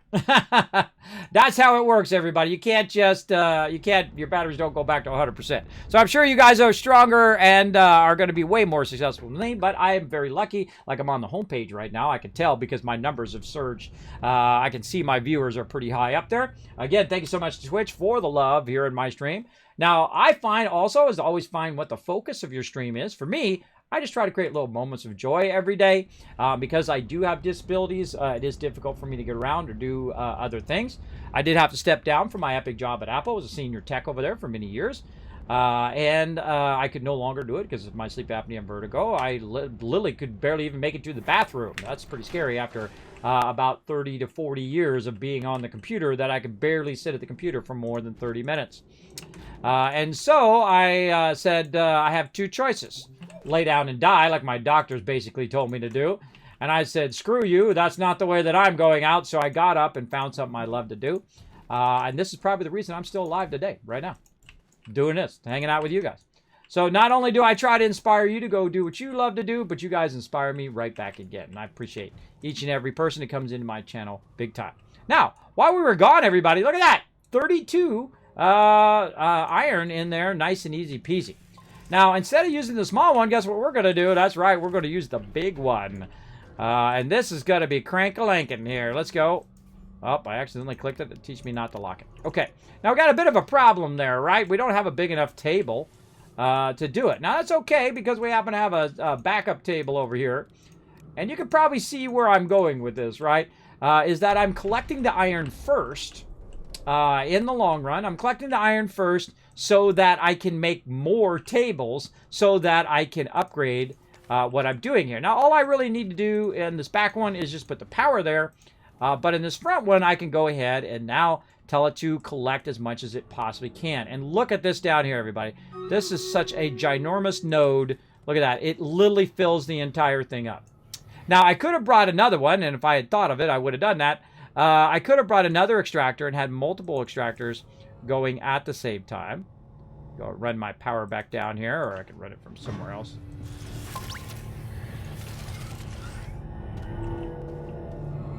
You know what I should do? I should put a... Just dawned on me. I could put one of them silos up there. I wonder if the large silo sits up there. I don't think it does because of the... probably doesn't have an eye thing up there, does it? No. Okay, well, I could put a silo up there and do it that way too. But the thing to do is have enough power to keep this running continuously, even if it wasn't connected to the table. We'll have to figure that out. That sounds like a fun thing to do. All right, I'm going to turn this just a little bit like this. So we can connect this into our power from up here, and that'll keep it going at maximum speed. Now, we got to watch out because I'm running out of oxygen. So we got to go find some oxygen somewhere. Uh-oh. Ah, how convenient. My vehicle right here. Now, these tractors act as an auctionator. I actually don't unlock the auctionator at all in the game. I just use the vehicles. Though, there is one they give you right at the very beginning of the game, which is really fun. But we're going to go ahead and just roll this right up here, so while we're working, we're not going to get suffocated. I could put an auctionator on these tables as well, so every time I come over here, I'll be good to go. But what I really want to do is I want this to just keep running and running. And this will extract about 100 of the iron or more from this one node. And as it's extracting, it actually takes out the nodes that are there, all the things around it. But I found it doesn't. It really doesn't. You can just nudge it, and then it will just keep extracting, keep extracting. But I feel like don't get used to that, everybody, because in the long run, that's what they're going to be doing. They're going to make it where the node eventually disappears, and then you have to move to another node. And I don't mind that at all. I like that style of game. All right, so we're going to take our little vehicle here. We'll run back. We have a good amount of iron now. I'll run that back over here. And then we'll go ahead and put our iron up in here. Now, the next time we come back, well, you notice I left that other large container, is so I can grab that other large container and put that other large container in its place and be good to go. And off we go. Now, our other problem was titanium, but someone had gone and collected a ton of titanium, so that's going to be fairly easy. We have 2 things of titanium, but we'll also come back and set up our titanium. But the main thing that we need is we need the larger tables, because the larger tables make it easier to set all that stuff up. So that's why I always get my iron production pretty heavy in iron production for sure. Holds 400, right? It does. So again, good luck on that, Vashawashir. Hopefully I get your name anywhere correct. Thank you so much for coming in and saying those kind words. Actually, let me put that in my inspiring quotes. I do read my inspiring quotes, 5 of them every day, to inspire me to do more videos and to do more stuff here in the stream and all of that fun stuff. I'm going to go ahead and put that in there. I have literally thousands of them. It's the reason another reason why I'm still alive today is because of all your guys' love here in the stream as well. All right, I'm going to fly back to our primary planet here. Let's go ahead and do another battle, a little side game we play called Stream Raiders. Super fun. I missed the base anyway. Have to go all the way around.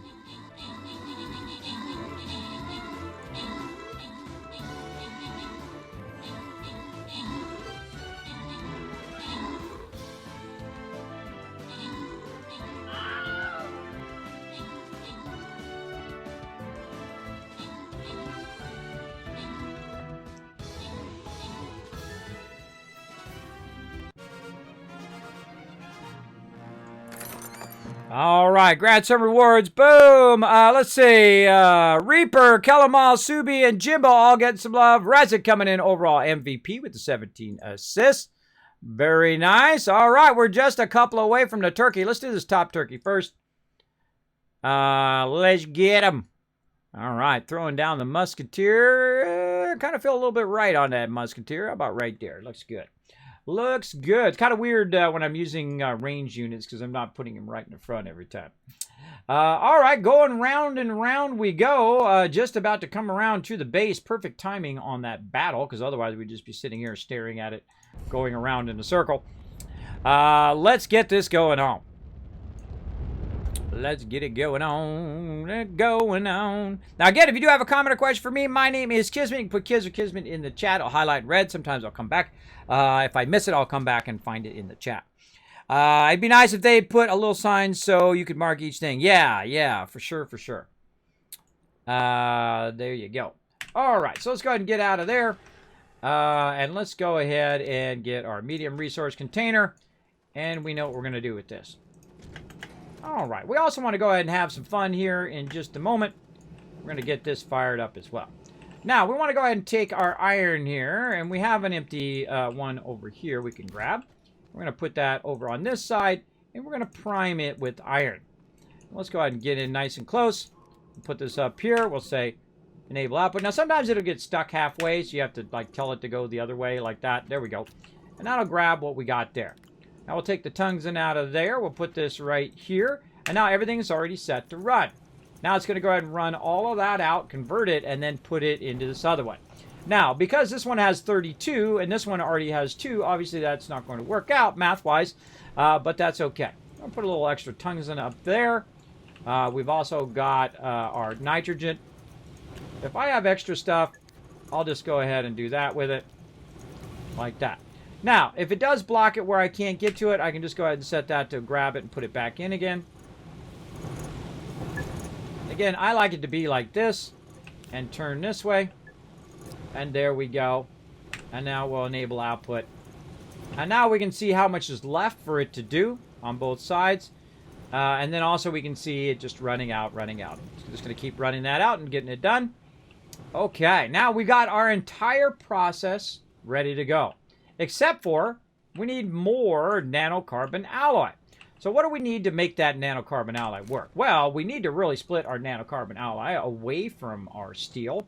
And so that we can add the things that we need, right? We need iron and we need carbon. So what do we got right now? We've got steel. We've got nanocarbon alloy. Now, I could add carbon over here and backfeed, if I wanted to, and backfeed the iron and the carbon from behind, if I wanted to, using the thing. Or I could feed it from the front, whichever direction you want to go. But I prefer it be in its own deal. So I'm going to go over here, grab a little bit of this right here, which is going to rotate around so I can see it. There we go. And we'll tell that to go back in again. We'll just put this actually in the front. Now, the reason why I put it in the front is so that when I'm running it that way, I can just tell it to come out and I can just grab the iron from the front of it if I want to. Now, I'm going to go ahead and tell it actually to pull all the iron back in again. Take this one out. There we go. Grab all the iron, put it back in there, let it fill it up with this, then run it out, and then it's easier for me just to grab onesie twosies out the front there. Be good to go. Now, I could also go in and just put a bunch of iron down like this onto here, and then tell it, all right, make as many of these as you can. And there we go. So we need resin and we need iron. Now, I got to watch out, though, over here is that it will stop if you don't have it on enable output, or basically input. It'll stop your forges, so be careful of that as well. All right, so that's going to run a bit of that, and then we'll need one more table right over here for our other stuff, and we'll be good. Now, we need also another table to work with our argon. We're going to need a lot of argon along the way. We've also got some additional power that we're making over here from our nanocarbon alloys. We'll put those on our backpack, so we'll carry those around with us for now. Don't really need to make any more chemistry labs for right now, so we're going to go ahead and just make it where it can't make the thing, and then it will hide it. But I do want to make some of these large canisters eventually, so we'll put both of those on large canisters. And this is something that I try to keep running all the time, which is making this, because I not only use it on this planet, but I'm also going to use it on other planets as well. Now, is it easier to make this, or is it easier to make a bunch of resin and iron and take it with you and then make it on another planet? That is something you always want to think about.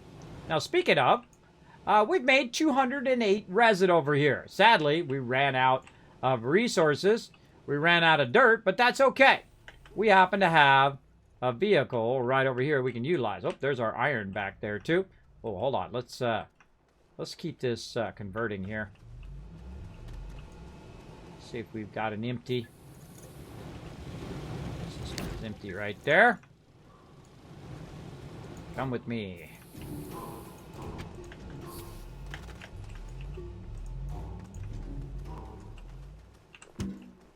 Okay, so we set it to enable output. We're going to take one of these and put it here.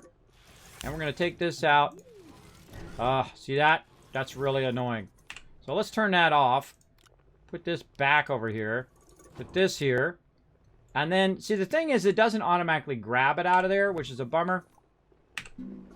See, it doesn't automatically grab it off the end here, though you can kind of manually feed it in there like that, which is fine. But it would be nice if that kind of grabbed it off of there and went into the canister. Or what we can do is have it where there's an auto arm there, grabbing the finished resources out of there and feeding it over there. Now, I really don't feel like it's worth it, but it's up to you. I don't use it all that much. So that's the thing. If you don't use it all that much, then it's really not worth creating a whole entire assembly line for it. It's more like a time issue than a resource issue. All right, there's our other table right there, and we're going to get that going next. Let's make sure we go in and flatten this out nicely to match what we've got. Looking good. And now we're going to put in our final stage right there. All right, looking good. Let's do this. Right over here. Lock that in place. Put that over there. Make sure we got this one locked. We do. Okay, so I've changed my mind. I don't want my nanocarbon alloy to be there. I want it to be over here.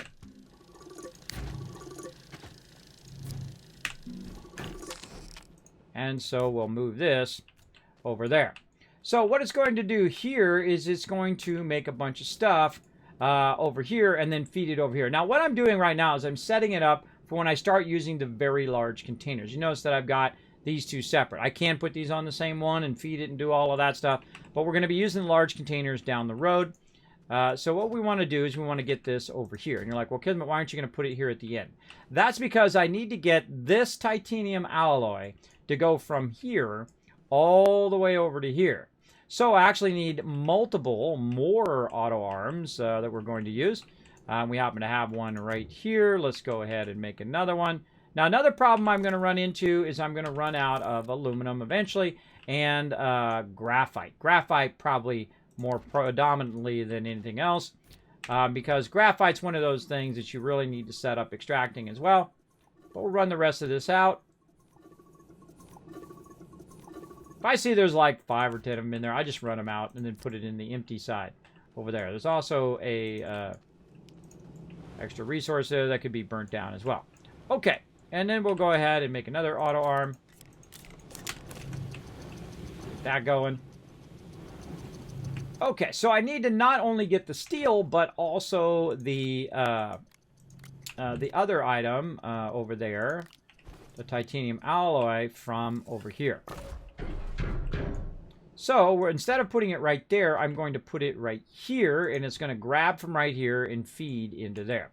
Now I'm actually going to utilize what I've already got just to make it easier and run that way. And we're going to use this table here in just a moment.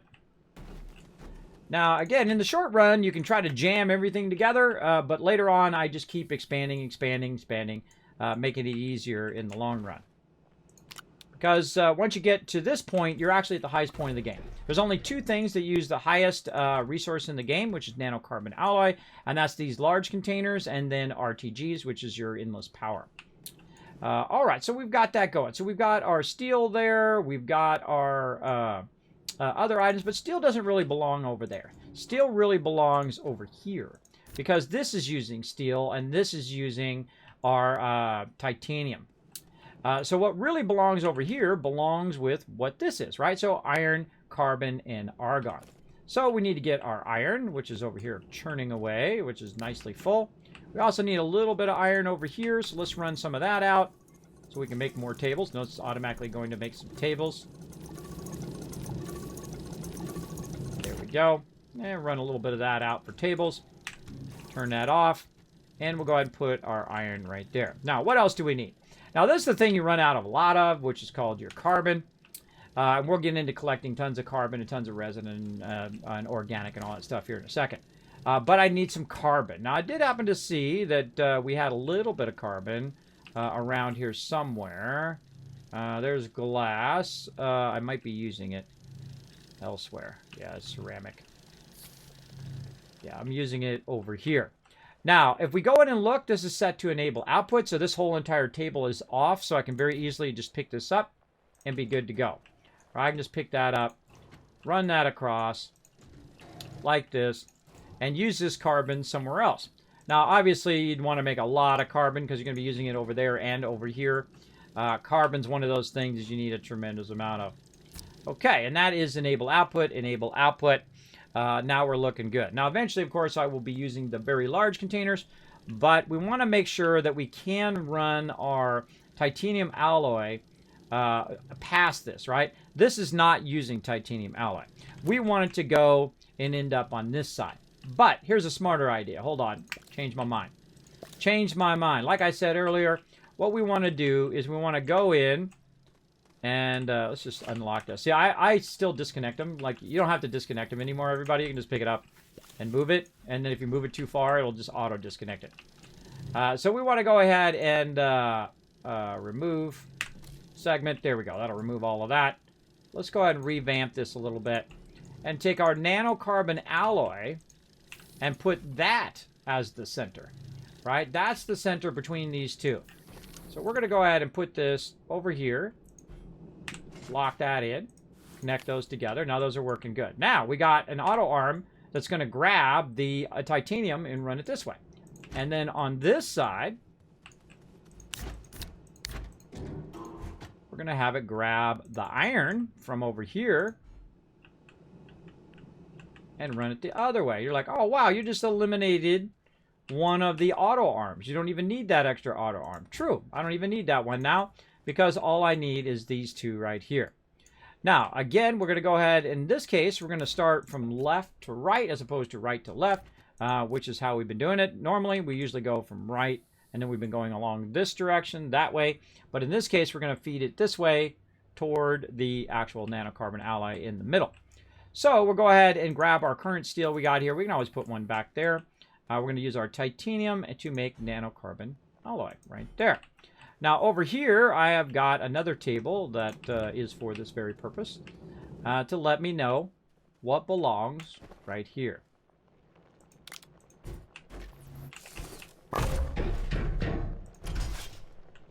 And so right on this one, I need to go ahead and run this out. And I'll grab one of each just to remind me this is carbon and iron.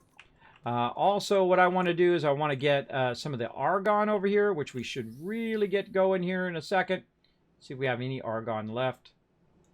There's some right there, just a little bit left. All the rest of this is looks like helium. Let's run that back in again. This one. There we go.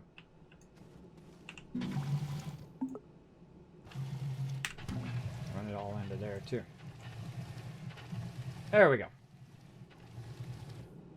Run all that out of there just to clean that up for a second. All right, and then over here we've got helium. That doesn't need to be there. And this is argon over there. That doesn't need to be there either. Let's put that up on there for now. There we go.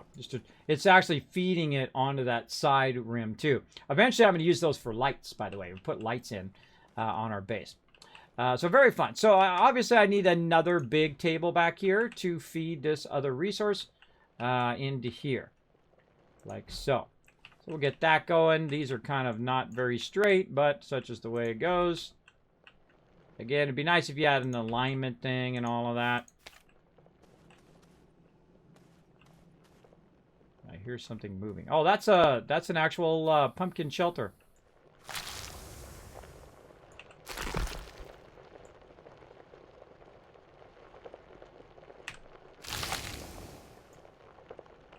Bioengineered space base rewarded for completing the biofuel obtainment operation. Cool. Very strange, but okay. All right, and then argon is what we need here. And that's going to remind us that's what we need for this particular thing. So let's go ahead and set it back the other way. Let's go ahead and get our button repeater that we're going to need. Let's make another one of those. These particular resources here we can set over here for right now. Take this auto arm out of here. And we'll put that off over there for right now. Button repeater up here. And this button repeater, of course, is going to control this whole table. So when we're taking stuff in and out of it, we can turn the canisters and all of this stuff off. We don't need to. Okay, so that's going to produce steel and keep running that steel from there over to here. Now, again, we want to go ahead and just kind of fill up the area, as well as we could just use our gas containers as well, but I'm just going to use empty canisters for right now. Ooh, and away it goes. Come back here, you. Where are you going? There we go. Now, it's got to go far enough to where this can grab it over here. So, now, what do we need? We need to feed the argon from behind it into here. Now, there's a bunch of methane. Now, methane is great. Methane is great for when you are doing silicone and you're trying to do your drill bits and all that stuff. Very rare do I gather that much methane. That's a lot of methane. I'm really not going to be making that much of all of that. So we're going to go ahead and move that out of the way. We're going to try to fix this unevenness here. There we go. And we're going to use this right here for our connection back here. And we're going to move this one. Unlock that. We're going to move this one, which is our argon feed, over here. All right, so that's going to feed our argon from back here to the front one. So we're going to go ahead and connect that in there. Connect that in there. This is locked. There we go. Connect that over to there. All right, now we're looking pretty good. So this is going to feed that argon that we'll eventually have over here, which we obviously don't have because we haven't set up our massive collection of that to collect it and then feed it to the front. So there we go. So now we need to go ahead and tell it, all right, just make as much of this as you possibly can. Go. All right. Except for I also want this to be going. And there's going to be a little bit of a problem, right? Uh-oh. How do I control the output of my steel? Well, what I can do is say, you know what, I'm going to take this steel out of here. I'm going to take this out of here. I'm going to go ahead and turn it the opposite way. I'm going to turn everything off and have it run out in the opposite direction. This one here, I want to enable input. I want to put nanocarbon alloy there and stick that over there. All right, so this one right here, I want to be steel. And I want it to be outputting the steel, right? Outputting the steel. So we'll go ahead and tell it to go. Or actually, let's do input first. There we go, input. And then, actually, we want to let it run a little bit first. Okay, and then output steel here.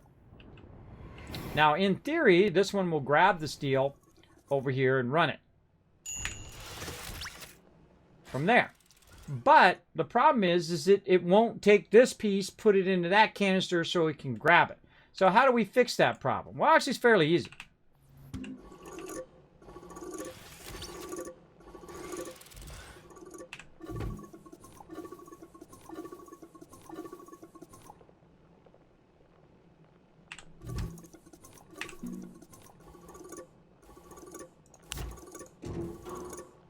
Get all those resources back in there. So how do we fix that problem? Just move this closer. That's it. That's all you got to do. Just move that closer so this one can see it when it's being made and then just run it out of there. That's not that hard. But the other thing too is, again, we want to block all of this stuff being done over here. Now, just to make this a little bit easier, what we're going to do is we're going to go ahead and take this nanocarbon alloy and run it out. Actually, we'll run it in first.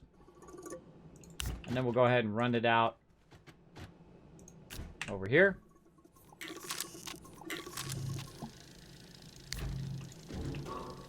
And we're going to set this one to auto repeat as well.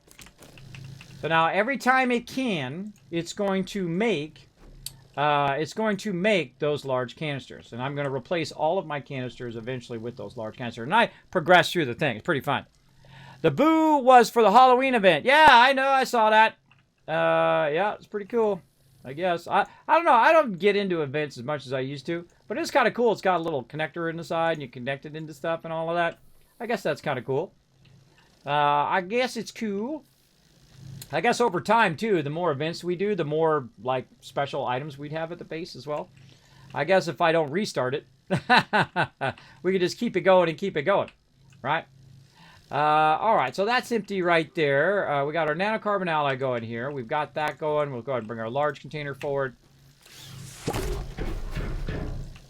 Okay, so let's just assume that all of our iron now is going to come from the large canister. So we're going to run this one out.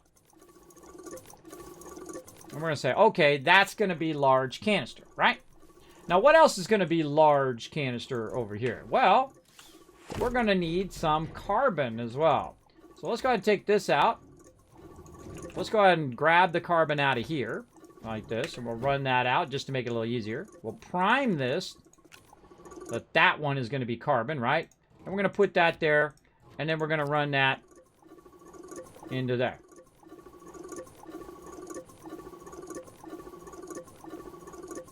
And now you can see why I made it like that, right? So that you can just put those in there. And if I have an extra canister of whatever it is, I'll put those in there as well. So I just see we're migrating away from the smaller canisters and now to the very, very large ones. Let's put that in there. And now it's set up, except for one small problem, that the argon in the back is no longer lined up with it. But we could go ahead and rearrange this a bit. Pick this up. Move it over here. And line it up.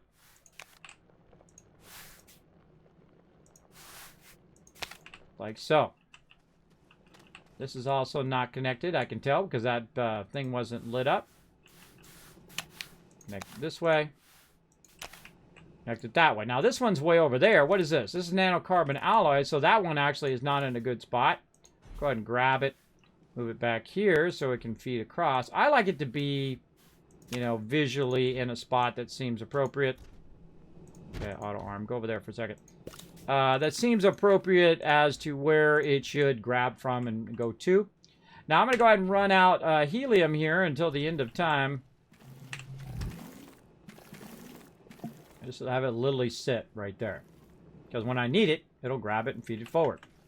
Okay, so we're looking good there. Now, what do we got over here? We got the same problems over here that we got over there. We don't have enough things on here to block it from filling this all up with the wrong item. Right? And we'll go ahead and put that into there. Okay, so we don't want it to fill up with the wrong item. We don't want it to fill up with too much stuff. But what do I really want it to do? Well, I really want it to take the titanium alloy, or the nanocarbon alloy, and feed that forward. So we do have another one over here that we can use to try to feed that forward. We can go ahead and also make ourselves... Do I already have a table? I do not. Let's go ahead and make ourselves one more table here. And you're like, well, Kismet, you need more resin. You need more organic and more carbon. True. But we need to take a moment here in a minute to grab a bunch of dirt. And I'll show you how to do that as well in just a moment. It was fun. Ah, well, there you go. I'm glad you had some fun. Now, remember, if you do come into the server, do not dismantle my stuff or move my stuff around, please. Please be respectful of the stuff that people build up. Don't go in and start rearranging my base or any of that stuff. Please don't do that because I basically had to remake the entire thing today. That's one of those respectful things that I talk about in the server rules. So please don't move everything around. You're welcome to build along with what we're doing, but don't move all my stuff around. You're welcome to build new stuff and whatnot. Just a heads up to everyone who does join us here on the stream. All right, let's go ahead and do this. Okay. Now, this is a long distance to bridge right here.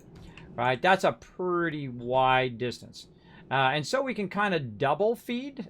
We can kind of feed it like this and take this and move it like that. There we go. And now we need a piece of nanocarbon alloy. We'll just put that in there. And what it's going to do is actually feed it to the front of that. It's actually going to take it and feed it to the front here, in which we can double run it forward I just have one go on top of the other, etc. So you can use a double arm to bridge that gap. Now, why do I want to bridge the gap right there and not just put the table right here? Well, that's because I'm making items here as well. But I'm not making items in the center in this direction. So that would be my most optimum way to go, would be through the center. And so I'm going to feed my final product, which is nanocarbon alloy. All this other stuff, all of that is just to make that nanocarbon alloy. And then, of course, then I want to make the items that I want to make over there, right? So if we put this all in line, we won't have to worry about it in the long run. What do we need? More resin. Just happen to have a little smidge of that over here. Just a little teensy bit. Little tiny bit of resin. Now, these are really great because you can turn it around like this and grab it out of here. Now, there's a bit of a problem now, right? Because I can't stack this on here.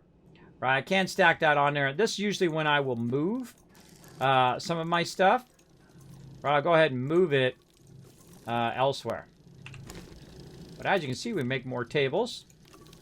But we'll go ahead and just manually feed some of it up there for now. So we'll keep going on these tables and keep going on our other stuff that we're working on. Like that. All right.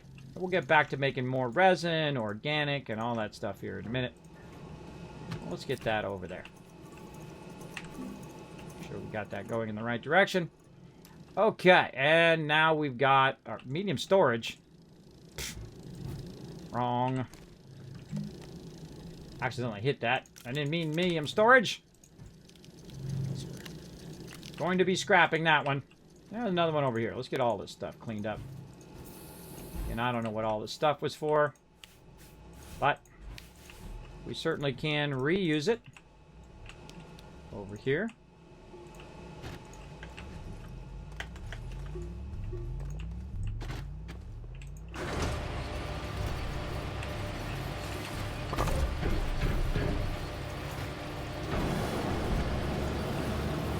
Grind that up.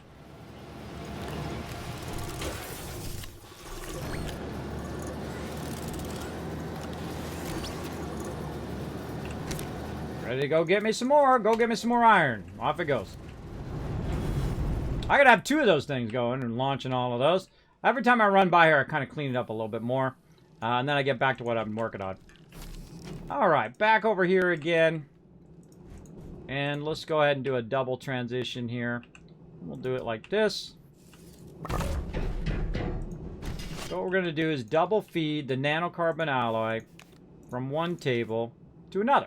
We're going to feed it from over here, grab it from the center, run it into our 3D printer, and then just have it make us tons of RTGs and also our large canisters to replace all of these medium canisters, which is the whole purpose of everything that we're doing here. Now, the problem also is we don't have enough ammonium. We don't have enough graphite.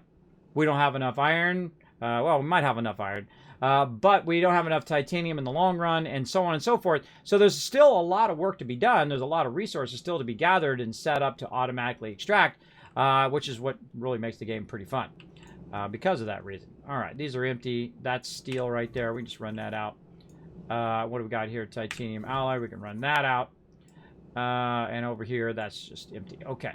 So, we've got all of that ready. We need one more titanium. Oh, right here. Nanocarbon alloy. There we go. So, we're going to go ahead and turn that on.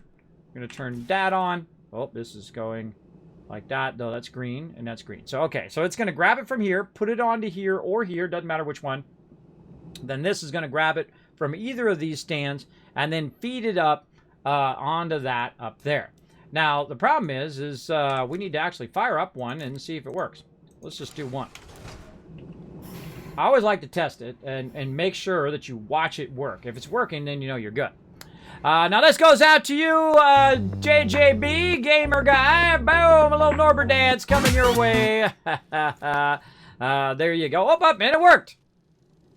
And then, as you saw, it made one. It feeded it across. That one grabbed it, put it over there, and it automatically went to work making that over there. So, very, very nice. Our thing is in place. Now, we want to go ahead and now set this on repeat, but there's a little bit of a problem. We need to get all of our stuff back in here so we can remember what we're doing. And helium back here. And we've got our helium off back there. Let's see. This is off. Let's see. Let's make sure we have these all on enable output. There we go. Enable output. Enable output. We have this off right now. Do we need these on? Yeah, let's connect all these together. Turn that off. There we go. All right, now we're going to go ahead and use our button repeater to control all of this, what we're doing. So first we want to be able to control this. And I'm going to have some lights here too, so I'm not going to actually put it on the table. I'm just going to put it on the object, though I don't like it that way. Make it look a little bit better than that. Let's just remove that segment. I'll take all of it out. Kind of want it to be... There we go. Whatever. Oh, nope. Still don't like it. Still don't like it. And not only do you want to make it work, but you also want to make it look good. Okay, there we go. So this and this is now going to be connected to this button repeater. I'll say that. Okay, there we go. And then also we're going to tell it we want it to be this table. So everything is going to flip on or off depending on what we need. We're going to turn this one off so it's in the same state. We're going to make sure that this one is on loop. And then also we want to go ahead and create another segment back there. And then back here is also going to control this arm back here. And again, later on, I'm going to put in some lights and stuff. So I'm going to go ahead and get that to attach back there. So if I do this right, all of it should just do its thing, right? Which is what you want to do. All right, here we go. Do your thing.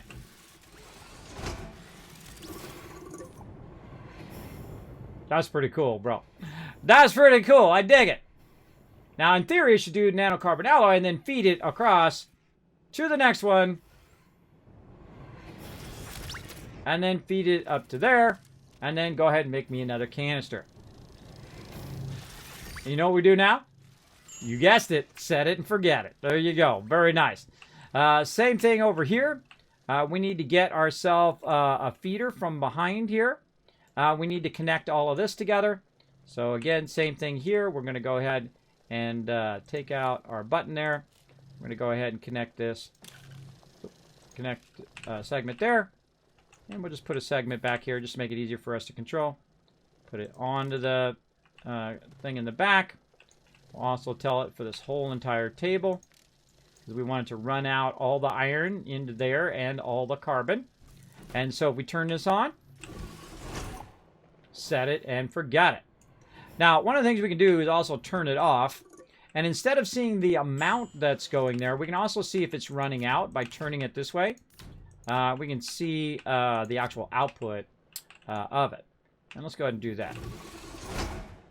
There we go. And we can see what each of those resources are and if they're outputting and whatnot. And you'll know if there's any left just by the fact that it'll show up there in the front. And there we go. So now it's going to create that steel, running the steel over there. And then over on this side over here, what do we need? Well, we need our nitrogen, right? And our nitrogen is being fed from back here. It's a little problem of that is now offset away from the object. So let's go ahead and turn all this back off. There we go. And that's going to grab those resources back in. Let's go ahead and readjust this a little bit. I don't know why I moved that. That could stay there. Let's readjust this a little bit. Let's unlock that. Move that forward like this so it can nicely feed right into there. A lot of redundant power going now. There we go. I got our button repeater over there. Let's go ahead and turn that back on. That should now be able to feed that directly into there. Notice it actually has to see that. If you have no spaces on the table itself, then it's going to block that. Okay, then over here, what's our problem here? Why is this not running? Well, we got our graphite and graphene. We want to put that on loop. There we go. We got this on loop here. Now, I believe we just have this turned off. Let's go ahead and turn it back on. Now, see, we got that empty spot there. Don't worry, we're going to eventually put big canisters there. But there we go. So now we have our hydrazine being done. We have our graphite and graphene being combined. It's combining into graphene over here. And that graphene is then being run over here along with titanium and nitrogen. The nitrogen is being fed from over here forward. I'll go ahead and just run that out just so it has a nice place to grab. and it's running that across that way. And then over here, it's then feeding the titanium alloy that it's doing and feeding it into our nanocarbon alloy. Our nanocarbon alloy is also being fed by our steel over here, and that steel is then running it into there. Now, at some point, no matter how much you do, you're going to run out of some resource somewhere. Now, we've already got some more containers, though. In fact, we just made 3 more. Now, right about now, these things become obsolete. Just like the medium ones that you used earlier, the medium platforms, those become obsolete. And thus, it's not really worth keeping those. You want to get rid of those over time. So, over here, we can now turn this all off easily by one button. Turn the whole thing off. And then it'll allow me to go ahead and say, okay, what do I want to take out? Titanium alloy. Take this out. We've got some extra steel there. Let's put that there, and I can now just put my large canister there to hold any of the items I need. Now, here, see, this uses steel and titanium alloy. So, steel and titanium alloy is the finished resources. So, there's nothing really I need to go in this canister except for nanocarbon alloy, in case I want to do 400 nanocarbon alloy, and I do. And I do want to do that. So, we'll go ahead and also take this out of here, this one out of there, that over there, because that goes along with this. There we go. Now, on the other side here, it's good to have your titanium alloy, or whatever it is, in this case, it would be steel, on those 2 sides, so it can extra feed into those if it needs to. Now, again, this one here is now obsolete. That can be grinded up. This one here, now obsolete. That can be grinded up. And we're really making a big dent on it now.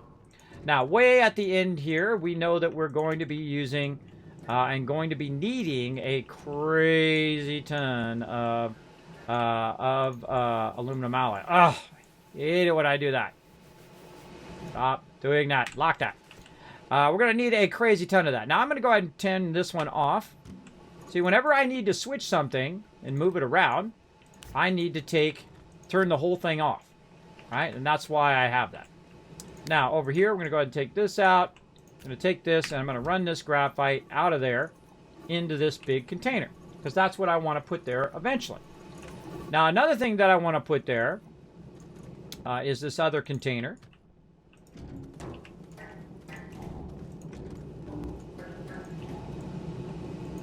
Right here.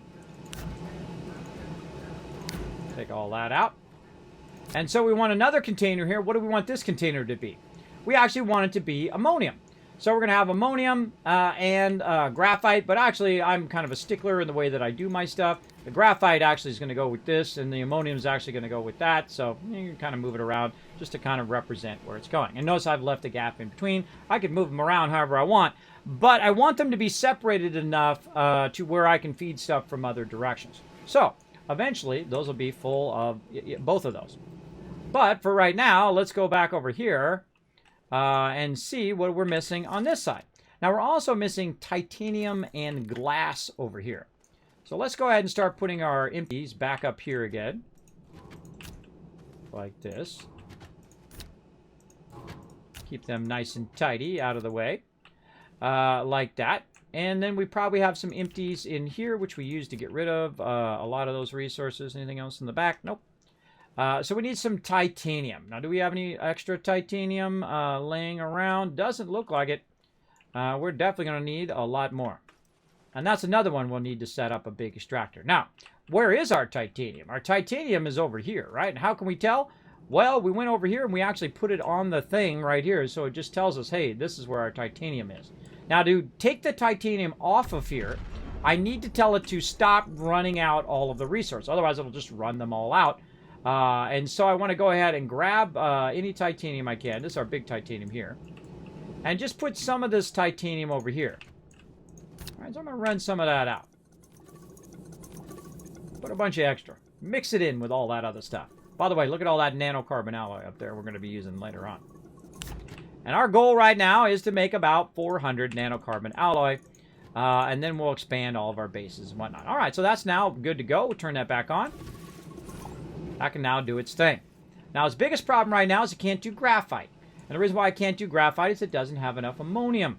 And so we need to start at the beginning of the chain and work our way across. We already have our iron going, so we're going to have a lot of iron, so that's going to be fine. But really, our ammonium is stopping us, and then eventually it's going to be our graphite, and then eventually our titanium. But then again, that's why we're making all of these tables over here. We're going to make a bunch of nanocarbon alloy stuff. Now, what would I make next? Well, what I would make next is definitely some more of my canisters here. And I'm actually going to turn these off of loop for right now, because I also want to make some power to work our extractors here in a bit. We'll turn them off of loop, and then we're going to grab some of our glass, which is sitting over here. Same thing. We're just going to put it right there. I'm going to go ahead and extract it. And kind of mix it in there. So we'll have a bunch of that as well. Now, I could also make it that when it needed that particular item, it would go ahead and force feed that forward. You can do a lot of that kind of stuff in this game. Okay, so we're going to need a couple more. We're going to need an extra one that's going to be for our ammonium. And then we're going to need an extra container, which is going to be for our graphite. We're also going to need some tables, which we have some right here. We're going to need them back here by our spaceship to be utilized later on. Now, one of the things I do want to stop and take a moment for, and that is my jetpack. Let's get into some jetpack fun, because those are always fun as well. I rarely ever use the jetpack, as you can see, but there's a really fun thing to do with the hydrazine jetpack here. And to make the hydrazine jetpack, I need titanium alloy. So I can just go over here, snag one of these extra titanium alloys sitting around right there, make myself a nice little jetpack. And usually I get my production up and running first before I do all of that. Now this I want to leave as is. I don't want to unpackage it. And so we'll run those back there. And run this up to here.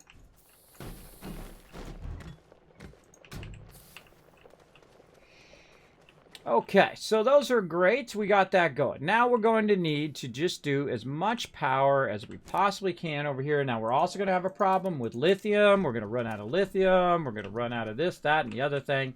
That's always how it goes. But if you do have a bunch of extra junk you have laying around, you can go ahead and utilize that as well. Do we got our jetpack? We do got our jetpack. All right, let's get rid of this. This is actually trash. Been sitting on my character all this time. We now have our jetpack. And we're going to need some hydrazine. And we just go ahead and grind that up. And let's go ahead and put some more iron in here.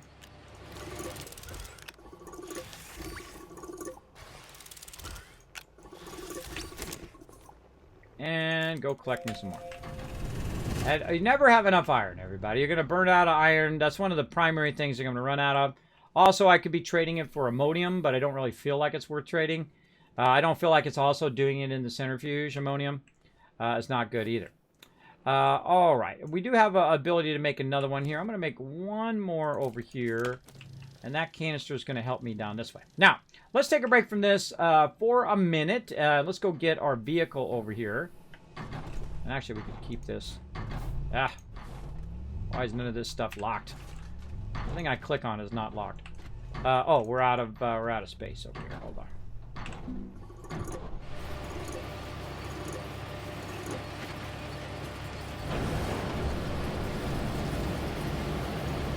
When it's obsolete, everybody, get rid of it. There ain't no reason to keep it at your base. Ain't no reason to waste a giant table like that for this stuff. In fact, I don't ever even make this thing anymore. I don't make that anymore. It's a waste. But, hey, it's your thing. More power to you. You can use it on another base or whatever. I'm making RTGs now. Once you get to RTGs, this stuff is just absolute trash. Just keep it feeding in there and then reuse it for something else. There we go. Now, some stuff you can't put in there. See that? I can't even put it in there, which is a bummer. But, oh well. We'll go ahead and get rid of some of this stuff. Again, it's great early game. Early game, when you need it, when you need all that power, GG. But later on, when you have your RTGs, that's all you really need. Now, if you start to see that your power's going down, that's telling you, uh-oh, you don't have enough RTGs. Now, I did scalp some RTGs from here, and so we're going to go ahead and say, uh-oh, okay, we got a bit of a power problem. Let's pop another RTG in there. All right, let's look at our thing. It's going up now, right? It's going up now. Let's go ahead and throw some more stuff in there. How's our power looking? Power's still going up, right? Now, I'm of the mind of having at least 4 or 5 RTGs in your primary base. So let's go ahead and keep that going. Now, I'm also still getting a bit of power from this other stuff.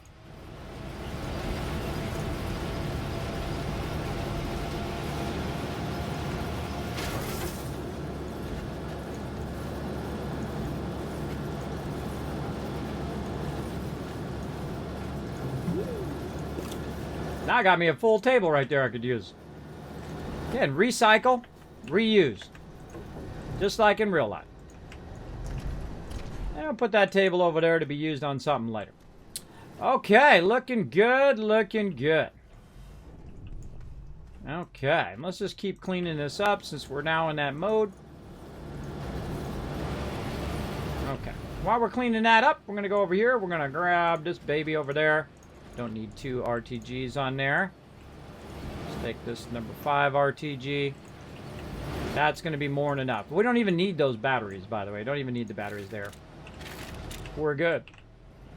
We are good. Okay, now we're going to take our vehicle.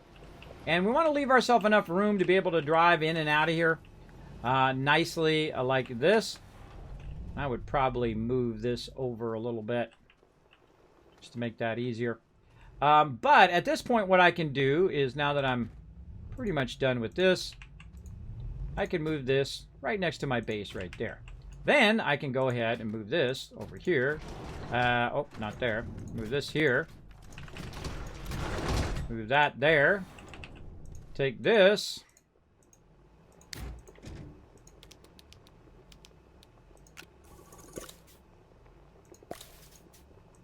Optimize this a bit. I really want to remove all these tethers. I'm resisting. I'm resisting removing the tethers at this point. Okay, and then we're going to have our auto arm. Grab it from over there. And this actually should go the other way. There we go. And that's going to grab it from over here and feed it forward.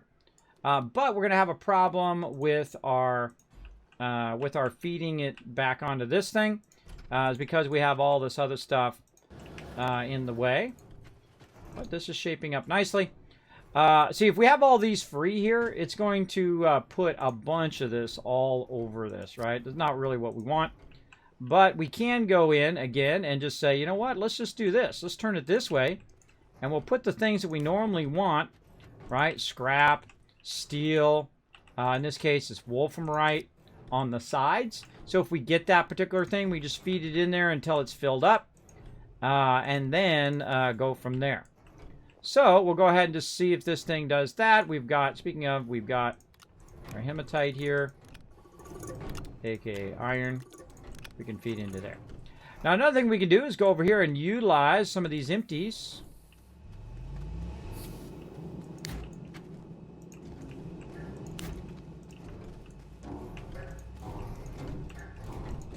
In fact, hold on a second. That'd be even better. I got a better idea. Why do I have that around the back? Let's move this around the front.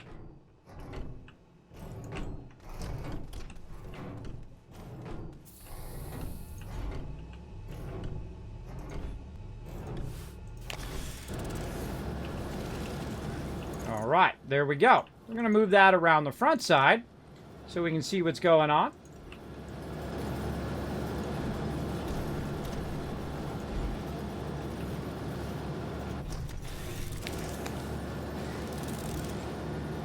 There we go. All right, nice.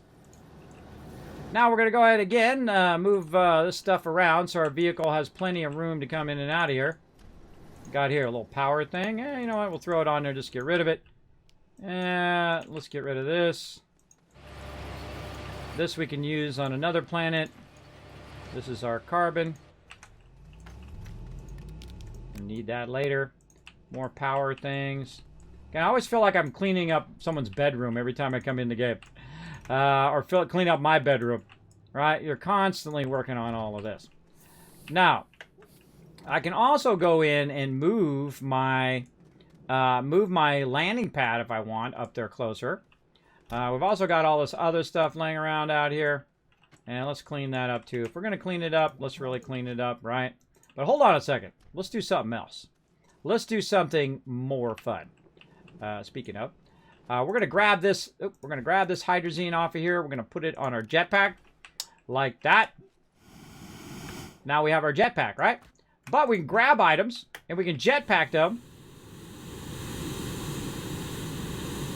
across our base to where we need to go. In fact, I can grab it right out of my hand, drop it on there while I'm jetpacking back or by, and off it goes, right? So jetpack works really great for this kind of job where you're running stuff from long distances and trying to get rid of it. Now, gas canisters, those would be super useful. We could use those. Let's get those out here. More gas canisters. And so on. Now, we've got some things here. I can put that in my backpack. This I can go ahead and just carry. And again, I feel in this game you're always transitioning from one state to the next state. And so on. Hear that right there? That means that that one's not extracting. So let's go ahead and move this over just a little bit. See if we can get both of those to pull that out of there.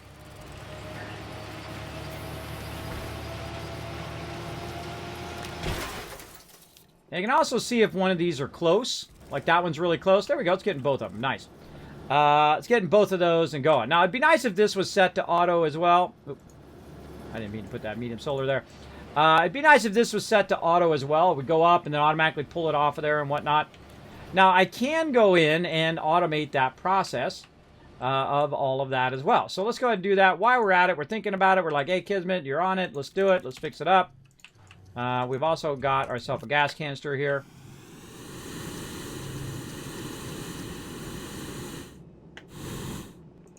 We're going to be using that on another planet. So we got sitting over here. Got himself a, looks like a vehicle thing there. All right. More gas canisters.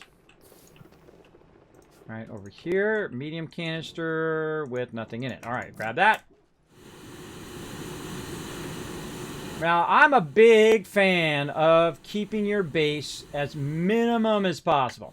If you got a bunch of these canisters and you ain't using them, grind them up, bro. They ain't doing you no good sitting there doing nothing. It'd be much better to have the resources back. All right, grind that up. Okay, so what do we got back here? We got our vehicle that we want to drive through. And we're going to get to this here in a second. We got some tethers here that do not look necessary anymore. Oh, that was my underground thing right there. That's what that was. He covered up my thing. Where's my pit at? Oh, it's right here. Okay, he didn't cover it up. Okay, good. For a second there, I thought that was my little pit area. All right, let's flatten this out because this is going to drive me crazy, bro. I mean, let's keep it even as much as we can. We'll flatten at least this side out, and we'll just say, okay, that side over there is going to be a little uneven. Let's go ahead and put some more resources up in here. More of these medium canisters can go. And we're going to go ahead and use our extra large thing here for this. Okay. That's going to go there. These are going to go back here. Oh, back here.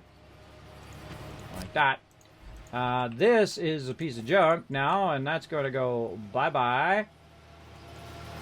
We don't need those anymore. And we move this forward. Gotta line that up, and I'm even going to lock it, everybody. Look at this. I'm actually locking the tables. Look out. Kismet's getting all crazy up in here. Okay, so that's going to keep feeding that into there. Now, our biggest problem now is that we want to grab the resources out of there automatically, so it'll keep feeding it in there, and we can just keep running it. And the only way to really do that is to use your auto arm. And right now, what are we getting? We're getting ourselves some hematite. So we want to go ahead and run a little bit of this out, just so we can tell it exactly what we want to grab. Now, here's the thing. This is one of the few times you actually don't want to do that. You actually don't want to limit it. And here's why. No matter what we get out of there, as long as we have a canister for it to grab or we have space on the table, it will grab whatever it does. Now, the only drawback is that it's actually going to unload all of that which we don't want it to do, right? So it'd be nice if you could put something on there and says everything but this. Now, that would be another suggestion for the game. Would be everything but this item. It's only this item or everything but this item. And that would be a great use of it right there. Now, because of that problem, we do have to limit it to what we want it to be. In this case, we're just going to do iron, and we're going to put all of these back over here. We're going to tell that to go in. We're just going to manually put all of these. So we do have to limit. So one of the few times that I'm like, oh, yay, we don't have to use the thing. And then, no. Such is the way it goes. All right, now go get me some iron. Run this out.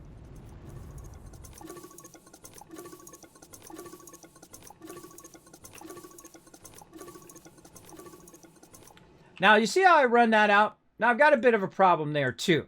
I actually need this to back up like this. I need this to back up. I need this to be at the end here, like this, because I wanted to grab it and run it there. So again, we're going to need multiple of the same thing. Now, see how it's running it there? So it's blocking it there as well. It's feeding it across. This kind of logistics you're doing constantly in this game.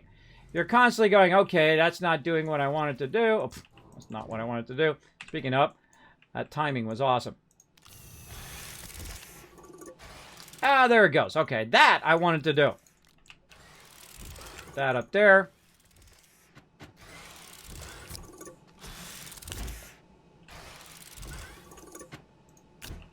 Okay. What I wanted to do is to grab it from over here and feed it onto this thing without it going into anything else. Right? So we need to basically disable the output on that one because we don't want it to start feeding that in there. See? That we don't want it to do. Right? That's wrong. Don't do that. Put it in the thing. See, it'll prioritize that if we don't have this blocking it. So what do? We take the iron and we move the iron forward to block it. And then back here, out of its range, hopefully. Nope. Should be out of his range. There we go. Out of its range, it shouldn't affect that. There we go. Okay. Now, over here, we can go ahead and set that to input. I would probably run, say, a little bit of hematite in there, whatever. Right? Okay. Now, we got all of these set to input. We've got this going. This is now full, and off it goes. Now, what we're trying to do is we're trying to automate the process of scrapping. And it's very involved, as you can see. Now, if I put this over here, it doesn't work because it doesn't automatically feed it up into the trade platform. You have to use an arm to put it on the platform, and you have to use an arm to take it off of the platform, which is a huge bummer.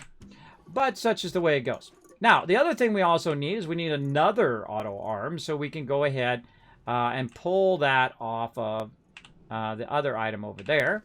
And so another auto arm is necessary. Let's do it. Let me catch up on chat here. It was fun. I bet it was. We're going to do that battle here in just a moment. What's up, Beastie Boy? Hi, hello, welcome.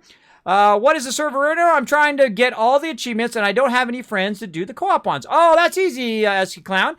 First thing you want to do is go ahead and follow that link right there to my Discord. You want to read the rules. You're like, Kismet, I can work together with other people, and I like working on a team, and I will not move your stuff around. Leave my base as is, please.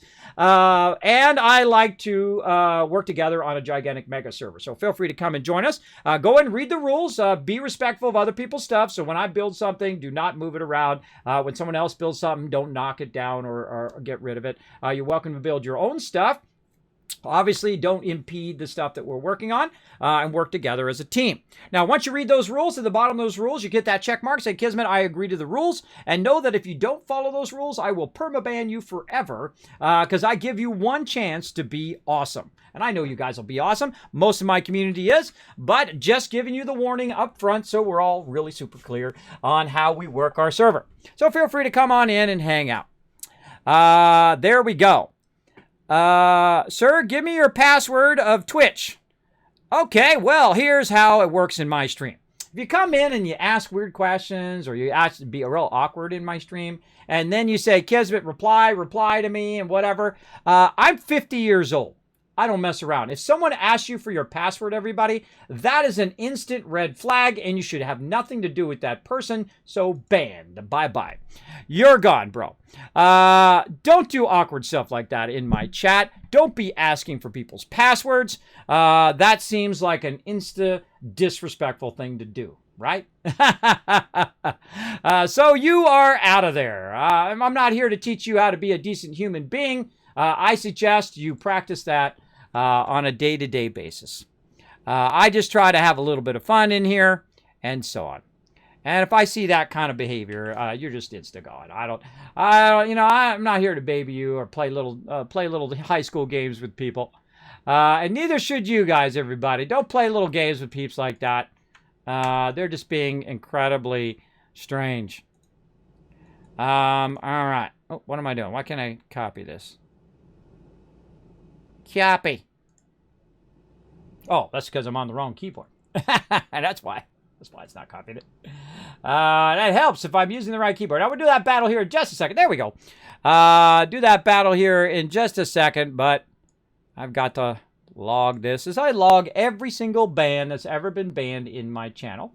And if you do want to get unbanned, you can go ahead and try, though very rarely do I ever unban people.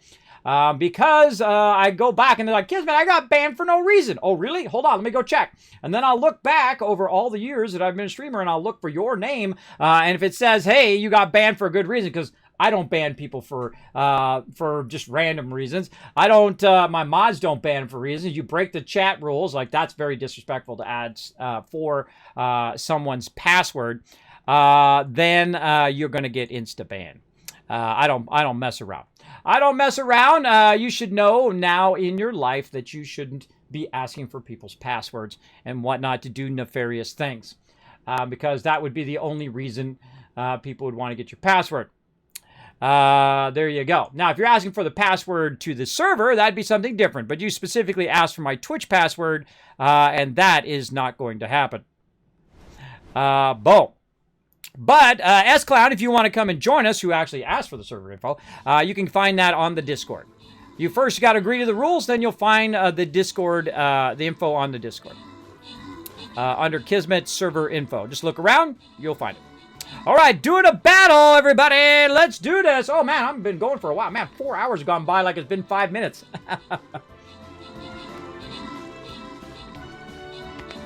That went by very, very quickly. We got Anomaly coming in, Vassalware coming in, as well as Beastie Boy Games, Beastie Boy X Games. Thank you so much for coming in, dropping that Dragon Hammer, crushing that follow button, becoming part of the Teamwork Tycoons here on the Kismet channel. Welcome.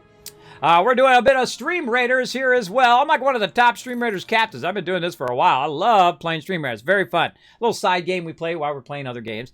The Mighty Warforged coming in. Tommy getting some love. Techie, Kellamall, and Reaper once again getting that extra loot. You guys must be overburdened with so much loot I've been getting you guys here in the stream.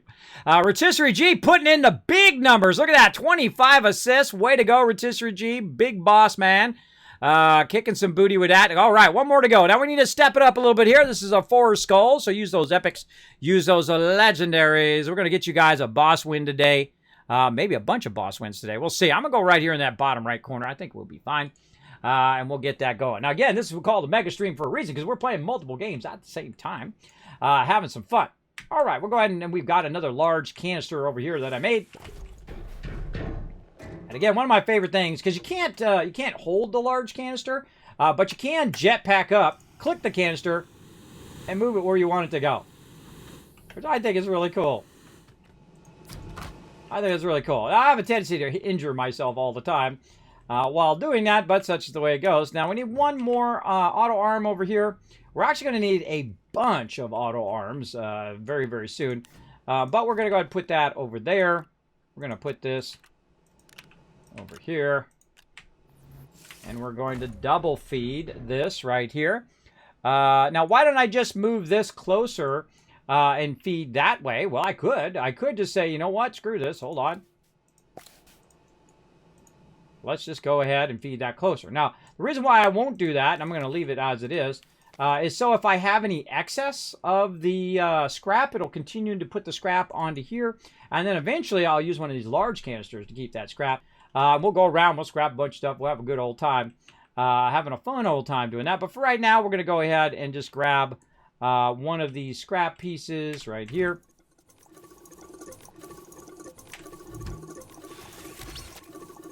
And put that right in there to limit it. There we go. And we'll go ahead and turn that on. All right, there we go. So now it's going to go ahead and just auto feed that in there. Very cool. But it doesn't automatically take off. That would be a great one to also have in a cycle where it can cycle it. But normally you don't make that much scrap. You're not making that much extra scrap. At least I don't. But some people love to run around and grab just crazy tons of scrap and whatnot. Okay, now we got that going. I'm just going to leave this stuff laying around for now. We got this going back here. Now, the other thing we need to do is we need to go get ourselves a ton of soil. So we've already got some soil canisters there. I like to have it where I can just pick it up and then drive off into the distance. Now, the way I like to do it is I like to run on out here. Oh, there's actually one over here with two more right there. As I like to find the nearest mountain and then go ahead and take that mountain out. Now, I do have a paver. So when I'm going, I can actually pave my way up to the top of the mountain if I want to. And just start at the top. Now this is kind of doing two things at one time. It's one, making a road for me to drive on, but also what it's doing is it's actually taking out the mountain itself. And I can start way up here and have a good old time. Now one time, just to see if I could, I went in and made a ring around the entire planet. That's right, the entire planet, all the way around. I went in and made a ring. Now, you're going to need a lot of trailers, and you're going to need a lot of soil to make that happen. Now, if you start to go straight down, my biggest advice for you is to either pop out of there, which is not what I meant to do. I meant to hit V to stop, or hit V to do it. Now, I don't have enough dirt to really do this effectively, right? I should really go in here and just cut straight down.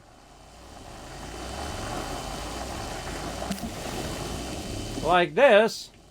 And collect a bunch of dirt first before cutting off the top of the mountain. But I can easily go in, take all this out. Now, see, when I hit a bump of something, what happens is it bumps me around, see, and it flips me all around. And then I can end up going straight down like that. That is really annoying in the game. We're going to flip this around. That's really annoying in the game. Oh, God, I just do that every single time. V! There we go. And I can get also pretty stuck in here as well. Now I do want to get out and shape all this out. And if you get stuck, you can just go ahead and shape your vehicle out. Get to a nice flat spot like this. Get in your vehicle. Try to shape your way in. Now, if I'm going straight down, I'm going to go straight down. See what I mean? It's actually going to take me straight down into the world itself. And I could just keep going and going and going. So you want to watch out for that, for sure. And you're like, well, Kismet, how do you get out of there now? Well, I can just turn around. And if you've got enough of an angle that you can go out, or you can just go ahead and start cutting yourself an angle. A little bit. Oh, there we go. There, a little bit. Cutting yourself an angle to climb yourself right back out again. Now, see that? See how it makes me go like that? That's really annoying. And that's because there's some research there that's blocking me. Now, I find the hardest thing to do in this game is the extraction like this. I feel like they should put a camera on the front so that you can do this extraction a bit easier. It's really awkward to look through your vehicle and to do all of that.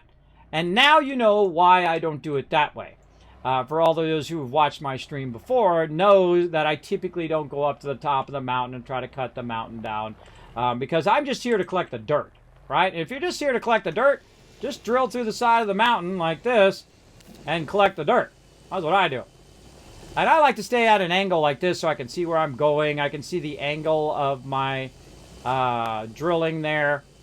Though you can see it when you're like this too. You can just ignore that you're not seeing where you're going and just look at that little red line.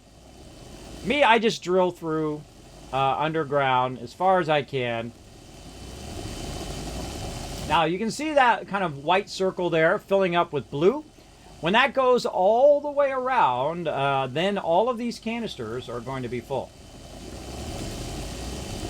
You can see this one filling up right here. That one's full. Uh-oh. Now this can happen where your angle of your thing starts getting messed up. All right, and you start going up too high. Well, we'll go ahead and take off. We're here. We might as well take off a little top of the mountain here. Imagine if you had like 4 or 5 people doing this, right? You could flatten the entire world. You go around and just take out all the mountains. You could, in theory, if you had enough peeps and enough time on your hands, take out all the dirt everywhere. All the way to the center of the planet. If you wanted to. It's up to you. Now, in my youth, I would have probably done that. But since I don't have that much time, I'm not going to do it. But that would be a fun project. But for right now, we're just going to go ahead and drill our way through here. Now, another thing you want to watch out for is that you don't get lost, right? How do you keep yourself from getting lost? Well, one, you want to go ahead and have yourself a beacon. You can find your way back, or your base has a built-in beacon. When you get to the bottom, stop going. Look at that, more solar. Oh, there's a battery there, too. But I can't see my beacon right now, right? I have my beacon actually up pretty high. But another thing you want to do is just kind of check the direction before you leave, right? You want to roll over your feet. It'll tell you north, south, east, west. And it's easy to find your way back in that same direction, like so.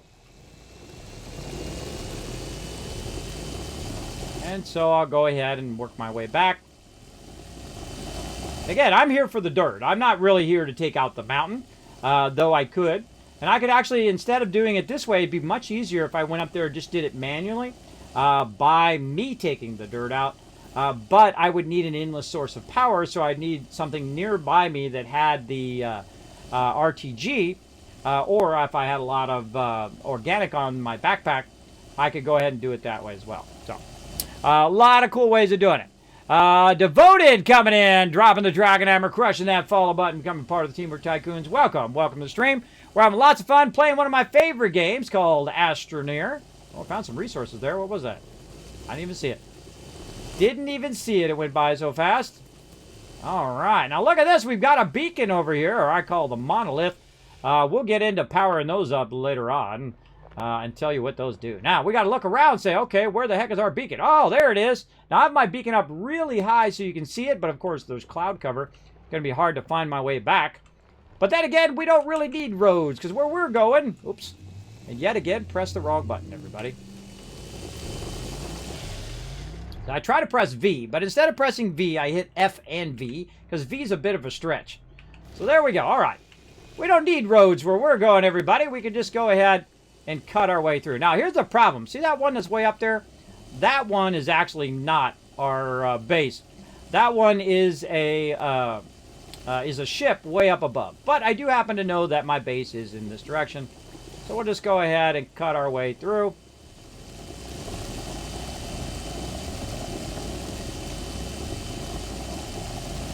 And it looks like someone has already come and done this before. I'm not sure if it was me or somebody else. But as you can see, I'm just kind of taking out the terrain as I go. Wiping out these baddies. And there we go. You can see, yeah, someone has definitely come in and been taking the mountain down little by little. That's fun. That's fun stuff. I've actually taken out a mountain. It took me so long. I actually did it for 8 hours on stream. 8 hours of taking mountains out. The mountain was blocking my solar. And so, actually, we'll go up here. We'll take out the top of this. The mountain was blocking my solar, so I went and took the whole entire mountain out so it wouldn't block my solar just to see if it would work. And it did work. It actually did work. I took the mountain out, and then I had solar running the entire time. Now, why would I want to do that? Well, because of the way the side of the planet I was on, because of the side of the planet that I was on, the sun never set. So it just would stay in the sky right at about a 45 or 35 degree angle. And so if I took out the mountain, which was on one of the sides that was blocking it, I would basically have solar power 24/7. And that's exactly what it did. It worked really well. Worked really, really well. All right, we took a bit of the top of that off, but we're going to go ahead and get back to getting tons of this. Now, as you can see, we're getting tons of resources as well. I don't really care about the resources, but we'll try to at least avoid them. They're not blocking me. Now, this is actually going a bit slower because we are both paving and extracting at the same time, because it's using some of the dirt for paving the road. But that's okay. We'll just keep flattening it. Now, we can also come out later and flatten it by ourselves instead of using our vehicle, which I find works a lot better. You just hold down control, and then you can flatten it to the surface of what it is. But since we already got this started,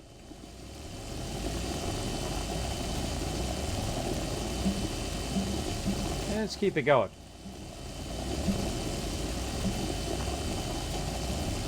Did that, and then we can back up.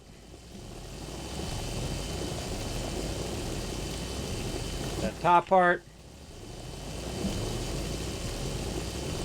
I'm controlling it by moving the mouse forward or backwards. So I'm controlling that angle. And then we'll take out some more. Now the hardest thing about this is not getting so involved in taking out the mountain that I forget that I'm actually here to get the dirt. Oh, look at all that! Look at all that copper right there. Look at that, nice. Copper is one of those things that's like a hit and miss kind of resource. You either find nearly none of it, or you find a whole bunch of it on this particular planet. If you notice, every now and again I'll stop and then turn around, because if you keep going, what it does, it keeps cutting a trench in this direction. I love the fact that, by the way, they made it where your trees just instantly explode, versus the way it used to be, where you'd have to wait for them to fall and then despawn and all of that. So kind of like that tree's doing right there. That's because it's a research tree. That one has a bunch of research in it. All right, we're getting there, little by little.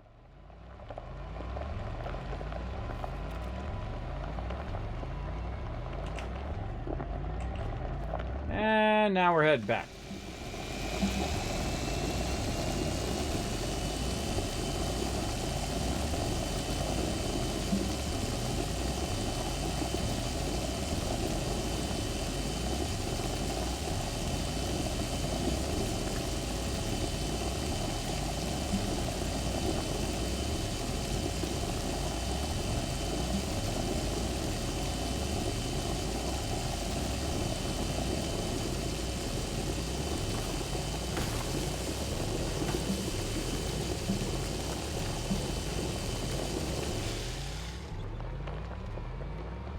Way faster just to dig through a mountain. But, you know, I'm having fun. Also destroys rocks, too, by the way. Rocks get in your way, those will get destroyed.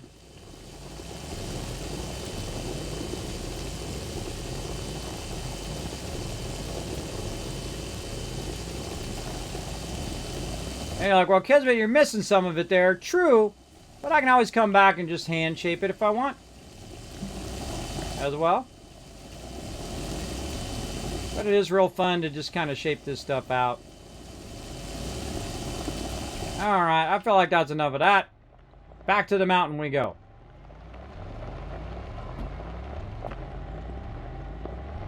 Take this, mountain!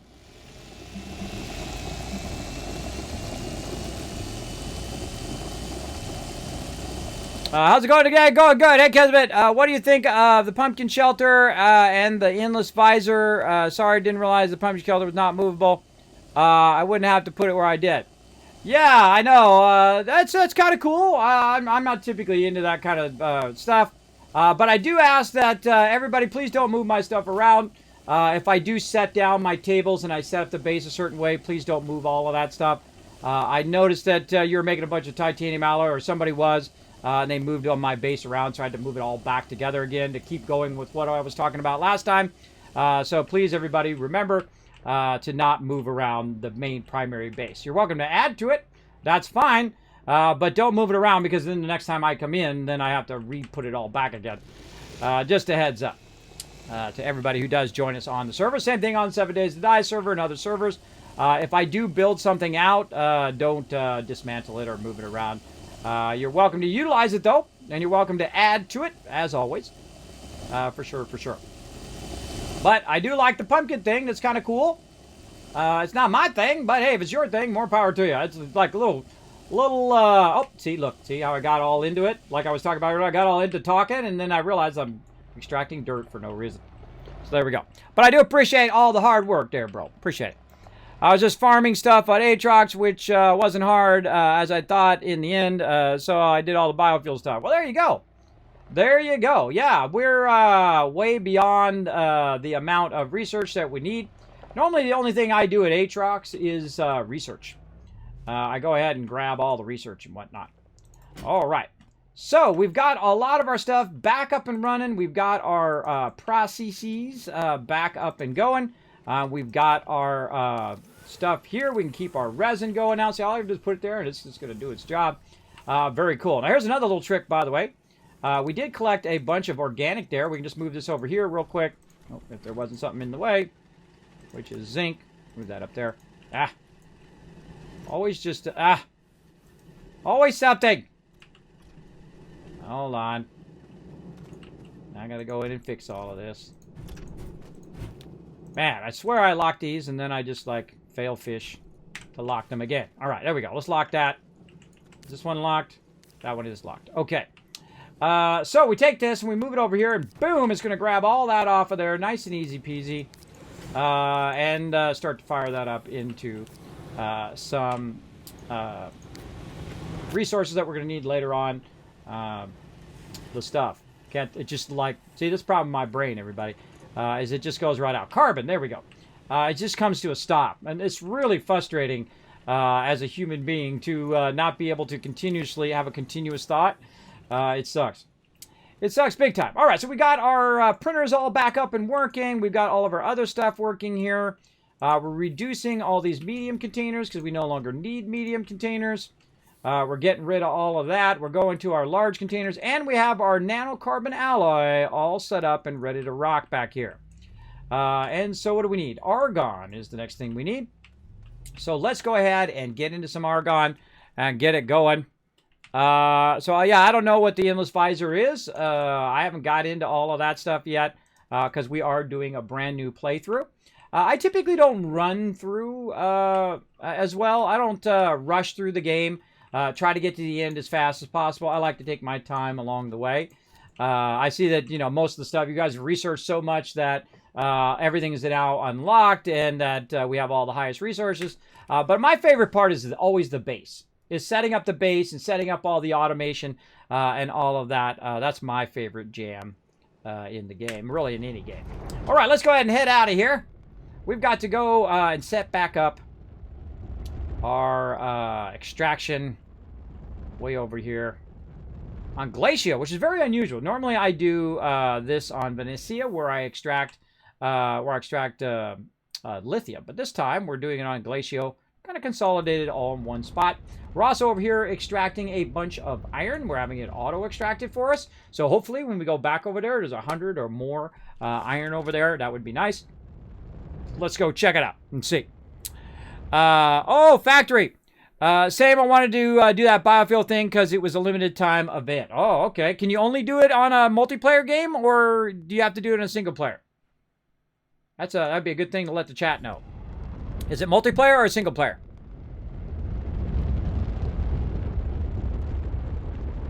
Well, it should be either. Oh, okay. It should be either. Okay.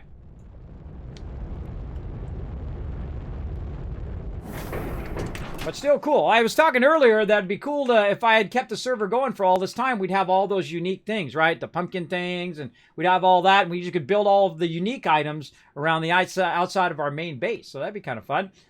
We might have to work on that in the long run. Right now, we're working on our extractors and all that other fun stuff.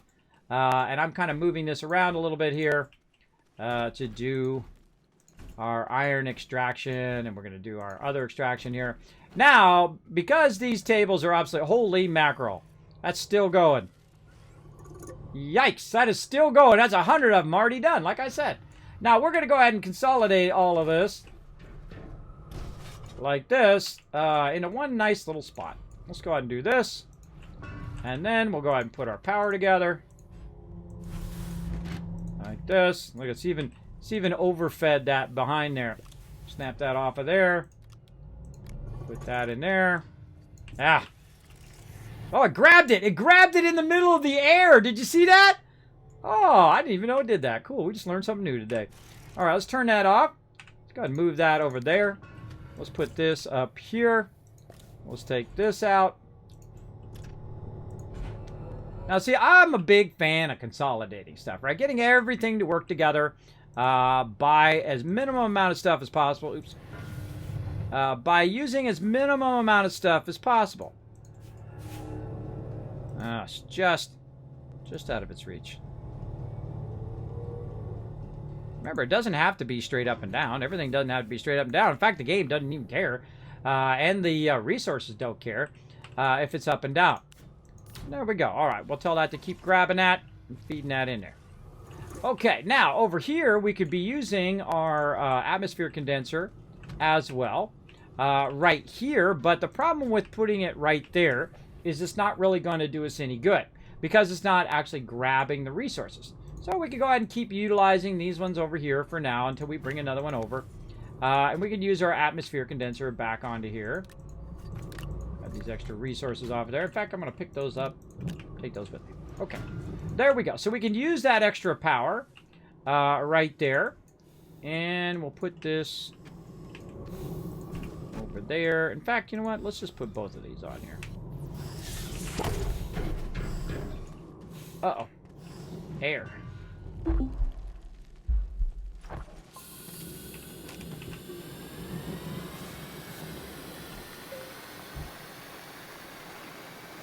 Now remember, I've already played through the game all the way through multiple times. I've unlocked everything in the game before and done all of that. Because I feel like sometimes when the people come into the server, they want to show me a whole bunch of stuff. Kismet, this is how you do this. Kismet, this is this. Kismet, we'll do that. Kismet, do that. I appreciate that, but really unnecessary. But I do appreciate that kind of love and that kind of enthusiasm. But know that I have played through the game multiple times. I do know where to get the resources. I do know how to do certain things. But as I'm playing through the game, I will explain not only what I'm doing, but the reasons behind what I'm doing. And I feel like that makes my stream a bit more unique. A lot of people will explain what they're doing, but not why they're doing it. The why is always the much more important than the what.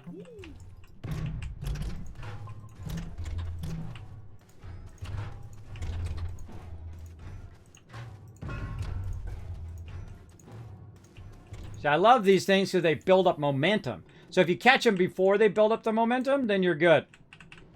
Okay, so let's go ahead and enable output. Enable output. All right, now we good. Now we're going to go ahead and set this atmosphere condenser on repeat, and we're going to go ahead and fire it up. And now it's going to make us a bunch of argon, and that's what we need. So this power is now being utilized for that. Now also, we just happen to have some extra power laying around over here. We might as well use it for something, I guess, since we have it sitting here. We'll go ahead and use it for every now and again. It'll go ahead and boost our current power. Now, are we using too much power to also do the auto extractor, the auto arm, and the atmosphere condenser? Well, the way to find out, put your battery there. Put your battery there and look at it. Uh-oh. That's not good. That's not good. The battery is going down. If the battery is going down, you know that you do not have enough power going on there, and you're going to need a lot more power. Even with the solar power going right now, we can see that we at least need one more extractor to make this happen. Now, I just happen to see some more argon just sitting around over here. I'm going to go ahead and grab that. Actually, I can just feed it into here, clean that up a little bit. here, you. Get in there. And we're just going to feed that over there. We got some argon on us. Put that in there. Grab these extra resources laying around. Very nice. Okay. Now, also, you can use your vehicle for both a way of charging your vehicle, but also you can use your vehicle to charge the items, to use this as kind of like a table. Right, now I rarely do because normally you have plenty enough, but you can also tell it to go in. Notice it has a one-directional thing, so if it is using the wind over here or the solar, it could try to supplement with that. Now, let's look at our power. Oh, just barely enough with the stuff we have. If we have our wind power and our solar power going at the same time, just enough to be at a surplus. Yep, see? Just barely enough, which is nice. So that'll let that run for a while. Now we've got our argon going and a tremendous amount of iron. Now, we already have 100 iron here, so you know what? We're just going to grab this right here, and we're going to let it keep feeding into that one, and we're going to take our 100 iron along with us. We're going to pop that right in there. We'll let that argon run. Now, again, we're trying to get our basic resources going for producing our nanocarbon alloy. And I work in that sequence. I work in the sequence of, okay, what do I need first? Zinc, aluminum, quartz. Okay, now what do I need? I need copper. I need to convert that stuff into aluminum and all of that stuff. And then, okay, what do I need now to unlock? Okay, I need a bit of research. And then I do research. And then it's like, okay, what do I need to do now? Okay, now I need to do ammonium and graphite, which is what I would have done before this, is to think about ammonium and graphite.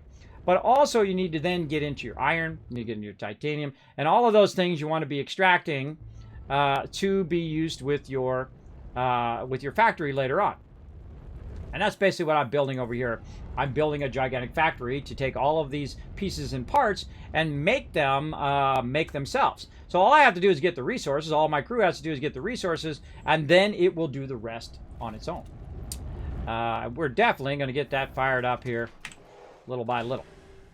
Okay, now got some sort of green. You see that like green stuff that was on me when I came out of there? That was weird.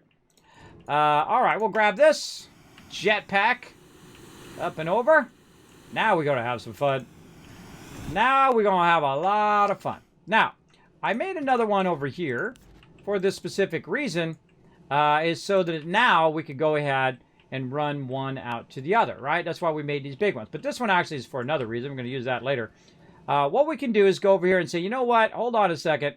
We're going to turn off all the production over here by one button, right? This one right here is going to turn off all of this just with one press. And now it's going to set it to input. What that allows me to do is stop all that production and pick this item up and move it elsewhere. In fact, I could just use my jetpack to jetpack myself over there. Gotta watch out because I'm getting low. To jetpack myself over there and utilize that to run this out and run it into the other one and then move it back when I'm done. Right? So that makes that really great to be able to turn all production off so it doesn't feed all your arms. It's not feeding all your stuff. And that's why I set that up to automate, to turn things on and off all in sync with each other. Right? And that's what I have going on along the back here. This is all for nanocarbon alloy. Now again, if I see random stuff laying around, I just feel I'm obligated to throw it in the trash because there's a bunch of stuff there. We got a little bit of argon here. Let's take this argon and go ahead and throw it up onto our thing there. Now that's, when I turn that back on again, that's going to go ahead and make some more steel, feed that steel over to our nanocarbon alloy, and so on down the road. Now this one's empty. Now we have a bunch of empty ones laying around. That's just saying, hey, Kismet, this is a wasted resource. Just sitting there, it could be something else. So let's go ahead and put it up in there. Grind that up. Let's go ahead and tell this to go get us some more iron. Or maybe, what are we waiting on right now, right? What could be something we could use? What about some lithium, some compound, some resin, organic, clay, quartz? How about some graphite? How many graphites is it going to get us? It's going to get 2 graphite per one of these. So we could get 4 graphite from that. Is that worth it? I don't think so. What about ammonium? That's not bad. 1 per. Ammonium's a pretty good exchange, I find. of all the things that you do in the trade, I would say ammonium is among the best. So we'll let that run. And then we got another one here. We got a little bit of carbon in there. Let's put it up here. It'll grab that carbon. Very nice. And so on. And that's why I don't use these anymore, by the way, is because everything has a place. It has a place where it goes. And that's why you'll see me use these, because this says this is where this goes. Now, again, reminding everybody, if you do come and join us, please do not move my stuff around. I did spend about an hour and a half today putting it all back the way I had it last time. Please be respectful of the main primary base. Now, if you want to go revamp other bases and build other bases on other planets, or if you want to add to this base, that's fine. This is pretty much as far out as it's going to go this way, and then I'm going to be building out in the other direction as well. But again, never go in and tear somebody else's something down. Never move their stuff around. You're welcome to add to that. But it does cause a problem, because if you're doing one thing and someone else doing another thing, and then basically not communicating on what's going on with those things, I feel like bad communication is the #1 way that teams get destroyed. So make sure to be communicating that stuff with each other if you do play either with me or with anybody, really, if you're in WoW or whatever other game you're playing. Make sure to communicate what's going on with your team members. All right, so that's all looking good. And that's why I come in and I say, hey, everybody, please don't do that with my stuff. All right, let's go ahead and do clay. Over here, we've got tethers. Let's get that off of me. We got some resin. Oh, I bet this thing is full of resin over here now. Look at that. 400 resin. Sweet. All right, let's pull that off of there. Like that.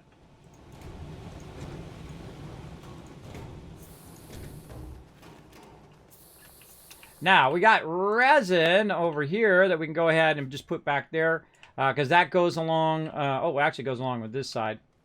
It goes along with this side over here. Like this. So now I've got some extra resin. And so my normal place for my resin is right here. But I'm just using the small container for right now. Though I could just go in and transfer a whole bunch of this into that one to try to fill it up. Right? Or I could just feed the resin forward from the behind and put another one over here. So again, you can see that I'm going to be adding and adding and adding more complexity to my automation over time. And there we go. And those are all set to enable output. Enable output, and then I'll put my extra behind there. Now, obviously, I want to also have a large thing of plastic and a large thing of rubber and so on and so forth. I'm always working towards something. And everything that I do. I do everything, and I put everything in a place for a reason. I don't just arbitrarily usually just throw stuff down for no reason. Okay, now we got that. Now, there's some more resin over here we can go ahead and grab. Let's see if we've got something that's easy. This hematite here, we definitely want to get that going. Oh, should turn that off. I got to put a button there so I can turn that off. Turn it back on for now. We need to go ahead and also extract this stuff. All right, let's turn this off. Let's go ahead and change the way this is doing this. Where's our ammonium? Over this way.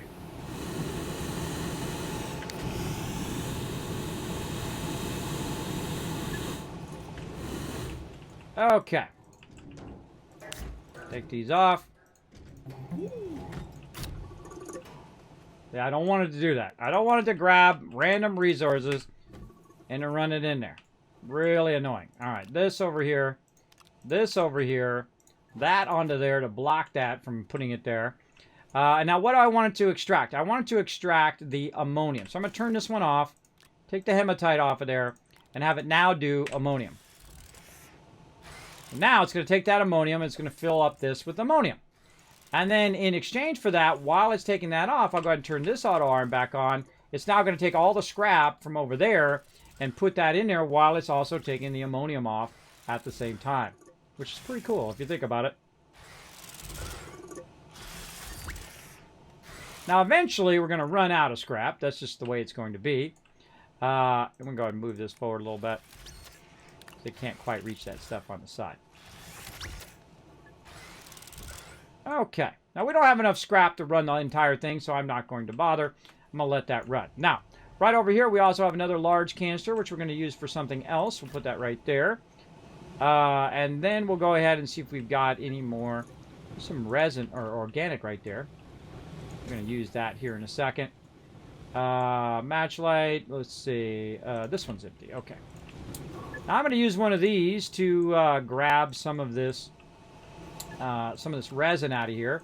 Now, one of the problems with it is that when you have it on, when you have it doing that automatically, is you at some point need to turn it off, so it stops making that thing. So I'm going to go ahead and use that button to turn that off. And I'm going to try to get that onto there. There we go. Now what that's going to do is collect all of the excess resin. And we want to see if it's actually turned off. How do we know it's turned off? Because the button's green. Otherwise it'd be red. And so it's going to do one more round. Never have too much resin, by the way, everybody. Never have too much.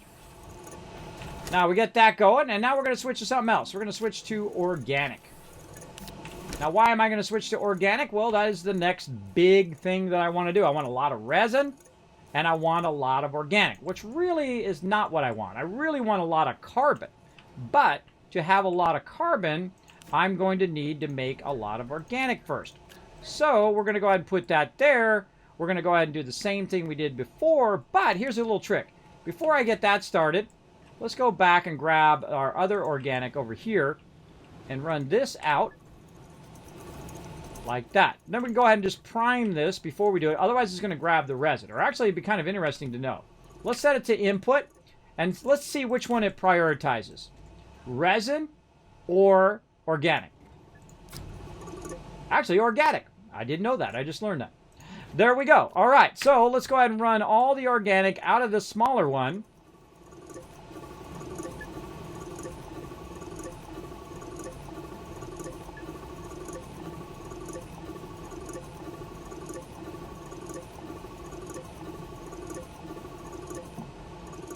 All right, all the organic out of there, because we already made a bunch. We already have 20 of it there. We might as well consolidate it. And then organic over here, we're going to go ahead, put that back on loop. Put this back on loop. And then we're going to say go. Now it's going to make a crazy ton of organic and run it right into that large container. I'm going to take this small one. Bye-bye. We got a little bit of resin here. We can grab that. Consolidate that over here on this one, which I think is resin. And then we have a bit of extra resin in case we need it for whatever, for 3D printing or whatever. So we're good there. Okay, so that's all optimized. Now, by the way, while I'm doing this, it's extracting iron, it's producing argon, it's doing a whole bunch of stuff while I'm off doing other things. And that's how I like to play games. I like it to do other stuff. All right, so let's go ahead and do this battle as well. Let's fire it up while I catch up on chat. Let's do it. True, exactly. Break says, oh, Kismet, it seems because I unlocked Pumpkin Shelter in your server, I can actually now build it on any of my single player in-game progress. Awesome, break some stuff. Amazing. So technically, if you can build it now, I think you could build it anywhere, anytime, any playthrough. Oh, I don't know. I don't know.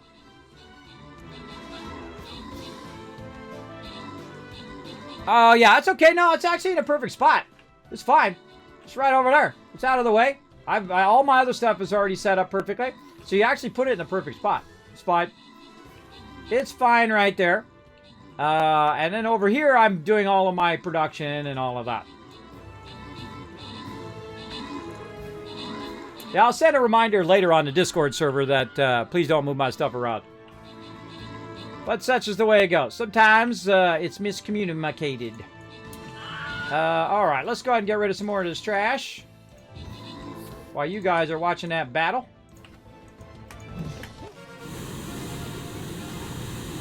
You hear me jetpacking. Jetpack that stuff. All right, battle time. Let's see. Yurdo, Bo, and Warforge all getting some extra love. Rotisserie G again with those big numbers. Look at that. 22 kills and 25 assists. Holy mackerel. It's turkey boss time. Let's go, everybody. I hope you have a fantastic holiday season here. I'm going to go ahead and do the flying rogue. We'll have some fun right over there. And feel free to join us. This is a free-to-play game. We're playing a lot of Astroneer today. Having a good time getting that going on. Now, if you shift and left-click, by the way, it does pick it up and put it in his hand. And then you can fly around with it. Always be watching what your hydrazine is at. Because you could get all... you could be way up in the sky and then drop like a rock. So watch out for that. Now, I got tons more wolframite here that I can convert as well. So let's get that in there. Let's run that out. And now we got a nice big empty container. Awesome. What else we got over here? We got more resin. We got carbon. Well, the carbon, we know we're going to need that in a minute. So let's get that ready. Hold on. There's a better idea. You know, this one that we just finished using? Let's go ahead and utilize it for our carbon, which is coming up next. So we'll go ahead and do that. Now, here's the thing also you can do is I typically like to have a table where I can move stuff. So say we go ahead and do this, and we'll say enable input, or basically set it to input. Then we'll combine this. So I'm going to use this table as a combiner as well. It makes it a lot easier. Oh, we got to go ahead and fire this up. Go get some more ammonia. So I'm able to combine those two together, and guess what? Grind that up. All right, nice. Now we got that going. There we go. Uh-oh. Uh-oh, that wasn't iron. It was wolframite. Ah. I thought that was iron. This is my iron. All right, well, whatever. It happens. All right, we need something to put our item into. What do we got? We got ceramic over there. How much we got? This one's full. This needs to be grinded up. All this stuff actually needs to be grinded up. We'll grind all that up in a minute. We got some clay. Where's our clay at? Was it over here somewhere? Silicon. Oh, silicon. That shouldn't be up in there. Lithium, compound, clay. Compound's a basic resource. That should be over here. Resin, zinc. That's basic. Basic. This is matcholite, which is just one of those. That one's almost empty.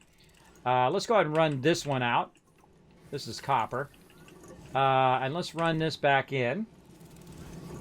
Take that off the top. So I must have thought that was the thing, but it wasn't. And then we can go in here, and we can say that go the other way. We can get that tungsten in there as well. That's wolframite. That's tungsten. But hey, there we go. We can convert some tungsten too. What else? We got this done? All right, good. Now we take our hematite out of here. I don't know why that's set on output. And we can also run both of these at the same time.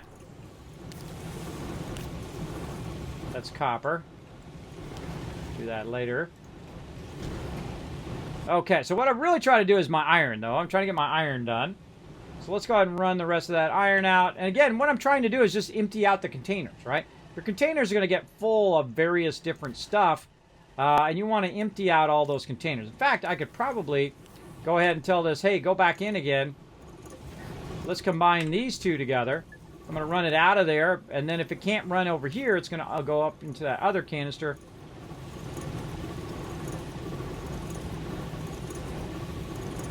Now we got an empty canister. Again, this is why you see me not make a lot of these. I make them so that I can work with them here. Yeah, we're going to have a problem doing that. Hold on. No, this goes like this. This was going into the input. There we go. Okay. I have to get that tungsten out of there, and I'll do that later. That's what I was doing.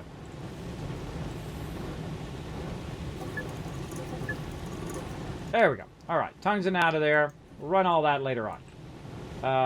Let's go ahead and run this. Again, this is my job. I'm the quartermaster. Quartermaster's job is to keep the base nice and tidy. I never use that auctionator thing, by the way. It is completely useless. You can just use a resin. Make an oxygen filter instead. That's way better than using that auctionator because it sucks up so much power. It really does eat up your power. All right, now we're shaping it up. This base is looking better. What do we got here? Nothing. All right, another one down. Another one goes bye-bye. Now, if I need more of those, I can always make them, but I don't need them sitting around my base because I'm transitioning away from that to this over here. Now, we got a bit of a problem over here, and that is we need to go in and convert some more stuff. Now, right now, we've got this curved one here, but I'm going to go ahead and take over one of these tables. What did I do with those other tables? In the back. I moved them in the back right here.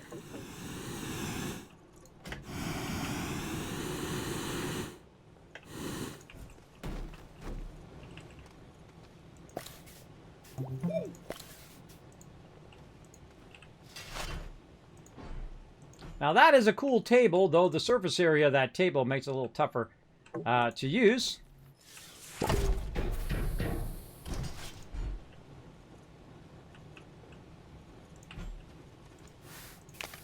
Like that, and like that. All right, there we go. Okay, now, why do I want to do that? Well, normally, but I've already set up where the titanium alloy comes right here to my stuff. Normally I'd have two of these next to each other and I'd do the titanium alloy on the end, but it doesn't really matter as long as it does the thing you want it to do. Like right now, I want it to go ahead and fire up some more stuff. I have plenty of power. I want to go ahead and forge a lot more things, but I need a couple more forges. So let's get those going. I normally start at about 4 forges is more than enough. Later on, if you need more, you can always do more, but such is the way it goes.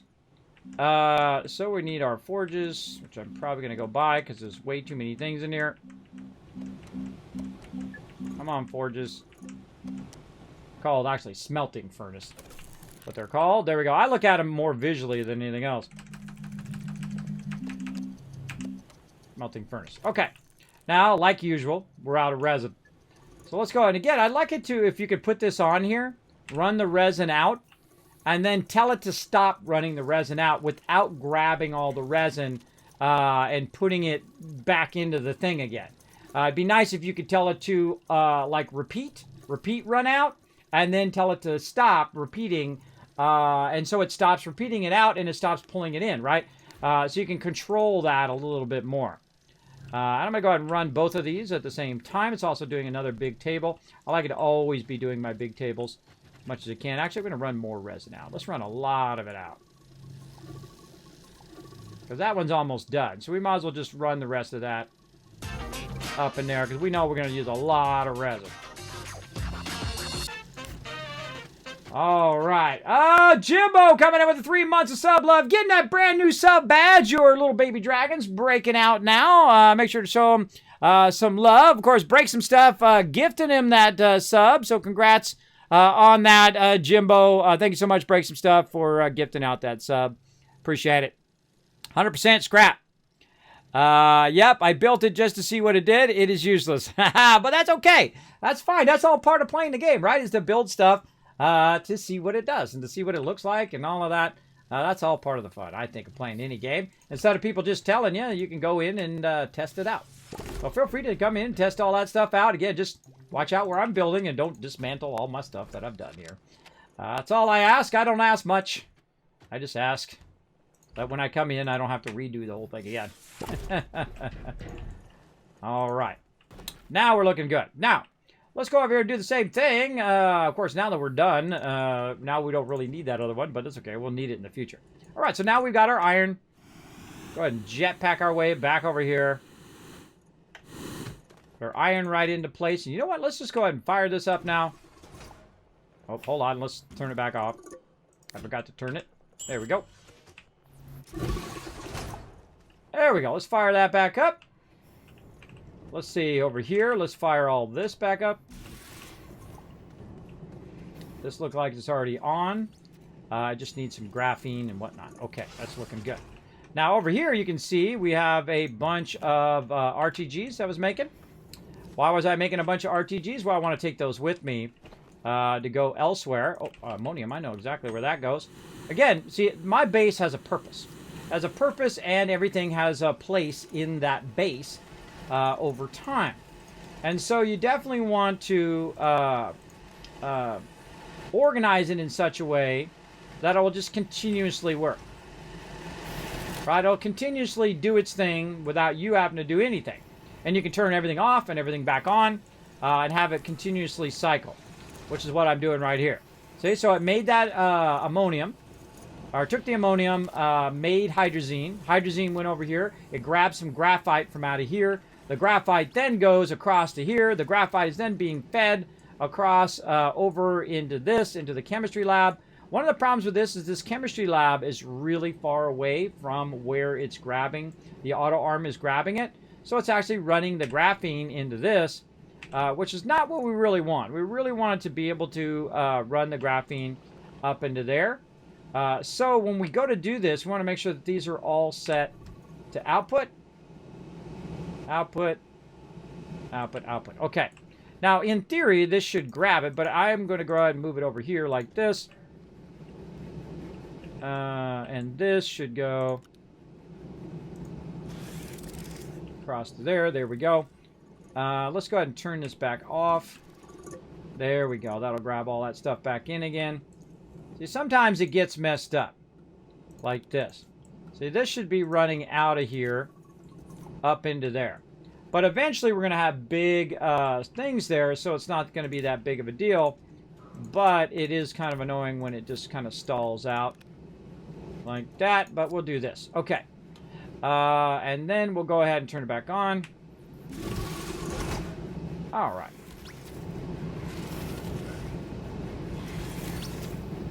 See, now again, one of the problems is this part's going to stall out because it doesn't have the ability to feed the graphene from where it is to where it needs to go. Because one, it's being blocked by this stuff here and everything else that's being fed. We'll have to work on that when we get to our, get back to that. Okay, what else we got? We got some clay on us, the ceramic. Let's grab these RTGs. Okay, what do we got over here? This one's empty. Put that off over there. All right, let's get into some wolframite here. Fire that up. And this is our actual tungsten. Put that in there and let that run for a little while. Put that off to the side. How are we looking over here? More ammonium? Nope. I like to send it when it's full. If it's not full, then I don't bother sending it. I hate it when it does that too, when it puts it on the side things. There we go. Block that. Block its ability to put it there. Now, why did it put it over there? Not what we want it to do. And I'm constantly blocking it from not going to the place in which I don't want it to go. I wanted to put it up there and whatnot. But now it's going to there. Oh, can be quite frustrating. Okay, I'm going to turn this off. This here. That there. This is output. That's output. Now go. Now, that's on disable output. How come it's putting it in there? That's a good question. Why is it not putting it onto this? See, this still has room for it to go on there. Very confusing. Okay, I'll just manually put it on there then. If I have to fix it, then I shall fix it. Off you go. Give me some ammonium. See, I feel like that's also a great place to put like a battery or something like that that's not going to take the resources and whatnot. Great way to put some other items. Oh, actually, we got one over here. Great place to put something like this to block it from doing that, because that's annoying. That is annoying for sure. All right, we got a wolframite going over there. Everything looking good. We got ourselves another table. Silicone. Okay, that we're going to be using later. Okay, we got that going. We've got our carbon already ready to go. We should have our thing. By the way, this is 400 it just filled that up with. That's a lot. Now, we definitely want to turn this off, though, because we don't want to make too much more of that. Move that over there.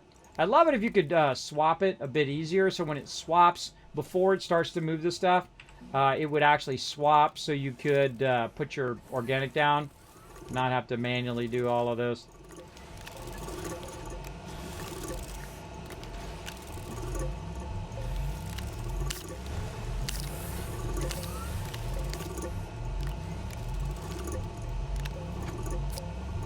There we go. Now it'll automatically do the rest.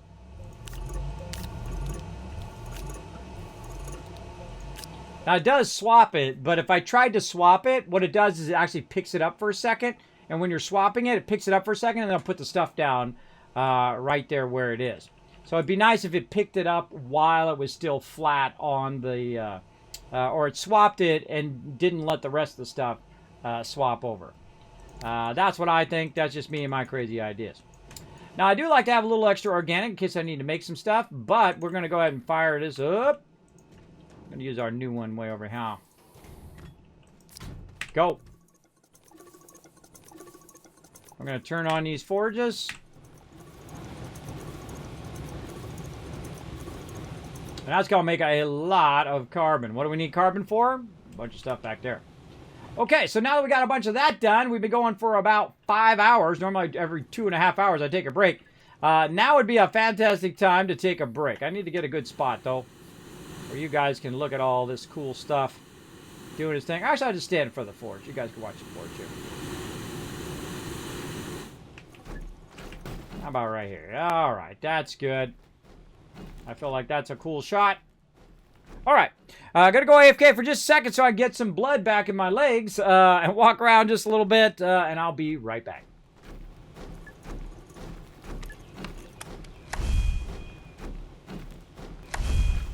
It does sound a little angry, doesn't it?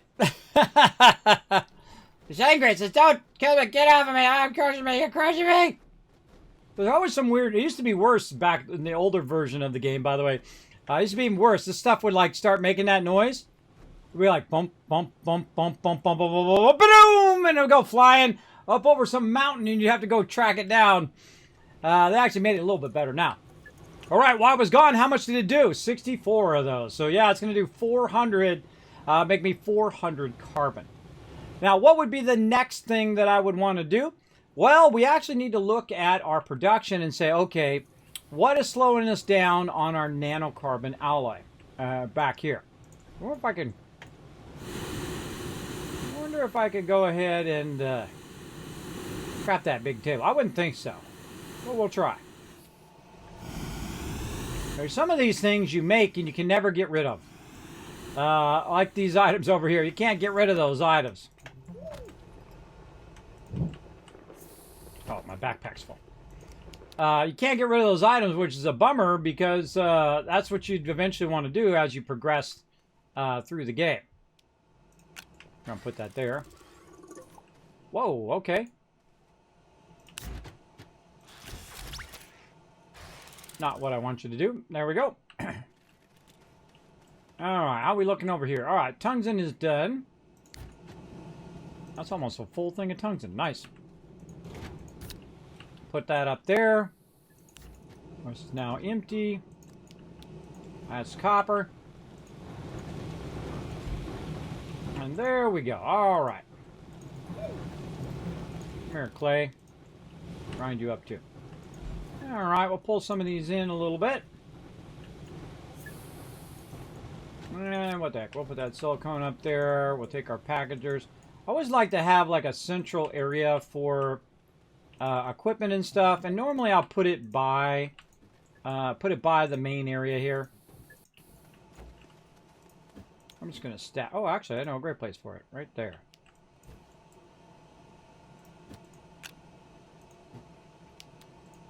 Another great use of equipment is to block those things.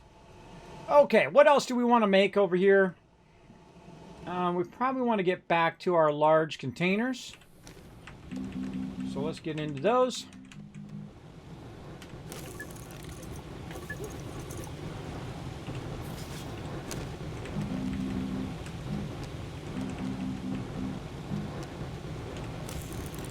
Okay. We need our graphite and we need our ammonium. So we need to hunt down some place for ammonium. Let's get it going. First we're going to take our table. I'm going to run that right into there. Running low on juice. I'm going to take our table, put that in there. We've also got some extractors laying around over here. Grab that. Now again, if you do want to come in and lend a hand, like set up some extraction for graphite or set up extraction for certain types of resources, feel free to come on in. It'd be great if I could leave a sign, right? Just a sign that says we're looking for these particular resources. I could leave it right by the ships and say, yeah, we're looking for these resources. We need these resources for the main base and whatnot. That'd be really cool. All right, so we're low on hydrazine there. So what we really need is a bunch of ammonium. Now, my favorite place for ammonium is Caldor. Now, before we go to Caldor and do all of that, we're going to need certain resources to take with us. So I'm going to go ahead and bring some RTGs. We're going to bring a big table and an extractor, but we also need some other types of resources. And so I'm going to go ahead and let's go ahead and switch this one over to our silo. All right.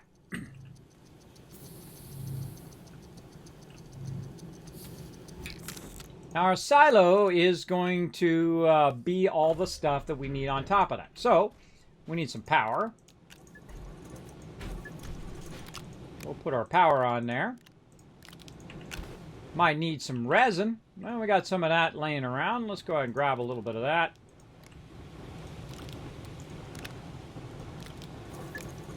Wrong thing. Ah. Right when I click it. Come here, resin. There we go. And we'll get about 4 resin. We'll go ahead and bring a little bit of compound. Now you can find these things when you go there, if you want. Or you can just have, you know, some on your ship in case you need it in that moment. And I've got plenty here, so I'm good there. All right, there we go.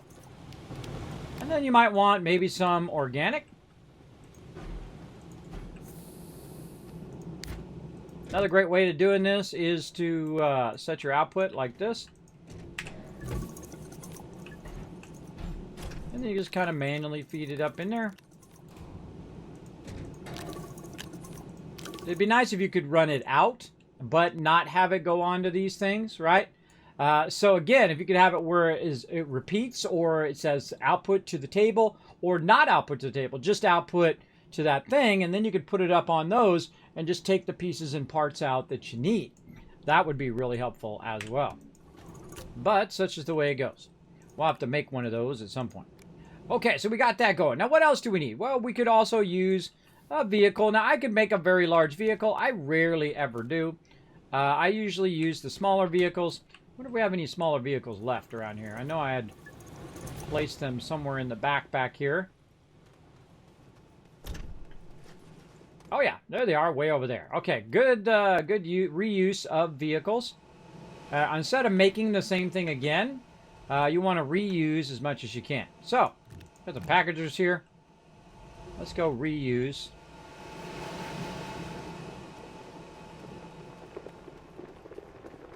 One of these over here. Now, obviously, we don't need this on this planet anymore because we do have the large ones. That, you know what? Actually, we'll bring a trailer as well, just for funsies. Okay, so we have a tractor and a trailer. Keep hearing stuff. Someone's driving around or something. Okay, so tractor and trailer. That's going to be pretty nice. Let's see, what else? I think that's probably good.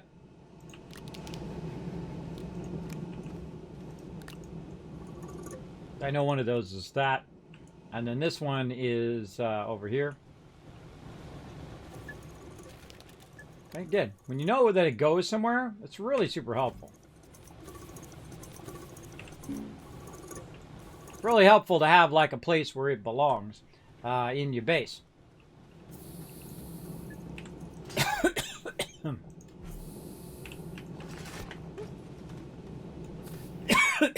All right, what else do we need? Auto arms. Make a bunch of those. In fact, just make as many of those as you possibly can. Go. Sorry, everybody got a cough. All right. Now, while I'm coughing and running out some of those auto arms, let's go ahead and do this battle. Battle. Let's go.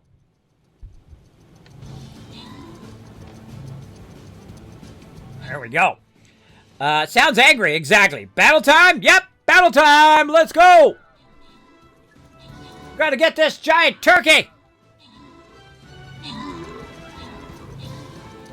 Get that turkey. Oh, these guys are toast. Look at the great position that we're in there. See, we're spread out in such a way where our front line is pushing into theirs. They're toast. They are toast. That was some good battle tactics there, guys. Good battle tactics. All right, there we go. Boss win. Open the captain's chest. Grant you guys some love. Techie, Warforged, Rich History. Gee, I keep seeing the same lucky names over and over again there. Kicking some booty. Techie coming in overall MVP with the 7 kills as well. Fantastic job. Bam! 502 bosses down. Going for the turkey again. Let's go. We got a mystery there. I feel like we got a double. Oof, got a 4 there, though. And we go high side, hit here, mystery. Well, then we can't come down. We can't come down there. You know what? I feel like you guys can hit some of these 4 skulls. I say we just go low side. Yeah, low side. We're going to have to hit some serious 4 skulls and a mystery right at the end boss. That's going to be rough. But we'll do what we got to do. Let's get into it, everybody. Let's go ahead and fire it up. I'm going to go ahead and put my epic musketeer down and lend you guys a hand. Feel free to come and join us. It is free to play game. Very, very fun. Now, while we're doing that, look at us. Been over here making a bunch of auto arms for us. How nice of it. All right. And we're going to go ahead and put our auto arms up here. And you're like, Kismet, you're going to use all of this? No, not on this one, but I'll use it in the future. So this is not only for what I'm doing right now, but also later on when I'm doing some other stuff. Now, it'd be kind of nice to get myself another tractor, so I need some more graphite. So let's run over here and just grab a piece of graphite out of here. And go ahead and... so many things to unlock now. Get myself a packager. Thank you for the follow there, Highlander. Appreciate the love. Thank you so much for dropping the Dragon Hammer, crushing that follow button, becoming part of the Teamwork Tycoons. Welcome, welcome. Now, what I'm going to do is move these vehicles to other planets because they don't need to be sitting. All right, yeah. Oh, there we go. Not doing any good, sitting there doing nothing. And now, speaking of sitting doing nothing, I guess we could just put our solar array back in again since it's doing nothing there and I can't scrap it. We'll just go ahead and plug it back in for no reason other than it's sitting there doing nothing. All right. So we got all that going. We should probably grab some extra organic from up here. Where did I put that organic? Right here. You're like, what are you going to put the organic? I'm going to put it right there, and then one on my backpack, and then turn that back off, put it back up there. I do like to have extra organic, and the other thing I like to have is an extra resin. And then what I do is I switch along here until I get to oxygen filter. In case I run out of oxygen, I can very easily make an oxygen filter if I have enough power. So good ways to prep for where you're going. And then I'm going to go ahead and put this tractor onto there. Now, it'd be nice to have a bunch of extra hydrazine to go with this. And we just happen to make a bunch of ammonium here. Or trade in a bunch of ammonium. Let's go back over this way. Drop that out. Now we got a bit of a problem because this thing keeps feeding over here. We're going to turn this off.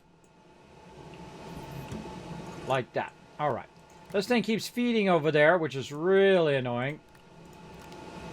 To have it where, again, I'd like to be able to link the objects. I'd like to be able to link this object to that object and say it only goes from here to there and that's it. It would be nice. But what I'm going to do here is I'm going to turn all of this off, and I'm going to turn on my ammonium. Now, ammonium's going to run in there, but it's actually not running because I told it not to run. And so I'm going to go ahead and run out some hydrazine. Now, what you can do, which is pretty cool, is you can make it where it's grabbing one hydrazine and putting it away for you to use, and then the other hydrazine will then feed into here to be used in there. Now, I'm actually going to grab that hydrazine out and use it from a jetpack. Also, a thing that I like to do is I like to make 2 jetpacks eventually. So we have some extra titanium alloy over here. What do we got? What do we got? Oh, yeah, right here. Let's go ahead and make another one of those babies.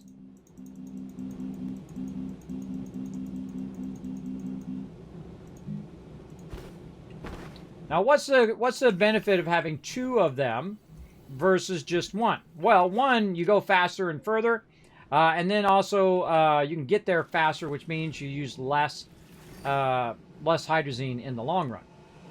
All right, and then we'll put that in there, and then we'll have this keep on going. Now, it can't keep going because it needs something up here, which is our hydrogen. And we've kind of turned that off, but that's okay. We'll get rid of these extras and feed those in there. Got a bunch of these just laying around. Ah, dang it with that lock. Lock. I always happen to choose the one that's not locked. Lock. Let's get in here and lock all this stuff. Don't feed that in my backpack. I was to feed that stuff into my backpack. Really annoying. Another thing, too, is I like to be able to disable it feeding stuff into my backpack. I guess I could just not walk in front of it. That would probably help. But let's go ahead and lock this. Let's lock all this stuff. What I do is locking the tables so they don't move. Lock. That's locked. Just don't walk in front of your stuff and you should be fine. Lock. That one doesn't give me an option. Oh yeah, it was running this way. That's funny. I ran behind it thinking it was behind it, but it's actually in front of it. This is the side I want to go to. Yeah, there you go. We've also got some large resource canisters that we can use. But we don't have enough space in our spaceship right now. We'll come back for those later on. Still rocking that carbon. Still rocking all of that. And we need to get some more stuff. But that's about good enough for now. That's going to get us started. So let's go. Now, if you didn't know, there's a spot right here, which looks like it's just for the thing, but you can actually put that in there as well. Looks like it's just for the oxygenator, but I rarely ever use the oxygenator at all. And this is our graphite here. This is our hydrazine running out. Now, what do we do with that canister? Over here. Now, this is actually a fluid canister as well. So if we just want to do hydrazine, we can go ahead and say, okay, hold on. Let's take this, run that back in. Grab some more of this hydrazine on us. And we can use the fluid canister as our actual hydrazine extractor. Right? So it's going to keep running now. And we're going to keep running that ammonium out. And it's now going to make a crazy ton of hydrazine and keep feeding it in to that. Now, another thing we want to make hydrazine for is for our ship. So let's go ahead and grab this hydrazine, put it right in there. That over. That over for later. Okay, I can also turn this around. I can run this out, grab a hydrazine there, run it back in. There we go. And let's just make sure that we're fully fueled. Always right when I click. Right when I click, it moves just a little bit and then drops it. There we go. Let's see.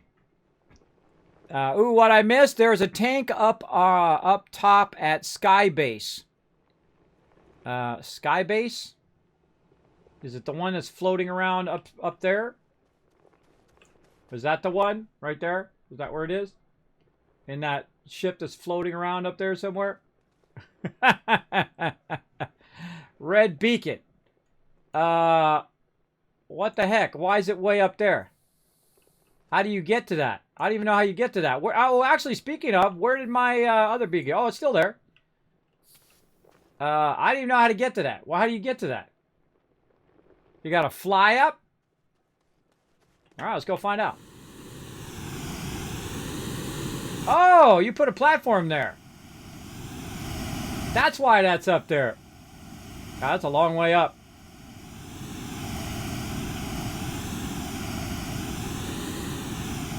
Let's go look.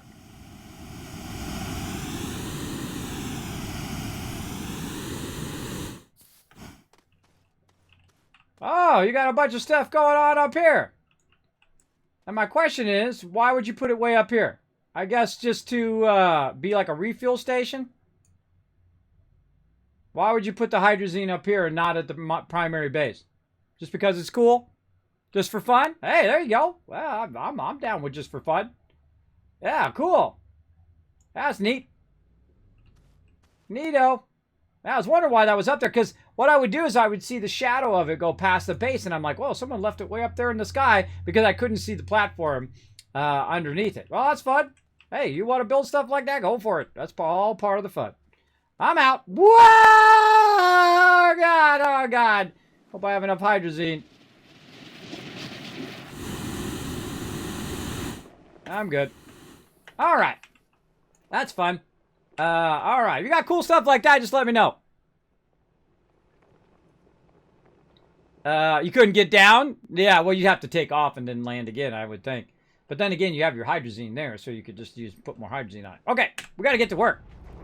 We got things to do. We got resources to get going. Yeah, see, I never even noticed that on takeoff. I didn't even look. I should have watched that when I was taking off. That's a fun little thing to do. Okay, on to Caldor we go. Now, why do I go to Caldor? Now, Caldor is one of my favorite for ammonium. Usually has some big fields of ammonium. Well, we're going to find out in this playthrough. I'm just going to pick somewhere random to land. And we're going to try to leave it undisturbed. Now, I like to typically land next to these beacons. And the reason why, or these monoliths, beacons are different. And I should have probably bought a beacon now that I think about it. But the reason why I like to land next to those is because later on you'll come back and you'll want to power those up. And the easiest way to do it is actually to put a landing pad right next to it. So I usually land nearby, drive my tractor or larger vehicle, whatever I feel like using, and then just drive it over there and put a landing pad down, and then now you have access to land in and out of there. And so typically I will see if there's one close already, so I don't have to put a landing pad down. But that's how I power up all of those, is I will go, like you can even see the one on the side over here. You can see it just off to the side right there. I could land right here at this one, drive my vehicle over there, put a landing pad down, and then it would have its own bubble around the end, which is typically what I do.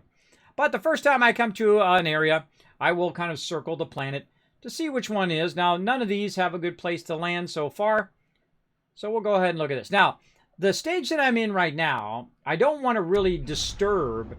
I don't want to disturb the nodes. The whole point is that I want to have some nodes that are really good, really dense nodes, and then use my auto extractor to extract those nodes and do a lot of the work for me.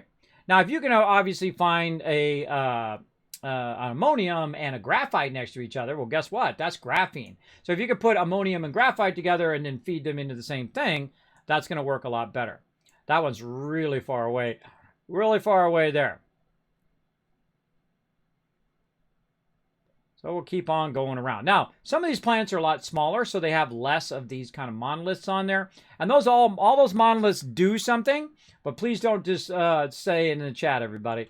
Because unless I'm doing it on the stream, I don't like to spoil it, because I feel like it's one of those moments in game where you go, oh, that's what that does. And I love to have people discover those moments. But if it happens on stream, obviously there's nothing I can do. I'm doing it on stream. Endosalve coming in, or Salve, thank you so much for coming in, showing some love, dropping the dragon hammer, crushing that follow button, becoming part of the Teamwork Tycoons up here in the Kismet channel. I feel like this is the closest one I can find right here. Maybe it's fate trying to tell me something. Maybe we'll find a ton of ammonium, or maybe we'll find none. We'll find out. Let's go.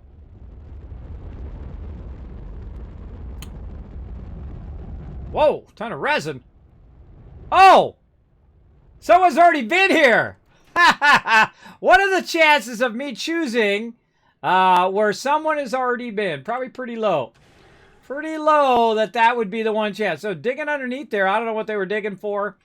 I don't know what they were here for, but that's pretty funny. But I don't see any ammonium, so we'll go ahead and run up over the hill here. Now, they have surface ammonium on this planet.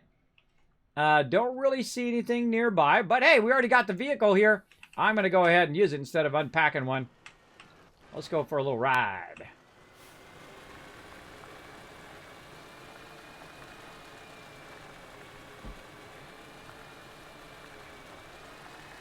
Bingo. Kismet's instincts kick it in right there. Not bad. I think we can do better. But we might start with that. Since we have a landing spot nearby. Whoa, look at that over there. Tungsten up on the surface level. All right, not seeing anything else for right now. Now, we can explore around and look for some more. I find when you find it, just go to work on it. Let it start to extract all of that. And then we'll come back and fine-tune it some more. All right, let's get back over here. Actually, let's just go ahead and leave this over here. Let's just leave that right there. The reason why I'm going to leave that there is because it acts as an auctionator. I typically don't build auctionators. I typically don't do all of that stuff. I feel like it's really unnecessary. So we need an auto arm. We need some RTGs. Not enough room in my backpack. Let's go ahead and switch with what we got. RTG, resin. What do we got? Helium. Why do I have helium on me? Darn it. Darn things put helium on me. Okay. So we got our auto arm. We got our RTGs. And we're going to need our extractor. And we're going to need our table. Now, again, that's a great thing about the jetpack.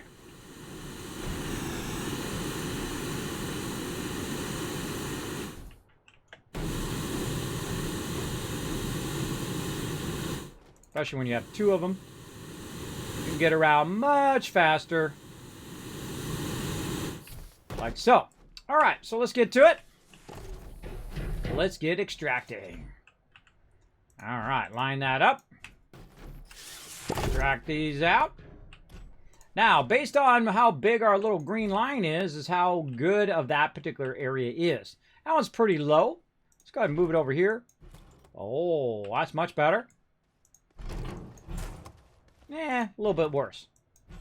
Definitely better right there. Now, of course, I'd like to see the line all the way at the top. Who wouldn't?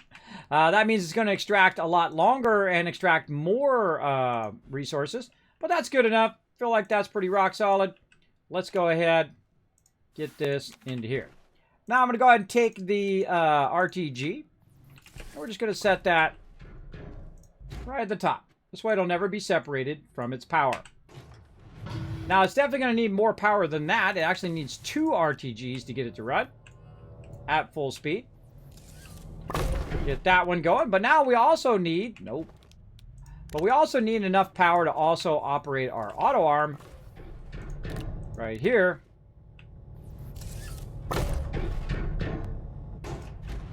And remember, the green side is where you're grabbing it from. I'm going to turn that on. And when that's done, we're good. Now, over here, we've got our vehicle, which you can see is filling up my little oxygen tank there. Looking good. Looking good. So that's the basics of that. Now, there's one more thing that we need, obviously, is we need a canister for this to all go into. Now, that's going to be a lot of ammonium. That's going to really crank. But you know what would be even better? Is if we had even more extractors to extract it faster if we were in a hurry. Now, last time I did build 3 ammonium extractors. They were nearly maximum on that green line. And they were just sitting there making tons and tons of ammonium. Because what we could do is we could just have it make the ammonium as opposed to making, or as opposed to just collecting the actual ammonia, right? So we could go in and say, okay, take the ammonium here, and then convert it into hydrazine, is what I was trying to say, and then take the hydrazine with me and bring the hydrazine back. So you could do that right there. And if also I had graphite here, I could run graphite and make graphene as well. But I actually find that it's better to extract the ammonium, because you're going to get 400 ammonium, which is basically 200 hydrazine out of one canister, versus trying to put it in all the smaller canisters. Though, in theory, you could use the smaller canisters, which are 24, and then you could put it up on the giant silo and put them up there and do it that way. We're going to try both of those. We're going to try them both. So, let's put on our to-do list. We're going to make a chemistry station. We're going to bring some more power. We're going to be doing a lot of that stuff. But, number one thing is we're going to need more ammonium. But let's go ahead and leave an extra RTG here that we made earlier. be used in that. So again, I always start at the first part of the process of creating nanocarbon alloy, which is ammonium. Now, the other part of that process is also graphite. So we want this to go ahead and run, but we also want to watch to make sure it's working. Now look, it stopped. Why did it stop? And that's because the item that it needs to grab is on the far side, and it doesn't know to grab it. So I'm going to turn it around, and it now grabs it. Okay, now it's good. You always want to sit and wait to make sure that that thing is working. I don't care what game you're playing. Always make sure that it works. Now, I know that that's going to work, but I specifically turned it like that just so you can see what would happen if you have it turned in the wrong direction. I'm always aiming the output side onto the auto arm side, because if you have it too far beyond there, it won't be able to see it, as well as you have it too far up, or if it's turned sideways, or that kind of stuff, and the circle does not enclose that area, it actually won't pull it off the extractor. So we'll wait for one more, just to make sure.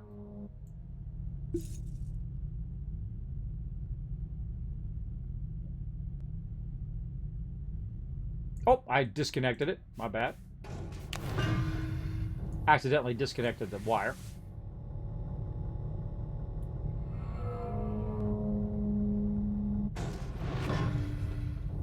See, another thing I'm glad I waited for. There it goes. Okay. So now it's taking it, it's feeding it over there. Awesome. So we need a chemistry station, and we need a large container. So let's get into it.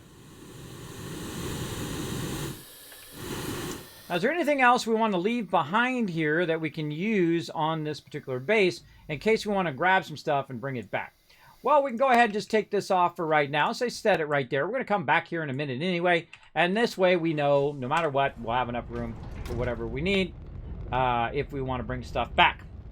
Now, this is the type of planet that I don't really go underground and get resources underground.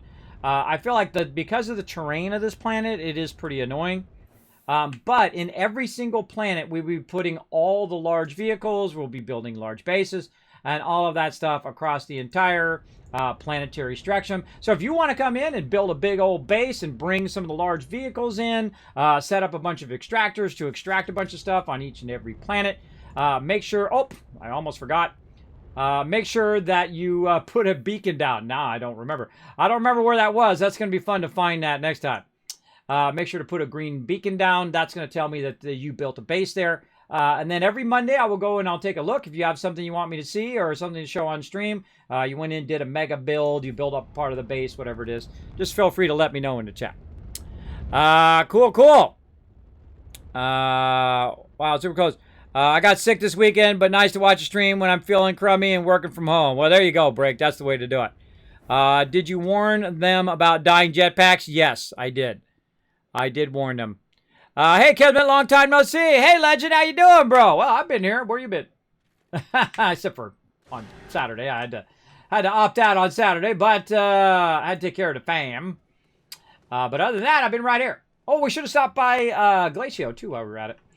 All right, so we got that going. What are we doing? We need to make another chemistry station. And we're going to do some testing here. I love testing stuff. Okay, chemistry lab. Right here. And again, this is why you'll see me stack a lot of resources up there. Just so I can, when I want to make the thing and when I want to make it. There it is. So we need a chemistry lab. We need that. We need one of these tall platforms like this. These medium, large silos. Let's go ahead and get some of those going on. We want the B one, so we're going to need some steel for that. Okay. We're out of steel for that, for sure, I'm sure. Let's go over here and make a little bit of steel. Now, here's the thing. I can turn this part off. And if I turn that part off, but I turn this part on, it's already on. And if I had some argon, I could make a bunch of steel and just take the steel out of there, right? And I can make a bunch of steel into one of these containers as well. But while we're waiting for that, we're going to go ahead and have to get our containers here. Put that right there. We're going to go ahead and get these other ones over here, which are large containers, even though they're in a medium thing. There we go. Another one over there. There we go. All right. I feel like that's pretty good. Let's see. Nice to have that steel. All we need is a little bit of argon. I don't think I have any more left, so we'll have to go get some of that as well. You're always out of something. Now, the whole point of what we're doing is to scale up everything that we're doing so we don't run out of stuff as often, right? So we're trying to get the largest. Look at that stuff is still going. That's still converting that. It's converting 400 organic into 400 carbon. Pretty sweet. Now, we got to go check in on our iron, too, speaking of. Okay, so we got things to do. We got to check in on our iron. We got to check in on our ammonium. You know what? I feel like we'll go ahead and bring our canisters as well. So we can swap out our argon canisters. Let's go. We're looking on our fuel. Fuel's looking good. Well, let's go. So much to do, everybody. So much to do. So little time. So first we'll go swap our argon. Okay. Now, one of my favorite ones in the game is called Glacio. Oh, happens to be nearby right now. Is Glacio. This is one of the places I will create my base. Look at that. Coming right up on it. Nice. And I usually put a green beacon. I forgot to put a beacon down on that, and I forgot to get a beacon again from the main base. But that's okay. We're going to fly back to the main base here in a second. Hopefully I remember the beacon. And we're going to go ahead and land right over here. And we're going to get our stuff out. Now, eventually I'll have it running its way down here, but right now I'm just going to walk it up the thing. See, it builds up momentum. So if you get it before it builds up a lot of momentum, you can catch it. Just walk it up here. All right, there we go. That's looking good. Get that argon out of there. Put these replacements in there. That's on loop already. There we go. And we'll go ahead and put our replacement items in there. This is extracting our iron. How we looking? 81. Let's give it a little nudge. There we go. That ought to make it run for a really long time. Let's lock all this stuff. Like I'm going to bump that in a second. All right, so now we have plenty of argon that we fixed up earlier. Now, argon is one of those things. It's like it should be like the first, second, or third gas that you go and start to collect. I don't really worry about silicon and methane. That's like really into the game stuff. Unless you're trying to make drill bits and things like that, then it's okay to use silicon. But typically, I don't. Typically, I won't even bother with that. All right, we got to come back here. We got to work on titanium. There's so much stuff to work on. We got to bring vehicles. We got all sorts of things to do. But we need to walk our way down the road to our process of nanocarbon alloy. And part of that process is making steel. And so we're going to go ahead and fly back. There you are. Gotta remember that beacon. Remember the beacon. Remember the beacon. Remember the beacon. Kiz, are you landing? Are you taking a landing pad back with you, or just a beacon? Just a beacon. I'm already close enough to the resources.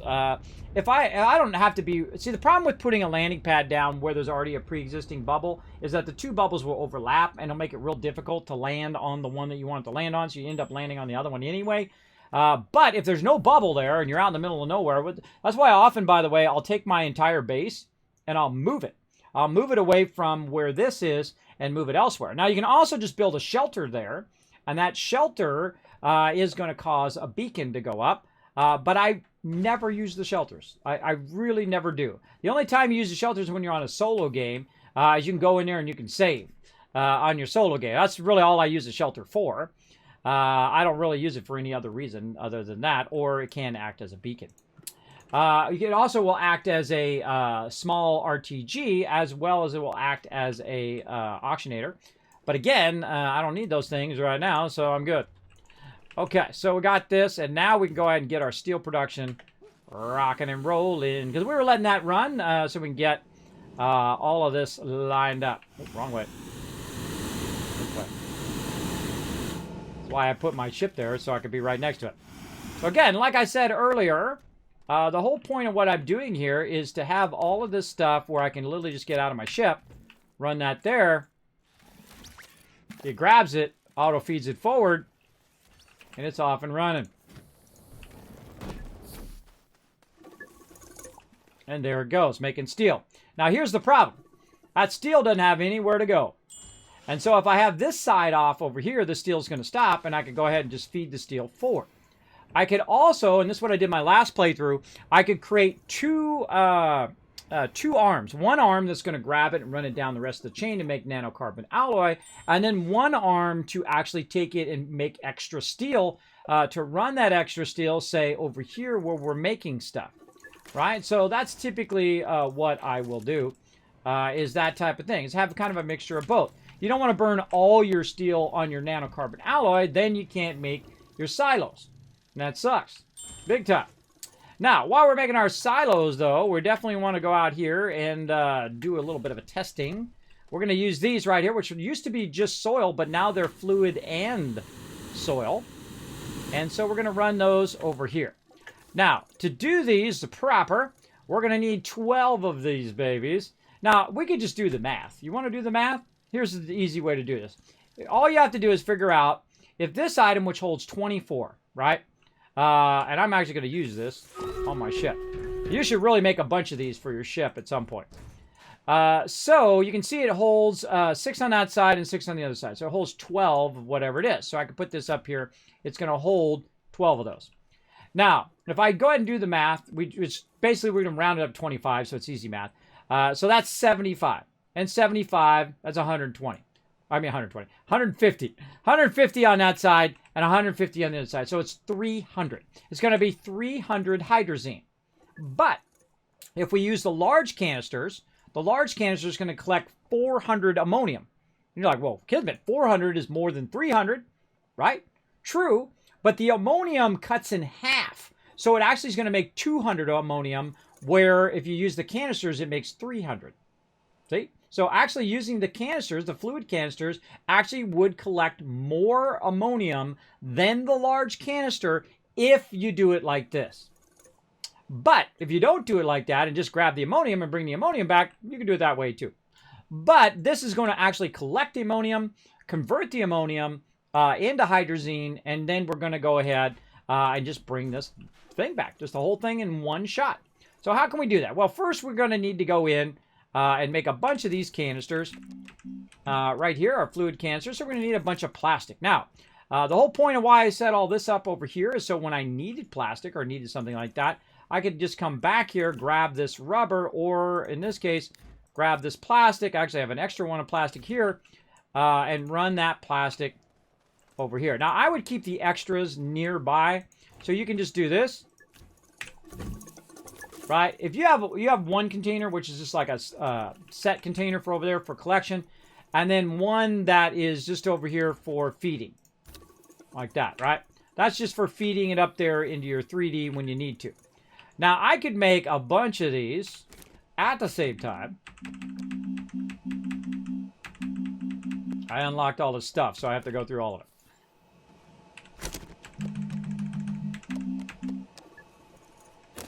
I need to make sure that's the right one. That does not look like the right one. Fluid and soil canister. That one's right, yeah.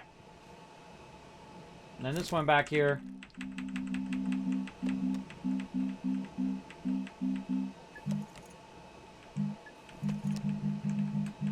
There's two of them with an and symbol. I'm looking for the and symbol. There it is.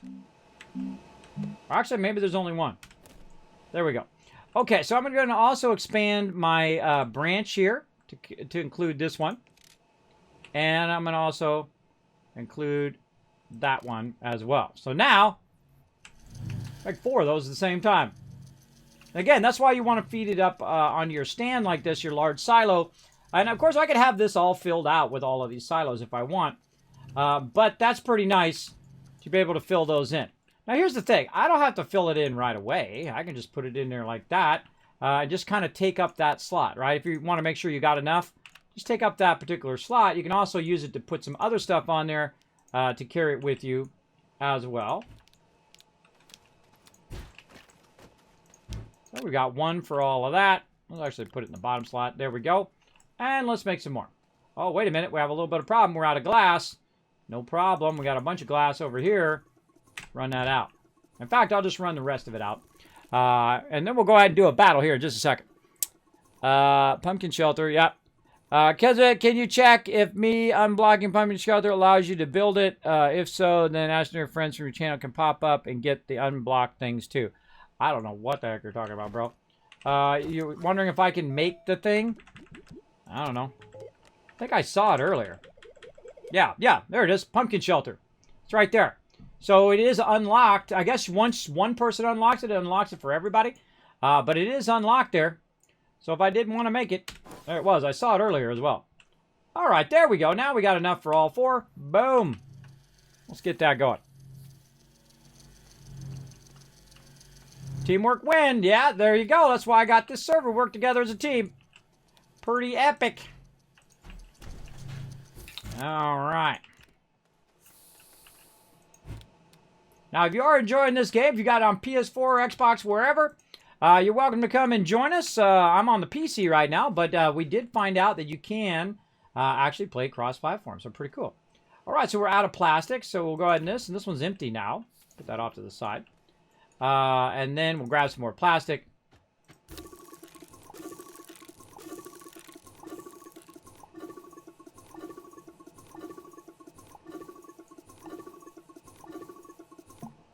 Might as well let the rest of that run out. I'm going to run that back in, and we're good. All right, do I really need 4 more? If I have extra, always use them elsewhere. But let's go ahead and run it. Let's double check it. We need 3 more. All right.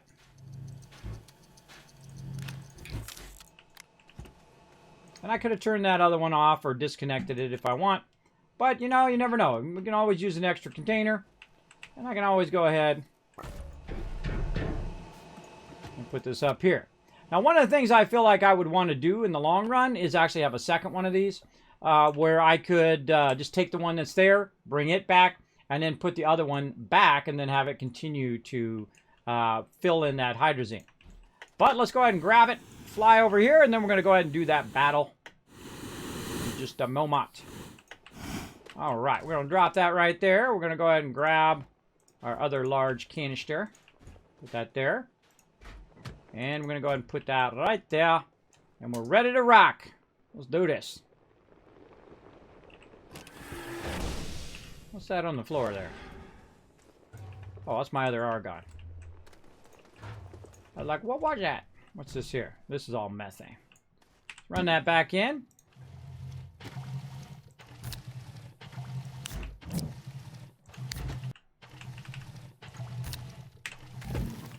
And run it back out. Yeah, I actually just thought of something. I could also connect it to these gas canisters to turn all the canisters off when I turn the whole system off, and then have the gas canisters run it all out when I am actually using it. So it'll use up all of the gas from all of that. And I'd do the same thing here. I'd have all the gas canisters up onto these silos until it gets to this part here, and then I'd have the long silos that holds all the units on it. We'll get to all of that. We got to get to the basics first, everybody. We got to get our stuff extracted. Let's go. Basics first.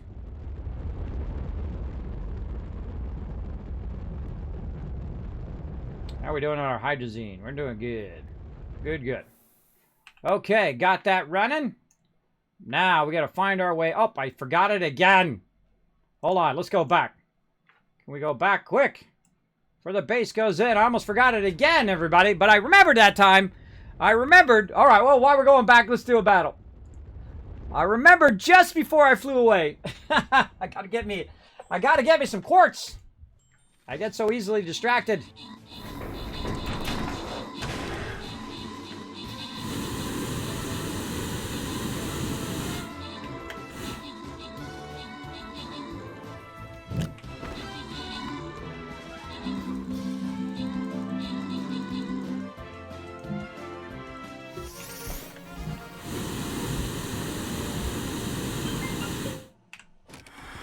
All right, open the captain's chest. Grad sub rewards, let's say Jimbo, Bo, Rotisserie, Vex, and Raven all getting some love. CW coming in overall MVP with 16 kills. Congrats, congrats. Let's go. We're going low side all the way through to the turkey boss. Let's do it. Let's do it. How are we doing on time? Holy mackerel, is time flying by today. Holy wow, wow, wow, wow. Flying by. Come join us, everybody. You can find the link in the chat. It's free to play. Play in both mobile and on desktop. So I went down there, made that beacon, and now we're ready to go back and get to Caldor over here. So we can put this beacon down. Now we're going to have some fun. We're low on hydrazine, at least on that one. No, we got a whole nother full hydrazine. So we go up and down in the atmosphere if we can't find the right one. But we're coming into Caldor here. And we're going to hope we find the right one.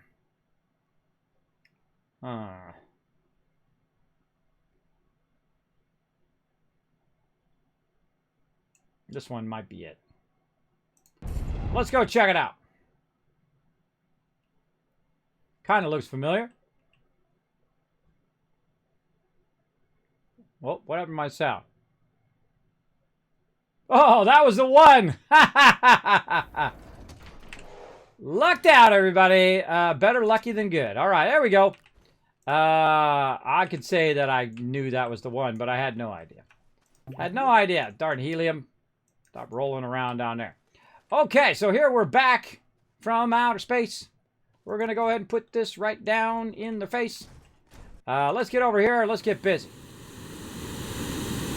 Oh. Hold on now. Oh, this way. You're like, where'd it go? It's over here. All right, there we go. Okie dokie. Now we're getting this started. Gonna show you a little trick too. Watch this. Put that up in there. Put this in here. We haven't got to the trick part yet. I'll let you know. I'll let you know when we get to that part. Actually, we'll put the canister. We'll just throw it over there. This on here. We'll grab this. We're going to use our vehicle as part of our deal here.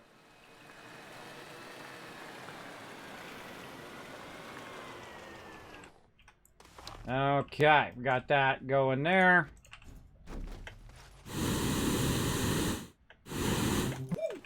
Now, I find once you get a lot of hydrazine, it's Jetpack City, everybody. It's a lot of fun. A lot of fun to get that going. All right, there's our large canister, our chemistry lab. Let's get that going. We can go ahead and just take this. Keep that going. I'm going to turn that off. Let's go ahead and get these undone.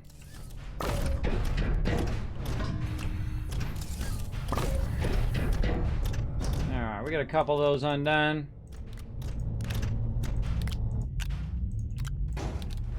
Set those to the side. Turn that around that way. Alright. So far, so good. Now, over here, we're going to go ahead and say ammonium, or hydrogen, sorry, from ammonium. Now, our biggest problem here also is hydrogen. So, what we need to do is say, does Caldor have hydrogen? So, the way to do it is go to your Astropedia here, go over to Caldor, and I already know the answer.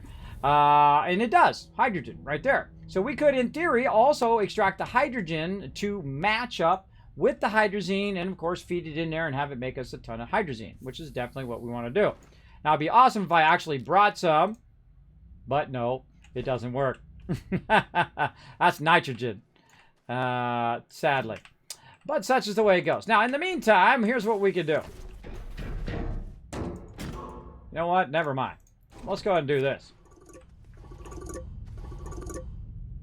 So there we go. So that's going to grab that. Now, if I was going to leave this like this, what I would do is actually swap it this way and put that at the end. Then we got to turn our arm back on again so it keeps feeding it. And that's just going to feed a ton of ammonium in there in the meantime. While we come back and we need an atmosphere condenser. We need another table. It would be great. So an atmosphere condenser, a table, and so on to kind of keep feeding all that stuff into there and be able to do our hydrazine. Now, what we can also do is we could go ahead and extend this by adding our power like this. And it's actually a great use of this if you're not going to use it anymore. because you can't scrap it. Go ahead and put this here. Put that there. So that actually is acting as a power for that. And then you put this back up here. Oh. Put this back up here. Like that. So it does give you a lot of room and whatnot. I'm going to go ahead and grab these. We'll get rid of those eventually. I like putting those big RTGs on the front of those vehicles because it's just so overkill. It's the greatest. It's the greatest. Okay, let's get this out of here. We'll put that off to the side. What else we got? Large canister. We're going to use that elsewhere. Let's see. So we got that going. So now what do we need on our to-do list? We need an atmosphere. Atmo extractor. We need an auto arm. Maybe more power. We'll test it. We should probably bring a battery so we can see if we're at the right power. What else? And that's about it. Oh, and we need our large table. That's what the other thing. Large C table. Okay, so that's what we need. That's what we're going to go get. Let's do it.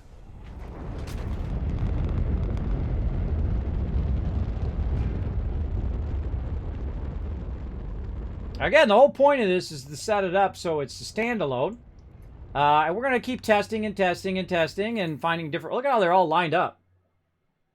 It's like a planet alignment action going on right now. Trippy. Look at that. We're all lined up. The world's coming to an end. Oh, no. Do you ever use the game breaking physics of the winch to move a large object around, stuff like you shouldn't be able to? I never use the winch, ever. Even if I find the large solar things, I usually use my vehicle. I'll get it out of the ground, I'll flatten it, and I'll put the thing down, and you know how it's at an angle like this, those large solar things? I'll take my vehicle and get under it and push it. I do it even with the tractor. You can push it all the way across. I've had 3 of them before in my base. I just push them right up to my base, and then I connect them in, and bam, I got a massive amount of solar power. Very, very fun way to play the game. But I never use the things I don't unlock: auctionator, crane, the tow cable. I don't ever use those things. But that's just me. But hey, if it's your jam, go for it. Use it all you want. I did see there was a crane over here and all of that. It's up to you. Whatever you want to do. You go ahead and do it the way you want to do it. Just don't take my stuff down. Leave my stuff as it is. Feel free to add to it, but don't take it down. Okay, let's see. Atmosphere conductor, we need some iron. Well, that shouldn't be too hard. We got some right over here. We'll go and grab that. Feed that forward just wherever, and bam. Uh-oh. We took it and did a table with it. That's okay. We'll need a table later anyway. Got plenty of iron for right now. In fact, we probably got about another 200 iron we can go grab over there. Okay. I got that on automatic. So whenever it can make me a large table, I just have it make me a large table because I always need more tables.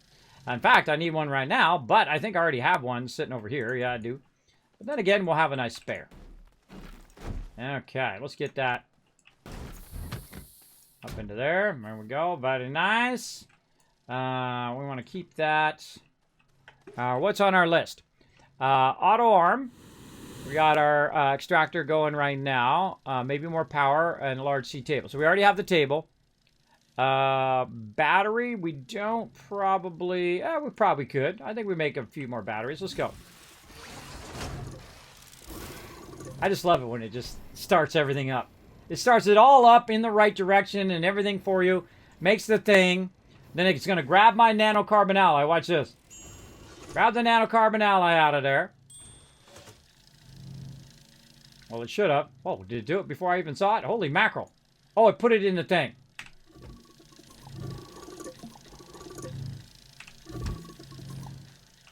It didn't grab it because it went into the thing. There we go. So it's supposed to take it and feed it forward. There we go. That's what it's supposed to do, unless I have my things there. I got to fix that. I'll fix that later. But what we want to do is go over here and make ourselves a ton of RTGs. And we're just going to put that on loop again. Go to it. There's a little thing of nitrogen laying around. So if I see stuff laying around, I just keep feeding it up in here, and eventually I'll take care of it later. But for right now, we want to do that. Okay, So this is a problem. This is making our nanocarbon alloy not feed forward. So we're going to take that out. And we're going to see if we can do that. Nah, see, that's feeding that across. We want that to stop doing that. We'll turn that off. We'll turn this, draw those in.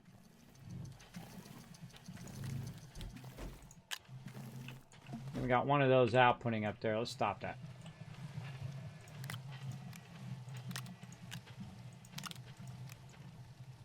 Nice. Actually, you know what? I'm going to create another segment, turn that on and off from this one button. All right, so how do we keep that from feeding? Again, that's one of the things that I would like to be able to do is stop it from feeding, even though, see, it's not even covering those. So in theory, it shouldn't be feeding those. It should only feed it to the thing that it's covering, but that's not true. It will still continuously feed it forward. So we need to put something into these that's going to stop it from feeding forward. I know exactly the stuff. It's over here doing nothing.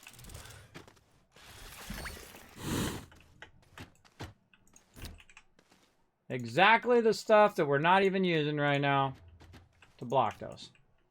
Now later on we'll come back and we'll fine tune all of that with our larger stuff. But for right now, let's just block it from running the endless amount of stuff. So the whole point is that you don't want it to have an open spot. If it has an open spot, what it's going to do is it's just going to continuously keep feeding and feeding and feeding it, and then blocking your ability to make your nanocarbon alloy and feed your nanocarbon alloy forward, which is what I wanted to do. I wanted to grab the nanocarbon alloy, feed it forward, and make me some RTGs, right? And so that's basically what I'm doing there. I'm just blocking that ability to do that. This generator is from that other stuff. This is some extra nitrogen. This is extra argon. And then we got our RTGs. Okay. So we could make a couple more there. Very nice. That might come in handy in a bit. We want that. That's going to extract that. We want to go ahead and utilize... Where'd they go? Oh, I think I already took them. I already took them and used them. Okay. This is way too much helium and way too much methane. I would have not collected that much. I just collect a little bit of it. The thing I would have collected a lot of was argon. Argon is always the thing you're looking for when it comes to steel production. All right, let's set that off. Oh, is that carbon done? Holy mackerel, that carbon is done. 400 carbon over there. All right, well, we'll deal with that later. Actually, hold on. We could be doing this over here.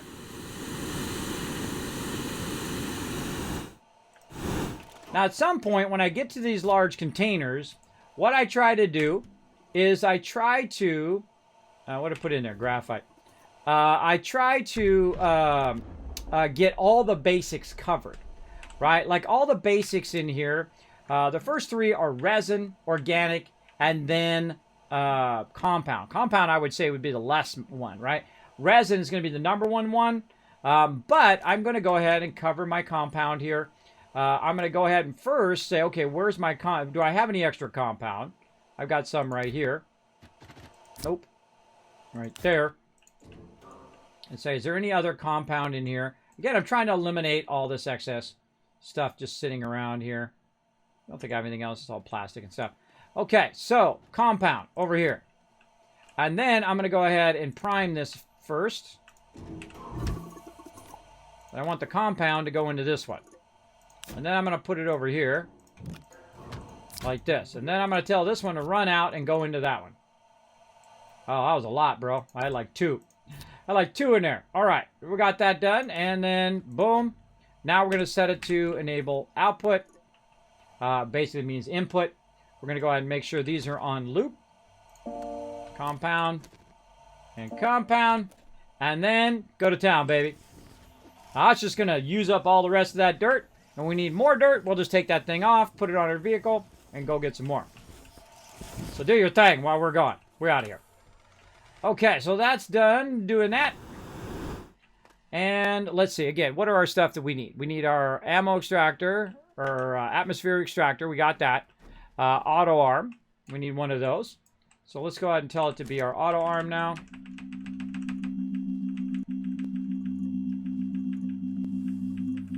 This drives my wife crazy. I can see it at that speed. I can actually read it at that speed. That's called being computers for a really, really long time. All right. Oh, no. Oh, okay. Now we're going to run into another issue. We're going to run into an issue of aluminum. But that's okay. Because remember, we got aluminum sitting over here. Make sure we got this turned off. So when we take it out, it doesn't start running out all of our resources. Which we do. And so let's go ahead and run it back over here. Attach it right up there. Run some of this aluminum out.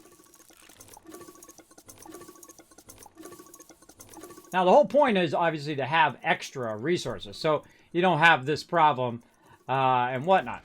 Now, eventually, also, is I will move my I'll move my large builder here out of there, and then I'll have 2 of these stacked, and 2 of these stacked with just every type of resource I can think of in there. So when I'm doing my mediums and my smalls, I can just run whatever I want because it'll have all of the resources, right? That's the way to do it. And then your large ones, I'll typically double up on the large ones and then do the same thing. Put 2 of those large things at the end and then just run out the double run of those large ones. So you can run 2 large tables or 2 ships or 2 cars or whatever you want. And then you can keep doubling up and doubling up. You can run 4 cars at the same time, 10, 100, 5,000. If you're really that crazy, you could really get in there and really make it massive. It's up to you. Okay, so we got that going. So again, we're working on our ammonium. We want to try to get it to make the ammonium into hydrazine at the actual original base. So we've got that. So we're making our auto arm over here. That's what we're doing. Auto arm, go. So we want to take the stuff it extracts and auto feed it when it needs it into our ammonium. So we're going to need an auto arm for that. We probably should make ourselves another tea table. Just so we have it. In fact, let's make 2. Make 1 there.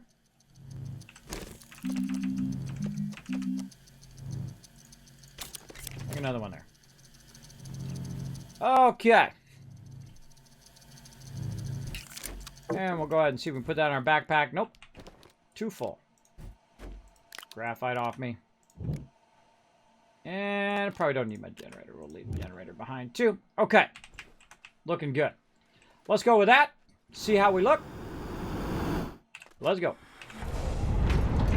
Watch that hydrazine down there. Don't want to run out of hydrazine or we're going to be walking. There we go. There we go. Sorry, we just sent them and forgot. Set them and forget them. That's right. They fill up all the gas canisters. That's no problem. No problem. But I'm just talking about how I progress through the game. I'm not talking about what you're doing specifically. I'm just talking about how I progress. I'm not saying what you're doing is right or wrong. I'm just talking about, like, you know, as I normally do, as I play through a game. I talk about the whys, why I do stuff, as opposed to just how I do the things. And I feel like that's the best reason to watch. The hows are much more important than the whys. I mean, the whys are much more important than the hows. Sorry. The other way. Take it. Reverse it. Because the why leads you to further hows. How do I do this? And how do I fix that? And how do I make this do what I want it to do? Well, if you know the why, then it leads to more of that understanding. Okay, now we got the table. Got our atmosphere condenser. Let's do some jetpacking. Uh-oh. Out of hydrazine. Which is the funny irony, because that's what we're trying to make over here. Hydrazine, right?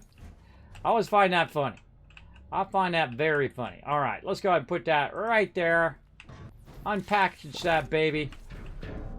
See how we've been doing. There's 20 in there already. All right, we'll take it. And we'll go ahead and nestle these right up next to each other. All right. And what we want to do is we want to go ahead and move this out of here. Move this way. I guess I'll have it this way. Let's go ahead and get all these canisters ready to rock. Okay, so these are going to fill up this, so all we need here is the extractor.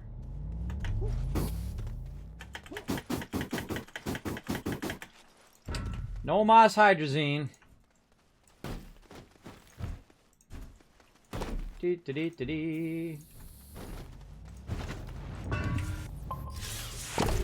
But in a minute, it's going to do it by itself. And that is going to be awesome. All right, now again, what we want to do is look in here. What do we need? We need hydrogen.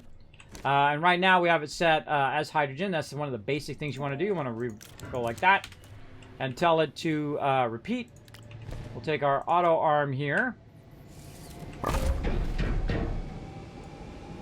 And we're going to tell it to grab it and move it over there. Now, here's the thing. How to get this to go directly into there. It only really needs to touch it a little bit for it to grab it. But we need a sample of it first. And even if you just did one sample like that, then you could go ahead and tell it to grab it. Now, is it going to grab it from this table? It doesn't always happen. It doesn't always grab it from that table and move it. Me, I like to make sure that it's going to do it. So this is why we use our in-between tables. Right? This is why we use our T-mounting platform. It also reminds us of what the heck we are doing. Now, what are we doing in this particular one over here? Just like we were setting this up in our other base, we're doing ammonium, right? And we're doing some hydrogen, and we're going to run that across. But I'm going to put this over here. I'm going to put this right here to cross that gap. We're going to go ahead and connect in this power. Like that. And like this. There we go. And so this goal is to grab the hydrogen and feed it over to there once the hydrogen is done. Now we want to just set it and forget it, let it go. Oh, battery was the other thing that we were going to bring so we can see if we're at a diminishing returns or not. So that's something we'll go back and grab here in a minute. But we do have another RTG, so just in case. We can also go in and look, by the way, at some things. You can see what your battery usage is. But I'm just going to throw another RTG down. Boom. Give it a boosty boost. Just in case. Okay. So that's going there. Now, it'd be nice to know what the power consumption is on all this stuff and whatnot when you roll over it, right? When you go in here, when you look at your auto arm, it draws 1 power while active. This draws 6 power while active. But it doesn't tell you how much power versus how much you're using. If you roll over this right here, it says it produces 4 power.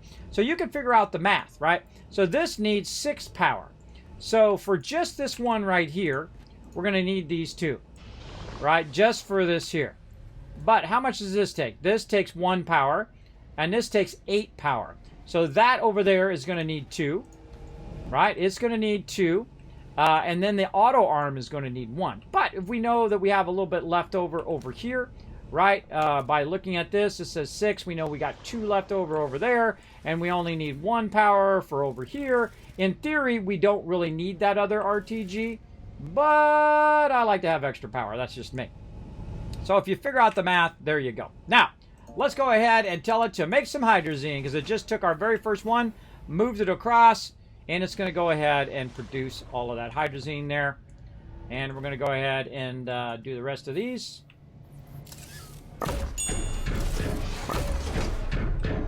Now, also what we want to do is we want to have these set on input.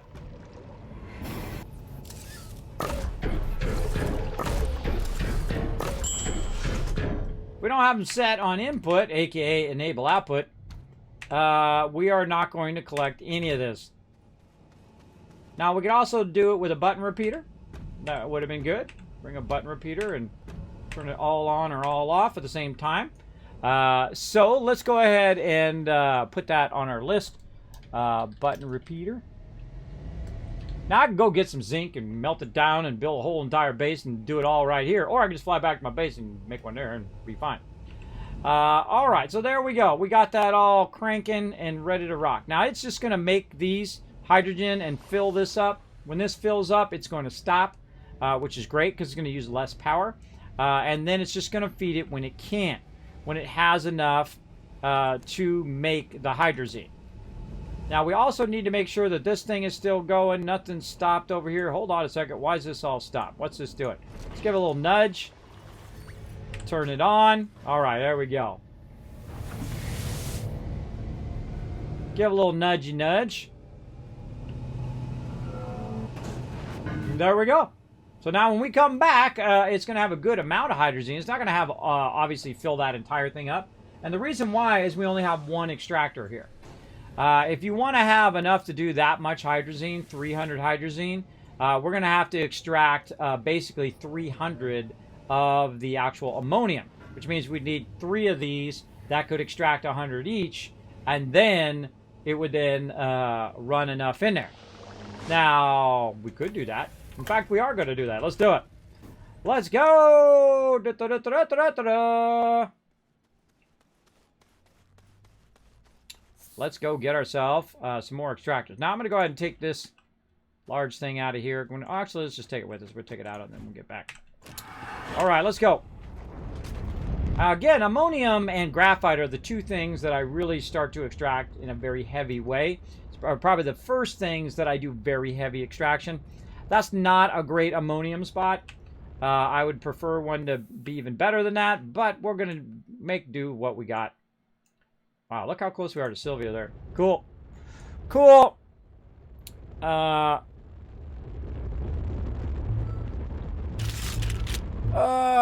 we go. No backseat gaming. Break some stuff. No backseat gaming, bro. Thanks for the reminder, though. Landing. Back pain. Gotta stretch it out. Let's go and land down in here. Now, again, remember, you guys can come in and join me here on the Astroneer server. It does run 24/7. Again, please don't move my stuff around. You're welcome to add to it. You're welcome to add to what's there, but do not move other people's stuff around or do not move my stuff around. If you do see, come in and see the base, don't move anything. Leave it as is, because I'm setting this up for a reason, because I'm talking about how the game works on stream. All right, but you're welcome to come in and grab resources to set up extractors, to set up bases on other planets and build those planets up, and then dig underground and get all those resources, and so on. It's all part of the fun of working together. Okay, so we come back here. We want to take this stuff out for right now. We're going to use that later. We have come back. What, all right, button repeater. That's the first thing we need. So let's get our button repeater going on. So annoying.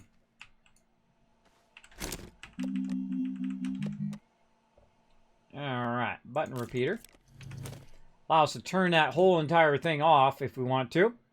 And then we also need some extractors. So we're going to need some graphite, which I threw around over here. Remember putting a piece of it around somewhere over here.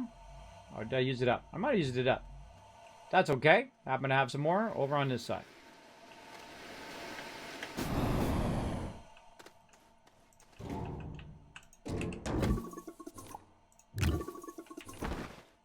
Okay. I want to go ahead and make...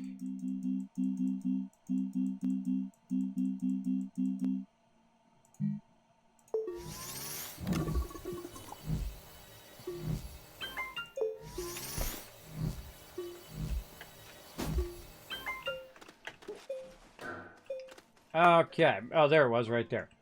Okay, so what do we got over here? We got our stuff there. We have another extractor over here that we can utilize. Again, I appropriate resources as necessary for the betterment of the entire team. If I see stuff just laying around, I'm going to obviously utilize it. But I don't purposely knock other people's stuff down and do all of that. But if it's just sitting there, I'm definitely going to utilize it. All right, running back over here, and I saw another one sitting way at the end here. Yeah, look, now you can see it. Yeah, nice to see it floating there. All right, stop sliding. And we're going to go ahead and pack this one up. There's a ton of these laying around. So I hear a lot of like vehicles driving around, but there's no vehicles driving around. And over here.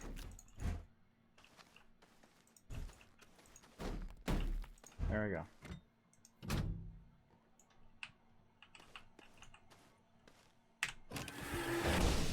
Okay. 2 more extractors. Hold on a second. 2 more extractors. Definitely going to need more power for those. Yeah, a lot more power. What is the other thing that I need over here? We got a carbon. No, we ain't. Oh, that's going the wrong way. I forgot to turn that off. My bad. So when I turn this off, I should also turn this back the other way. Yeah, see, then I can go ahead and, if that accidentally overfeeds, I can go ahead and just put that back over there. And then when I turn it back on again, it will then feed it back out again. Yeah, I got a little smidge of carbon right there. All right, so these are all enable output. Let's turn this on. Oh yeah, we're gonna make some steel now. All right, we got some steel. We're still working on our ammonium and our graphite. And this is going again over here.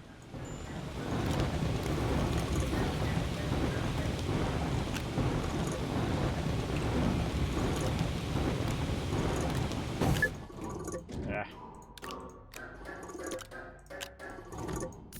Not making that noise. All right, we got some steel over here as well. Let's go ahead and feed our steel forward.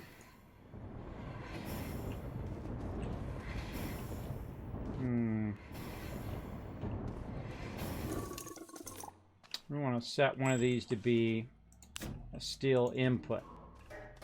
Let's turn this off. Let's go ahead and run this the opposite direction to get that out of there. There we go. And then what we want to do is we want to put this in here. Switch it the other way.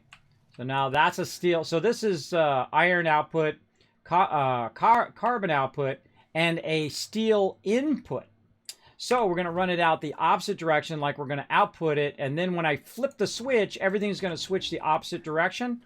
And thus, it's now going to store the steel inside there. So this is just going to keep running. It's now going to produce as much steel as it possibly can based on how much iron and carbon we have. And we have a lot.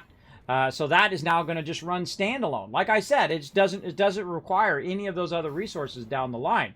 So it can run itself completely standalone from everything else, and you can just make a ton of steel and then put some steel up here for your 3D printers, and then some steel just put in there to run down the line. And when I turn this on, I can just tell that to output, and then it will just output and keep putting that steel in there as much as we want. Okay, so while that's running, we're good. Let's go ahead and do a battle, and then we're going to get back to firing up this ammonium. So we got those 2 things in there. We got our button repeater. We're going to need more nanocarbon alloy. We're going to definitely need more graphene.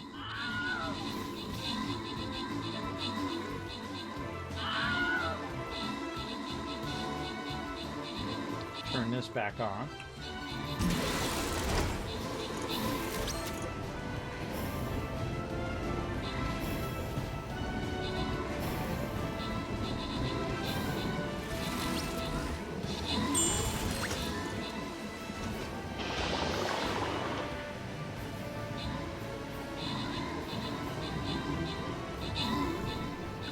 Turning that stuff back on again.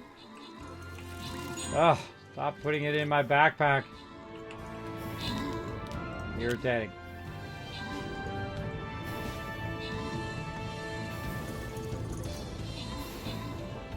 Oh yeah, this is ready to rock.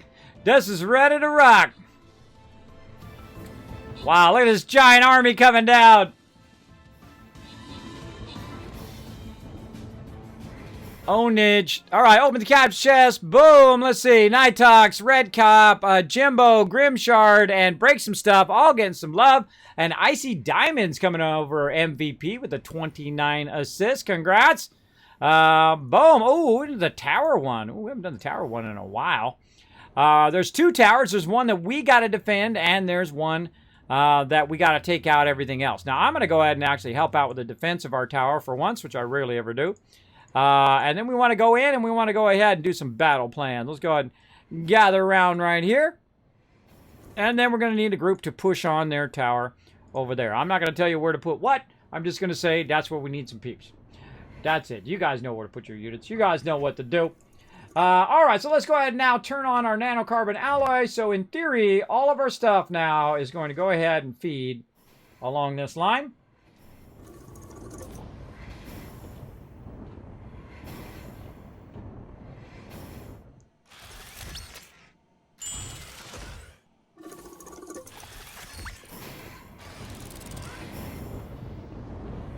All right, we're going to turn this one back to RTG, put it on a repeat. See, eventually, the biggest problem with that is eventually we're going to run out of lithium. But I want to go ahead and make as many RTGs as we can, because we're going to need those here in a minute. And it's going to keep on feeding that steel over. Let's see if it grabs the steel or does the... See, the thing overrides the arm. The arm does not grab it before the thing. So we've got to run that out so it stops putting it into that container, hopefully. There we go. And so we can tell it to run out and grab it. The only problem is we can't tell it to grab it up here. So we got to kind of manually feed it a little bit there and get that going. Now, all the way down the line here, we'll try not to walk in front of these because we keep getting these on our backpack. So all the way down here, the problem now is graphite. So let's go ahead and turn this off. Put that stuff to go all the way back in again. Hydrogen, let's take that out of there.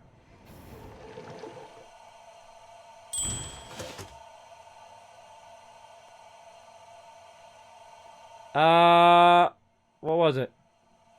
What's the purpose of using of the medium T platforms with a couple resource nuggets on it to remind you of what you're using nearby platform? Exactly. That's why they're there. They're there to say, okay, ammonium and hydrogen go here. Now, they also work as a great stand for your auto arm, as well as they work great for if you're going to put lights in, which I'm going to do later on.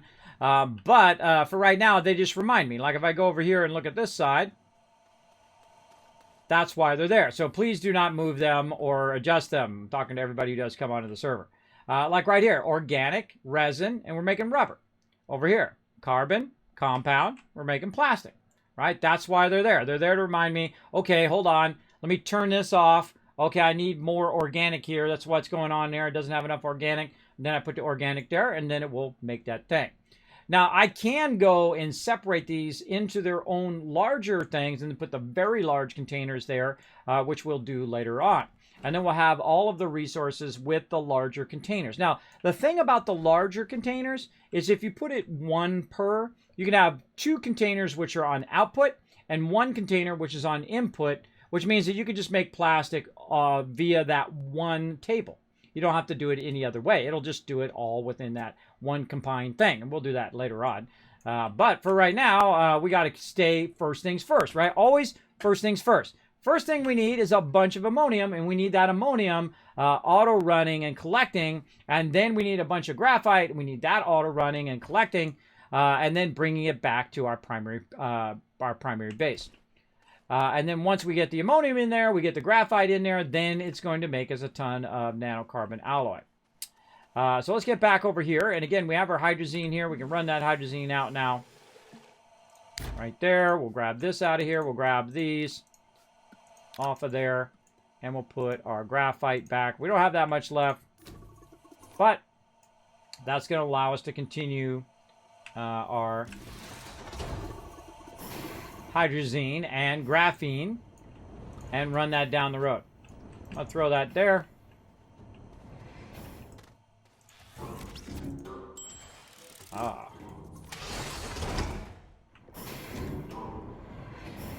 Okay. And away it goes. Okay, that's working good. We got our graphene being made, which will make our titanium alloy. Our titanium alloy is going to come over. It's going to make another nanocarbon alloy. That nanocarbon alloy is then going to be fed across. Steel right there. Let's just put it up there.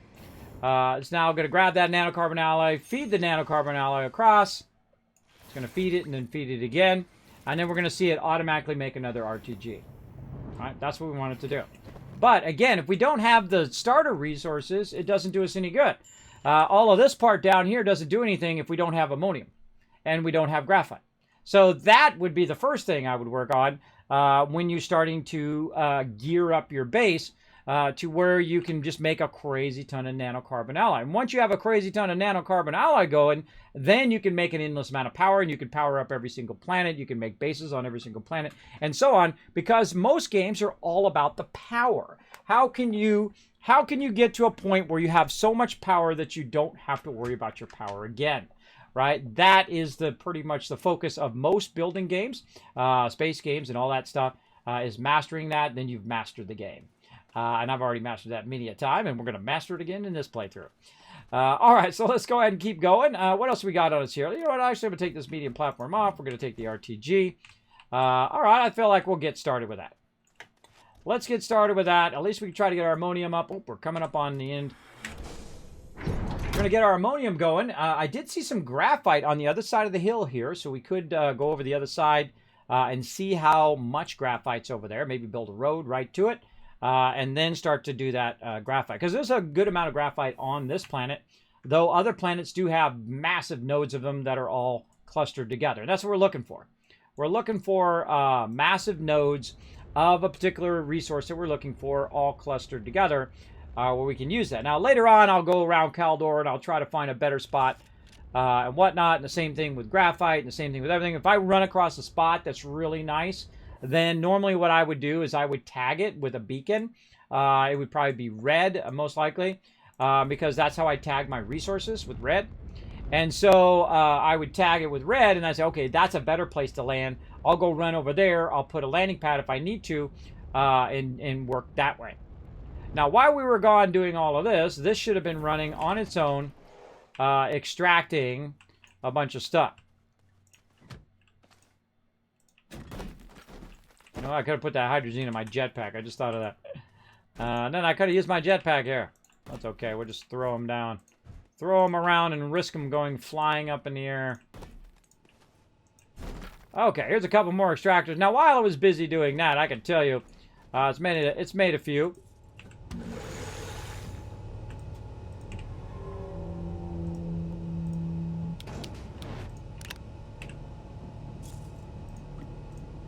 There we go. So it's made a few or two. So yeah, that's got going there. That's looking good. Okay.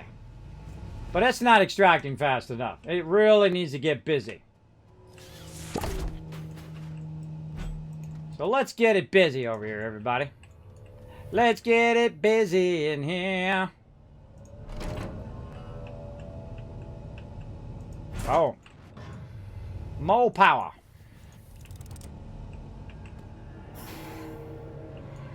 Go.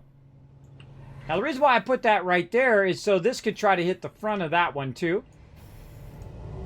And you can probably guess what I'm going to do. This, by the way, I feel for my jetpack. I don't know why my sound is, like, working kind of on and off right now. It's kind of working on and off. You can hear some of the sound, but other sounds I can't hear, like my jetpack and stuff. All right, let's nuzzle this one right up here, too. We're going to do some triple extraction action.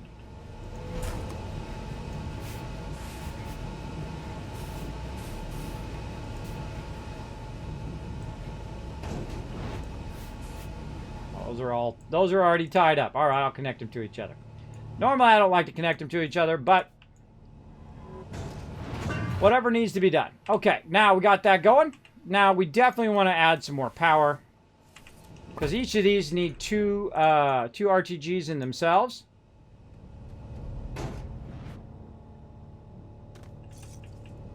Now this one doesn't look like it grabbed it off the top.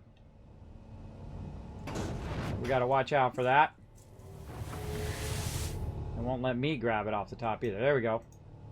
Acting a little funny there.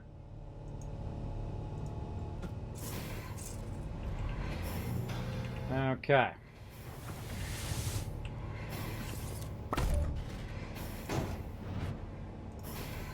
I don't want it. I don't want it to go. I don't want it to go on the top. I only want it to go in the front so that this auto arm grabs it.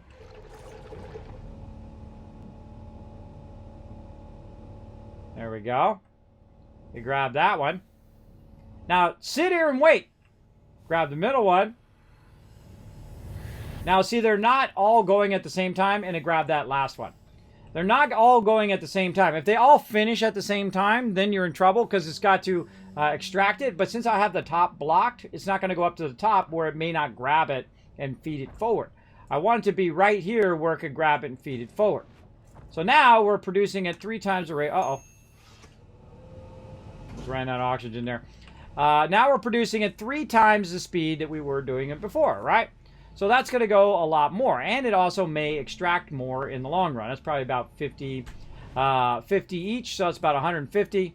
So that's going to do a lot of hydrazine. Now remember, we don't need to be around. It's going to do all of the entire thing by itself. Now just to kind of speed it along a little bit more, we're going to go ahead and give it a little bit more love here. We're going to go ahead and put in another RTG, because these might be going a little too slow. We don't know because we don't have a battery. The battery would tell us. There is also another item, by the way, that will tell you whether it works or not. Always trying to outrun these things. There we go.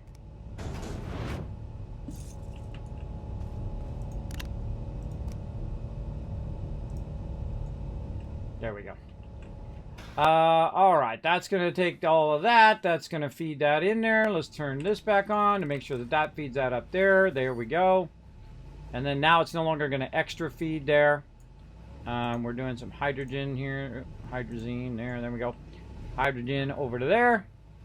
And there we go. That's a hydrazine standalone production.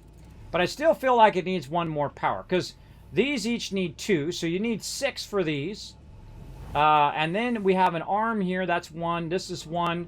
That's 2. And then this is 6. So that'd be 8. And these produce 4. So really, that's exactly right. That's exactly right there. Except for if you don't count the chemistry lab, which requires 3 more. So we definitely need a little bit more power to have this running at its maximum potential. Now also over here, we do have a bunch of ammonium that we have as an overflow. As well. So we're going to go ahead and grab our ammonium, take it with us. Yeah, my jetpack's no longer working. Freaky deaky. Grab that extra helium that I brought with me. All right, we'll take that ammonium and we'll go use that back at our primary place. So that's going to triple extract. Now we need some serious graphite. So let's go see if we got some easy peasy by our base. Watch out for that hydrazine thruster. Oh, you might be in trouble, everybody. I should have put another one in there.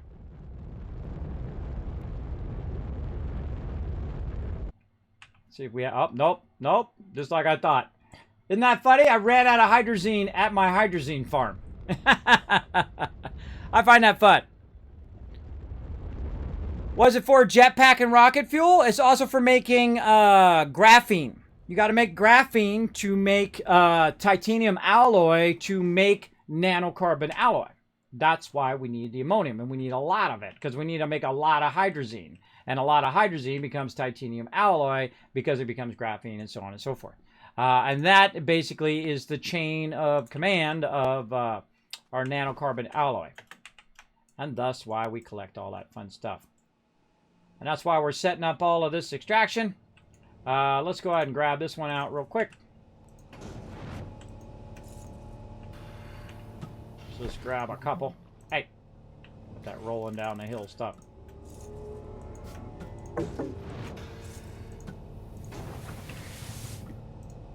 All right, that's going to be a lot of hydrazine. All right.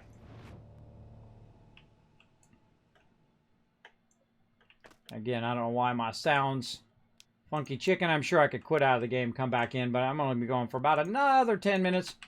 And then we're going to be heading out. And we'll come back next Friday. And remember, the server's up 24/7. So feel free to come in and have a good time. But again, please don't move my stuff around. Oh, button repeater. That was the other thing we brought. Let's go put that in before I forget.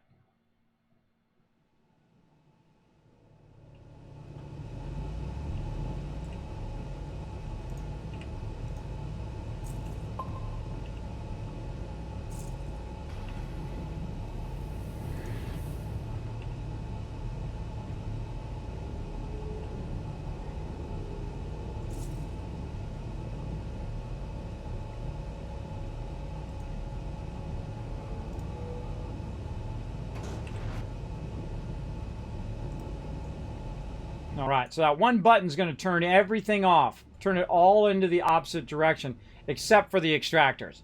The extractors, even if they're at low power, I still want them to continue to run, even if I turn all the rest of this off.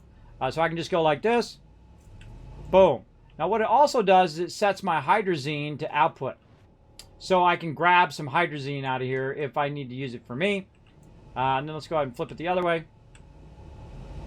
Boom. Now it's all back up and working. Producing that hydrazine. Nice. Nice. Keep that going. I'm out of here. I got things to do. I need some graphite. Let's go. We out. Now, we have a bunch of hydrazine there we could have grabbed and taken with us. But what I'm going to do is just let that fill up until we have a massive amount of it. And then we're going to make a massive amount of nanocarbon alloy. We'll get into that. The other thing we're going to need to make a bunch of nanocarbon alloy is going to be our graphite. So let's see if we can get some. There was some right over the hill here, so we'll go look and see if we can set that up. We'll use what extractors we've got and utilize that. Don't see any of my stuff. That's why I hated to be on the side. I like to be in the middle. So when I land, I can go there. I feel like I might move the base eventually or build a secondary base right along this one right here. Because that's right along the thing. We got a land spot there, and if I put a landing pad there, it'll be just over the top of that. Maybe. We'll see what we want to do next time. Now, again, when I'm talking about something, everybody, you're welcome to go and, collect resources and build bases. But don't do the exact same thing that I said I'm going to do next time, because that's annoying.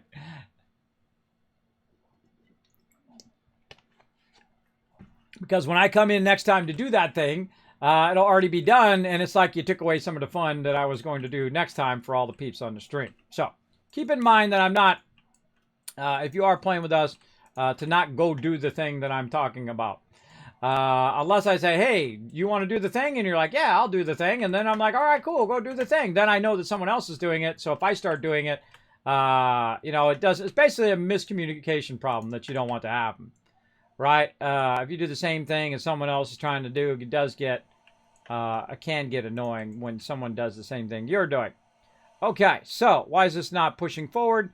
That's because I think that this has nowhere to go. Yeah, hydrazine has nowhere to go. Okay. There it goes. Yeah, we got to turn this back off.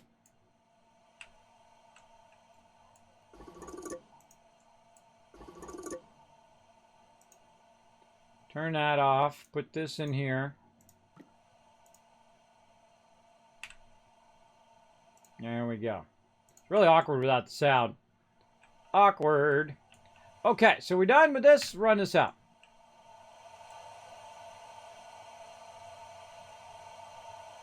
And grab that last one, put it over here. All right, how many got here? 22. Just going to put it back in there again. And then we're going to turn this all back on again. All right.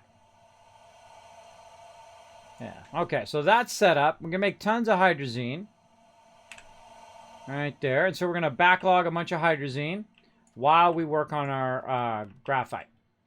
Okay, so let's go ahead and get our other table that we have over here. Just putting it in my backpack. Stop it. We got our thing here. Where do we park that vehicle? Back here.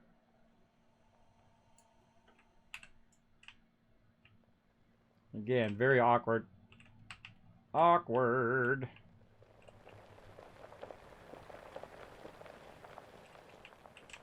Again, I'm going to be going like 6 minutes, so the time I close out, come back again, it'll be already over. So we want to try to get this going. Now, I did see some graphite again on the other side of the hill here. Hopefully I did not drill it out too much. Let's go see if we can find it.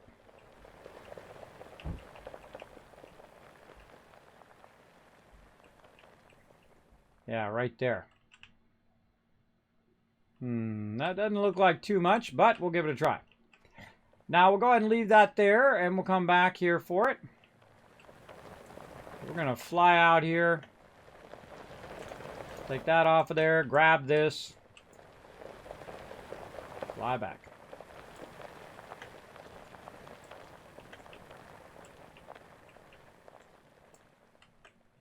And we're going to see how much do we really got here. Boom.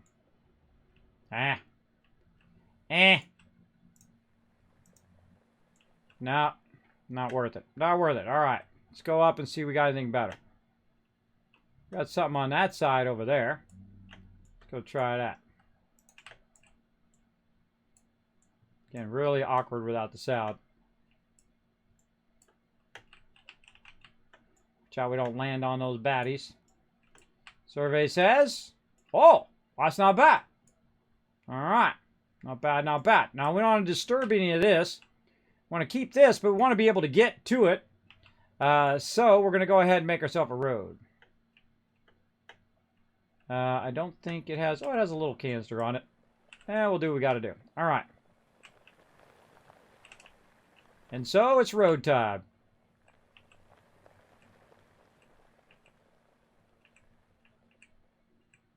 Kind of already have a road.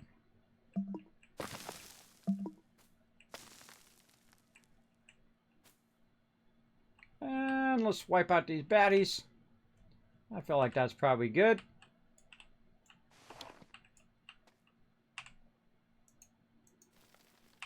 There we go.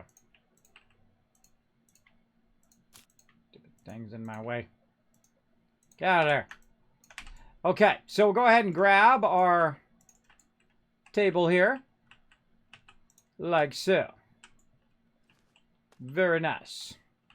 And you know what we're going to need? We're going to need all the same stuff to grab that. And we're going to need to turn this around so it's got it facing this way. Let's get rid of this thing. See if we can go ahead and shape this just enough to get rid of this without disturbing too much of the node.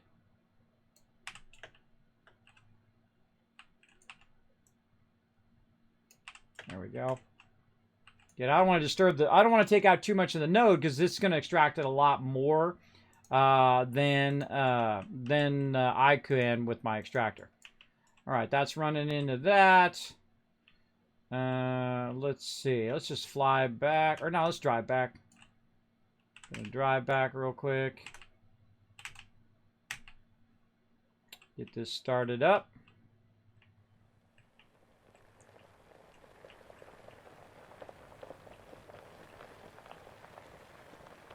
Now, I see a vehicle over here with RTGs. I'm going to go ahead and scalp them. Because this is actually what's going to make RTGs. So I'm going to use the RTGs to make RTGs. So we're going to grab that. Look at that cool light pole. Neato. And we're going to run that over here. What else we want to do? We're going to need a large canister. Oh, that's out of the canister that I put over here. Though I could just bring a large one. But where did I set that? I set it by right here. By our plane. And over here.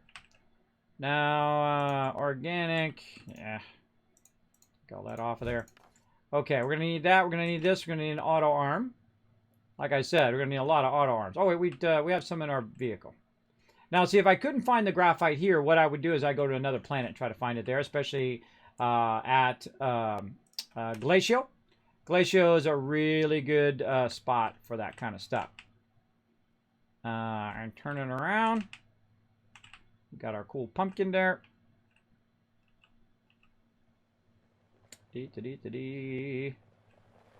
Heading off over this way. Oh, I should get a beacon too. I should get a beacon. Tag that with a red beacon. Let everybody know that's where that is. Okay, we're going to need a canister. We're going to need a auto arm. Oh, this is going to be great for next time. It's going to be all set up. Auto arm. More power. We're going to need at least 3 of these. We got one. Got one on top? No, we don't have one on top. So we need one more RTG. We're going to prime this for graphite. We're going to take our extra graphite here and put it right here. We're going to tell it to grab that. And now we're going to watch and make sure that it actually does grab the graphite. Oh, it's going to go a little bit slower without that other RTG. Now, I could use this RTG right here, but I feel like here's what we'll do. Since we have a bit of hydrazine on us here, we'll just fly back. Oh, look at that stuff in there. It's cool, right? There comes our mega base filling in. We'll go ahead and fly back, and we'll go ahead and fly over this way. And we'll go ahead and just scalp one of our RTGs from here. Again, it's like, where can it best be used, right? That's the main thing. Like, where can it best be used here? Grab that. Let's grab one of these. Let's go ahead and make a beacon. There we go. While that's making the beacon, we can fly back. Hopefully don't run out of fuel. I think we got enough. Again, see, this really replaces your vehicles after a while, too. Whoa. Really replaces your vehicles after a while as well. All right, there we go. That's it, max thing. Now we're going to look in here and see it's got 2.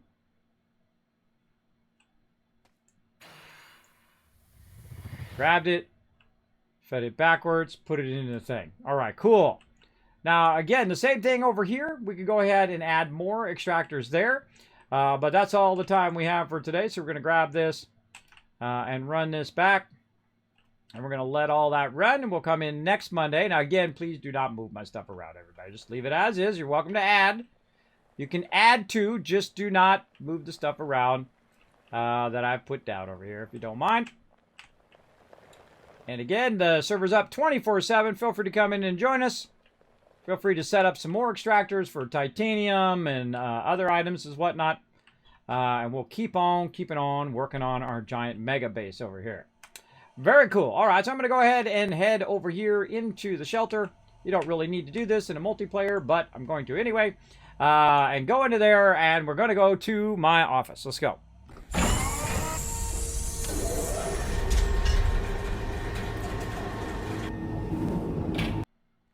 All right, there we go. Let me catch up on chat a little bit here. Let's see. What's the T platforms? Yeah, T platforms are to remind me. Yeah, for reminding me, and then also they act as a way of putting the resources from one place to another.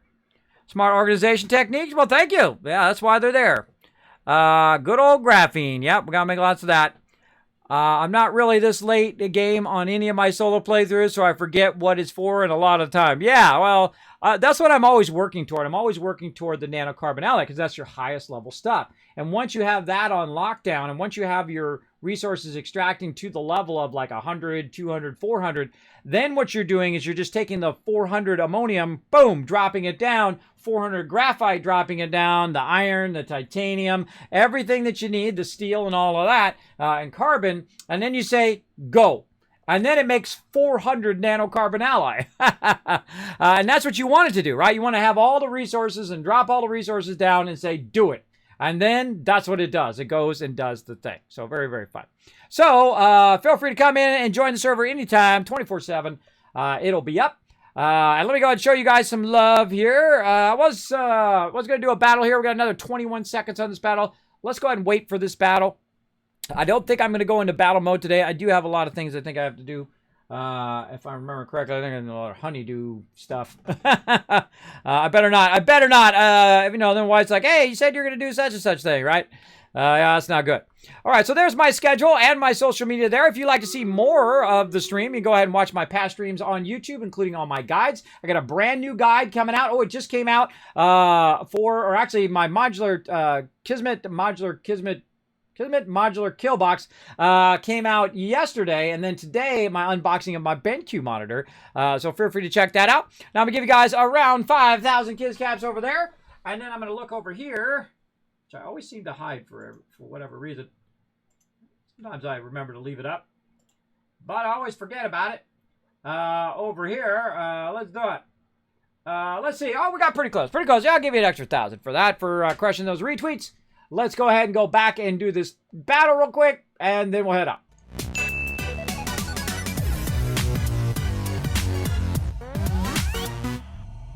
All right, let's do that. I'm going to go ahead and exit out OZ game.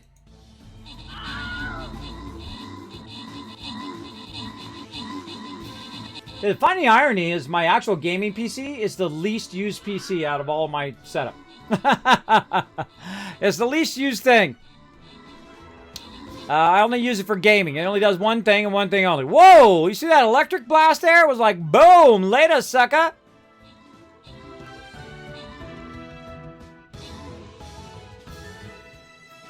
Ah, ownage. Ownage big time. All right, open the capture chest. Give you guys some love before we go. Grimshard, Nighthawk, Subi, Eldura coming in, maybe that is, and Nantak. Whoa, look at that. 41 assists. Putting those huge numbers up there, Nantak. Nice job on that. Coming in MVP. Now we'll come back next time. We'll fire our way through here and try to get ourselves another turkey win. Now I'll be back in the morning, 9 a.m. Eastern Standard Time, playing some more fun games, playing Satisfactory as well. So let's go back to my overseer's office and head out.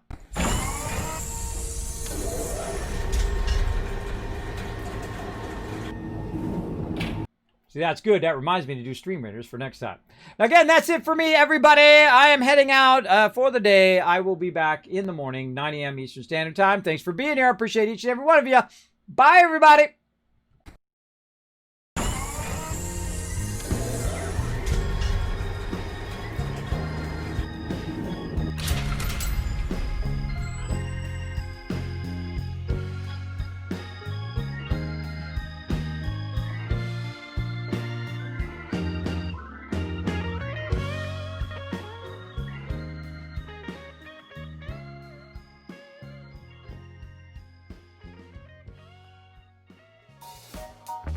Hey everybody, Kismet here. Thank you so much for watching this video. Make sure to hit that subscribe button right in the center of the screen. Also check me out live on twitch.tv/Kismet. I'll see you all next time.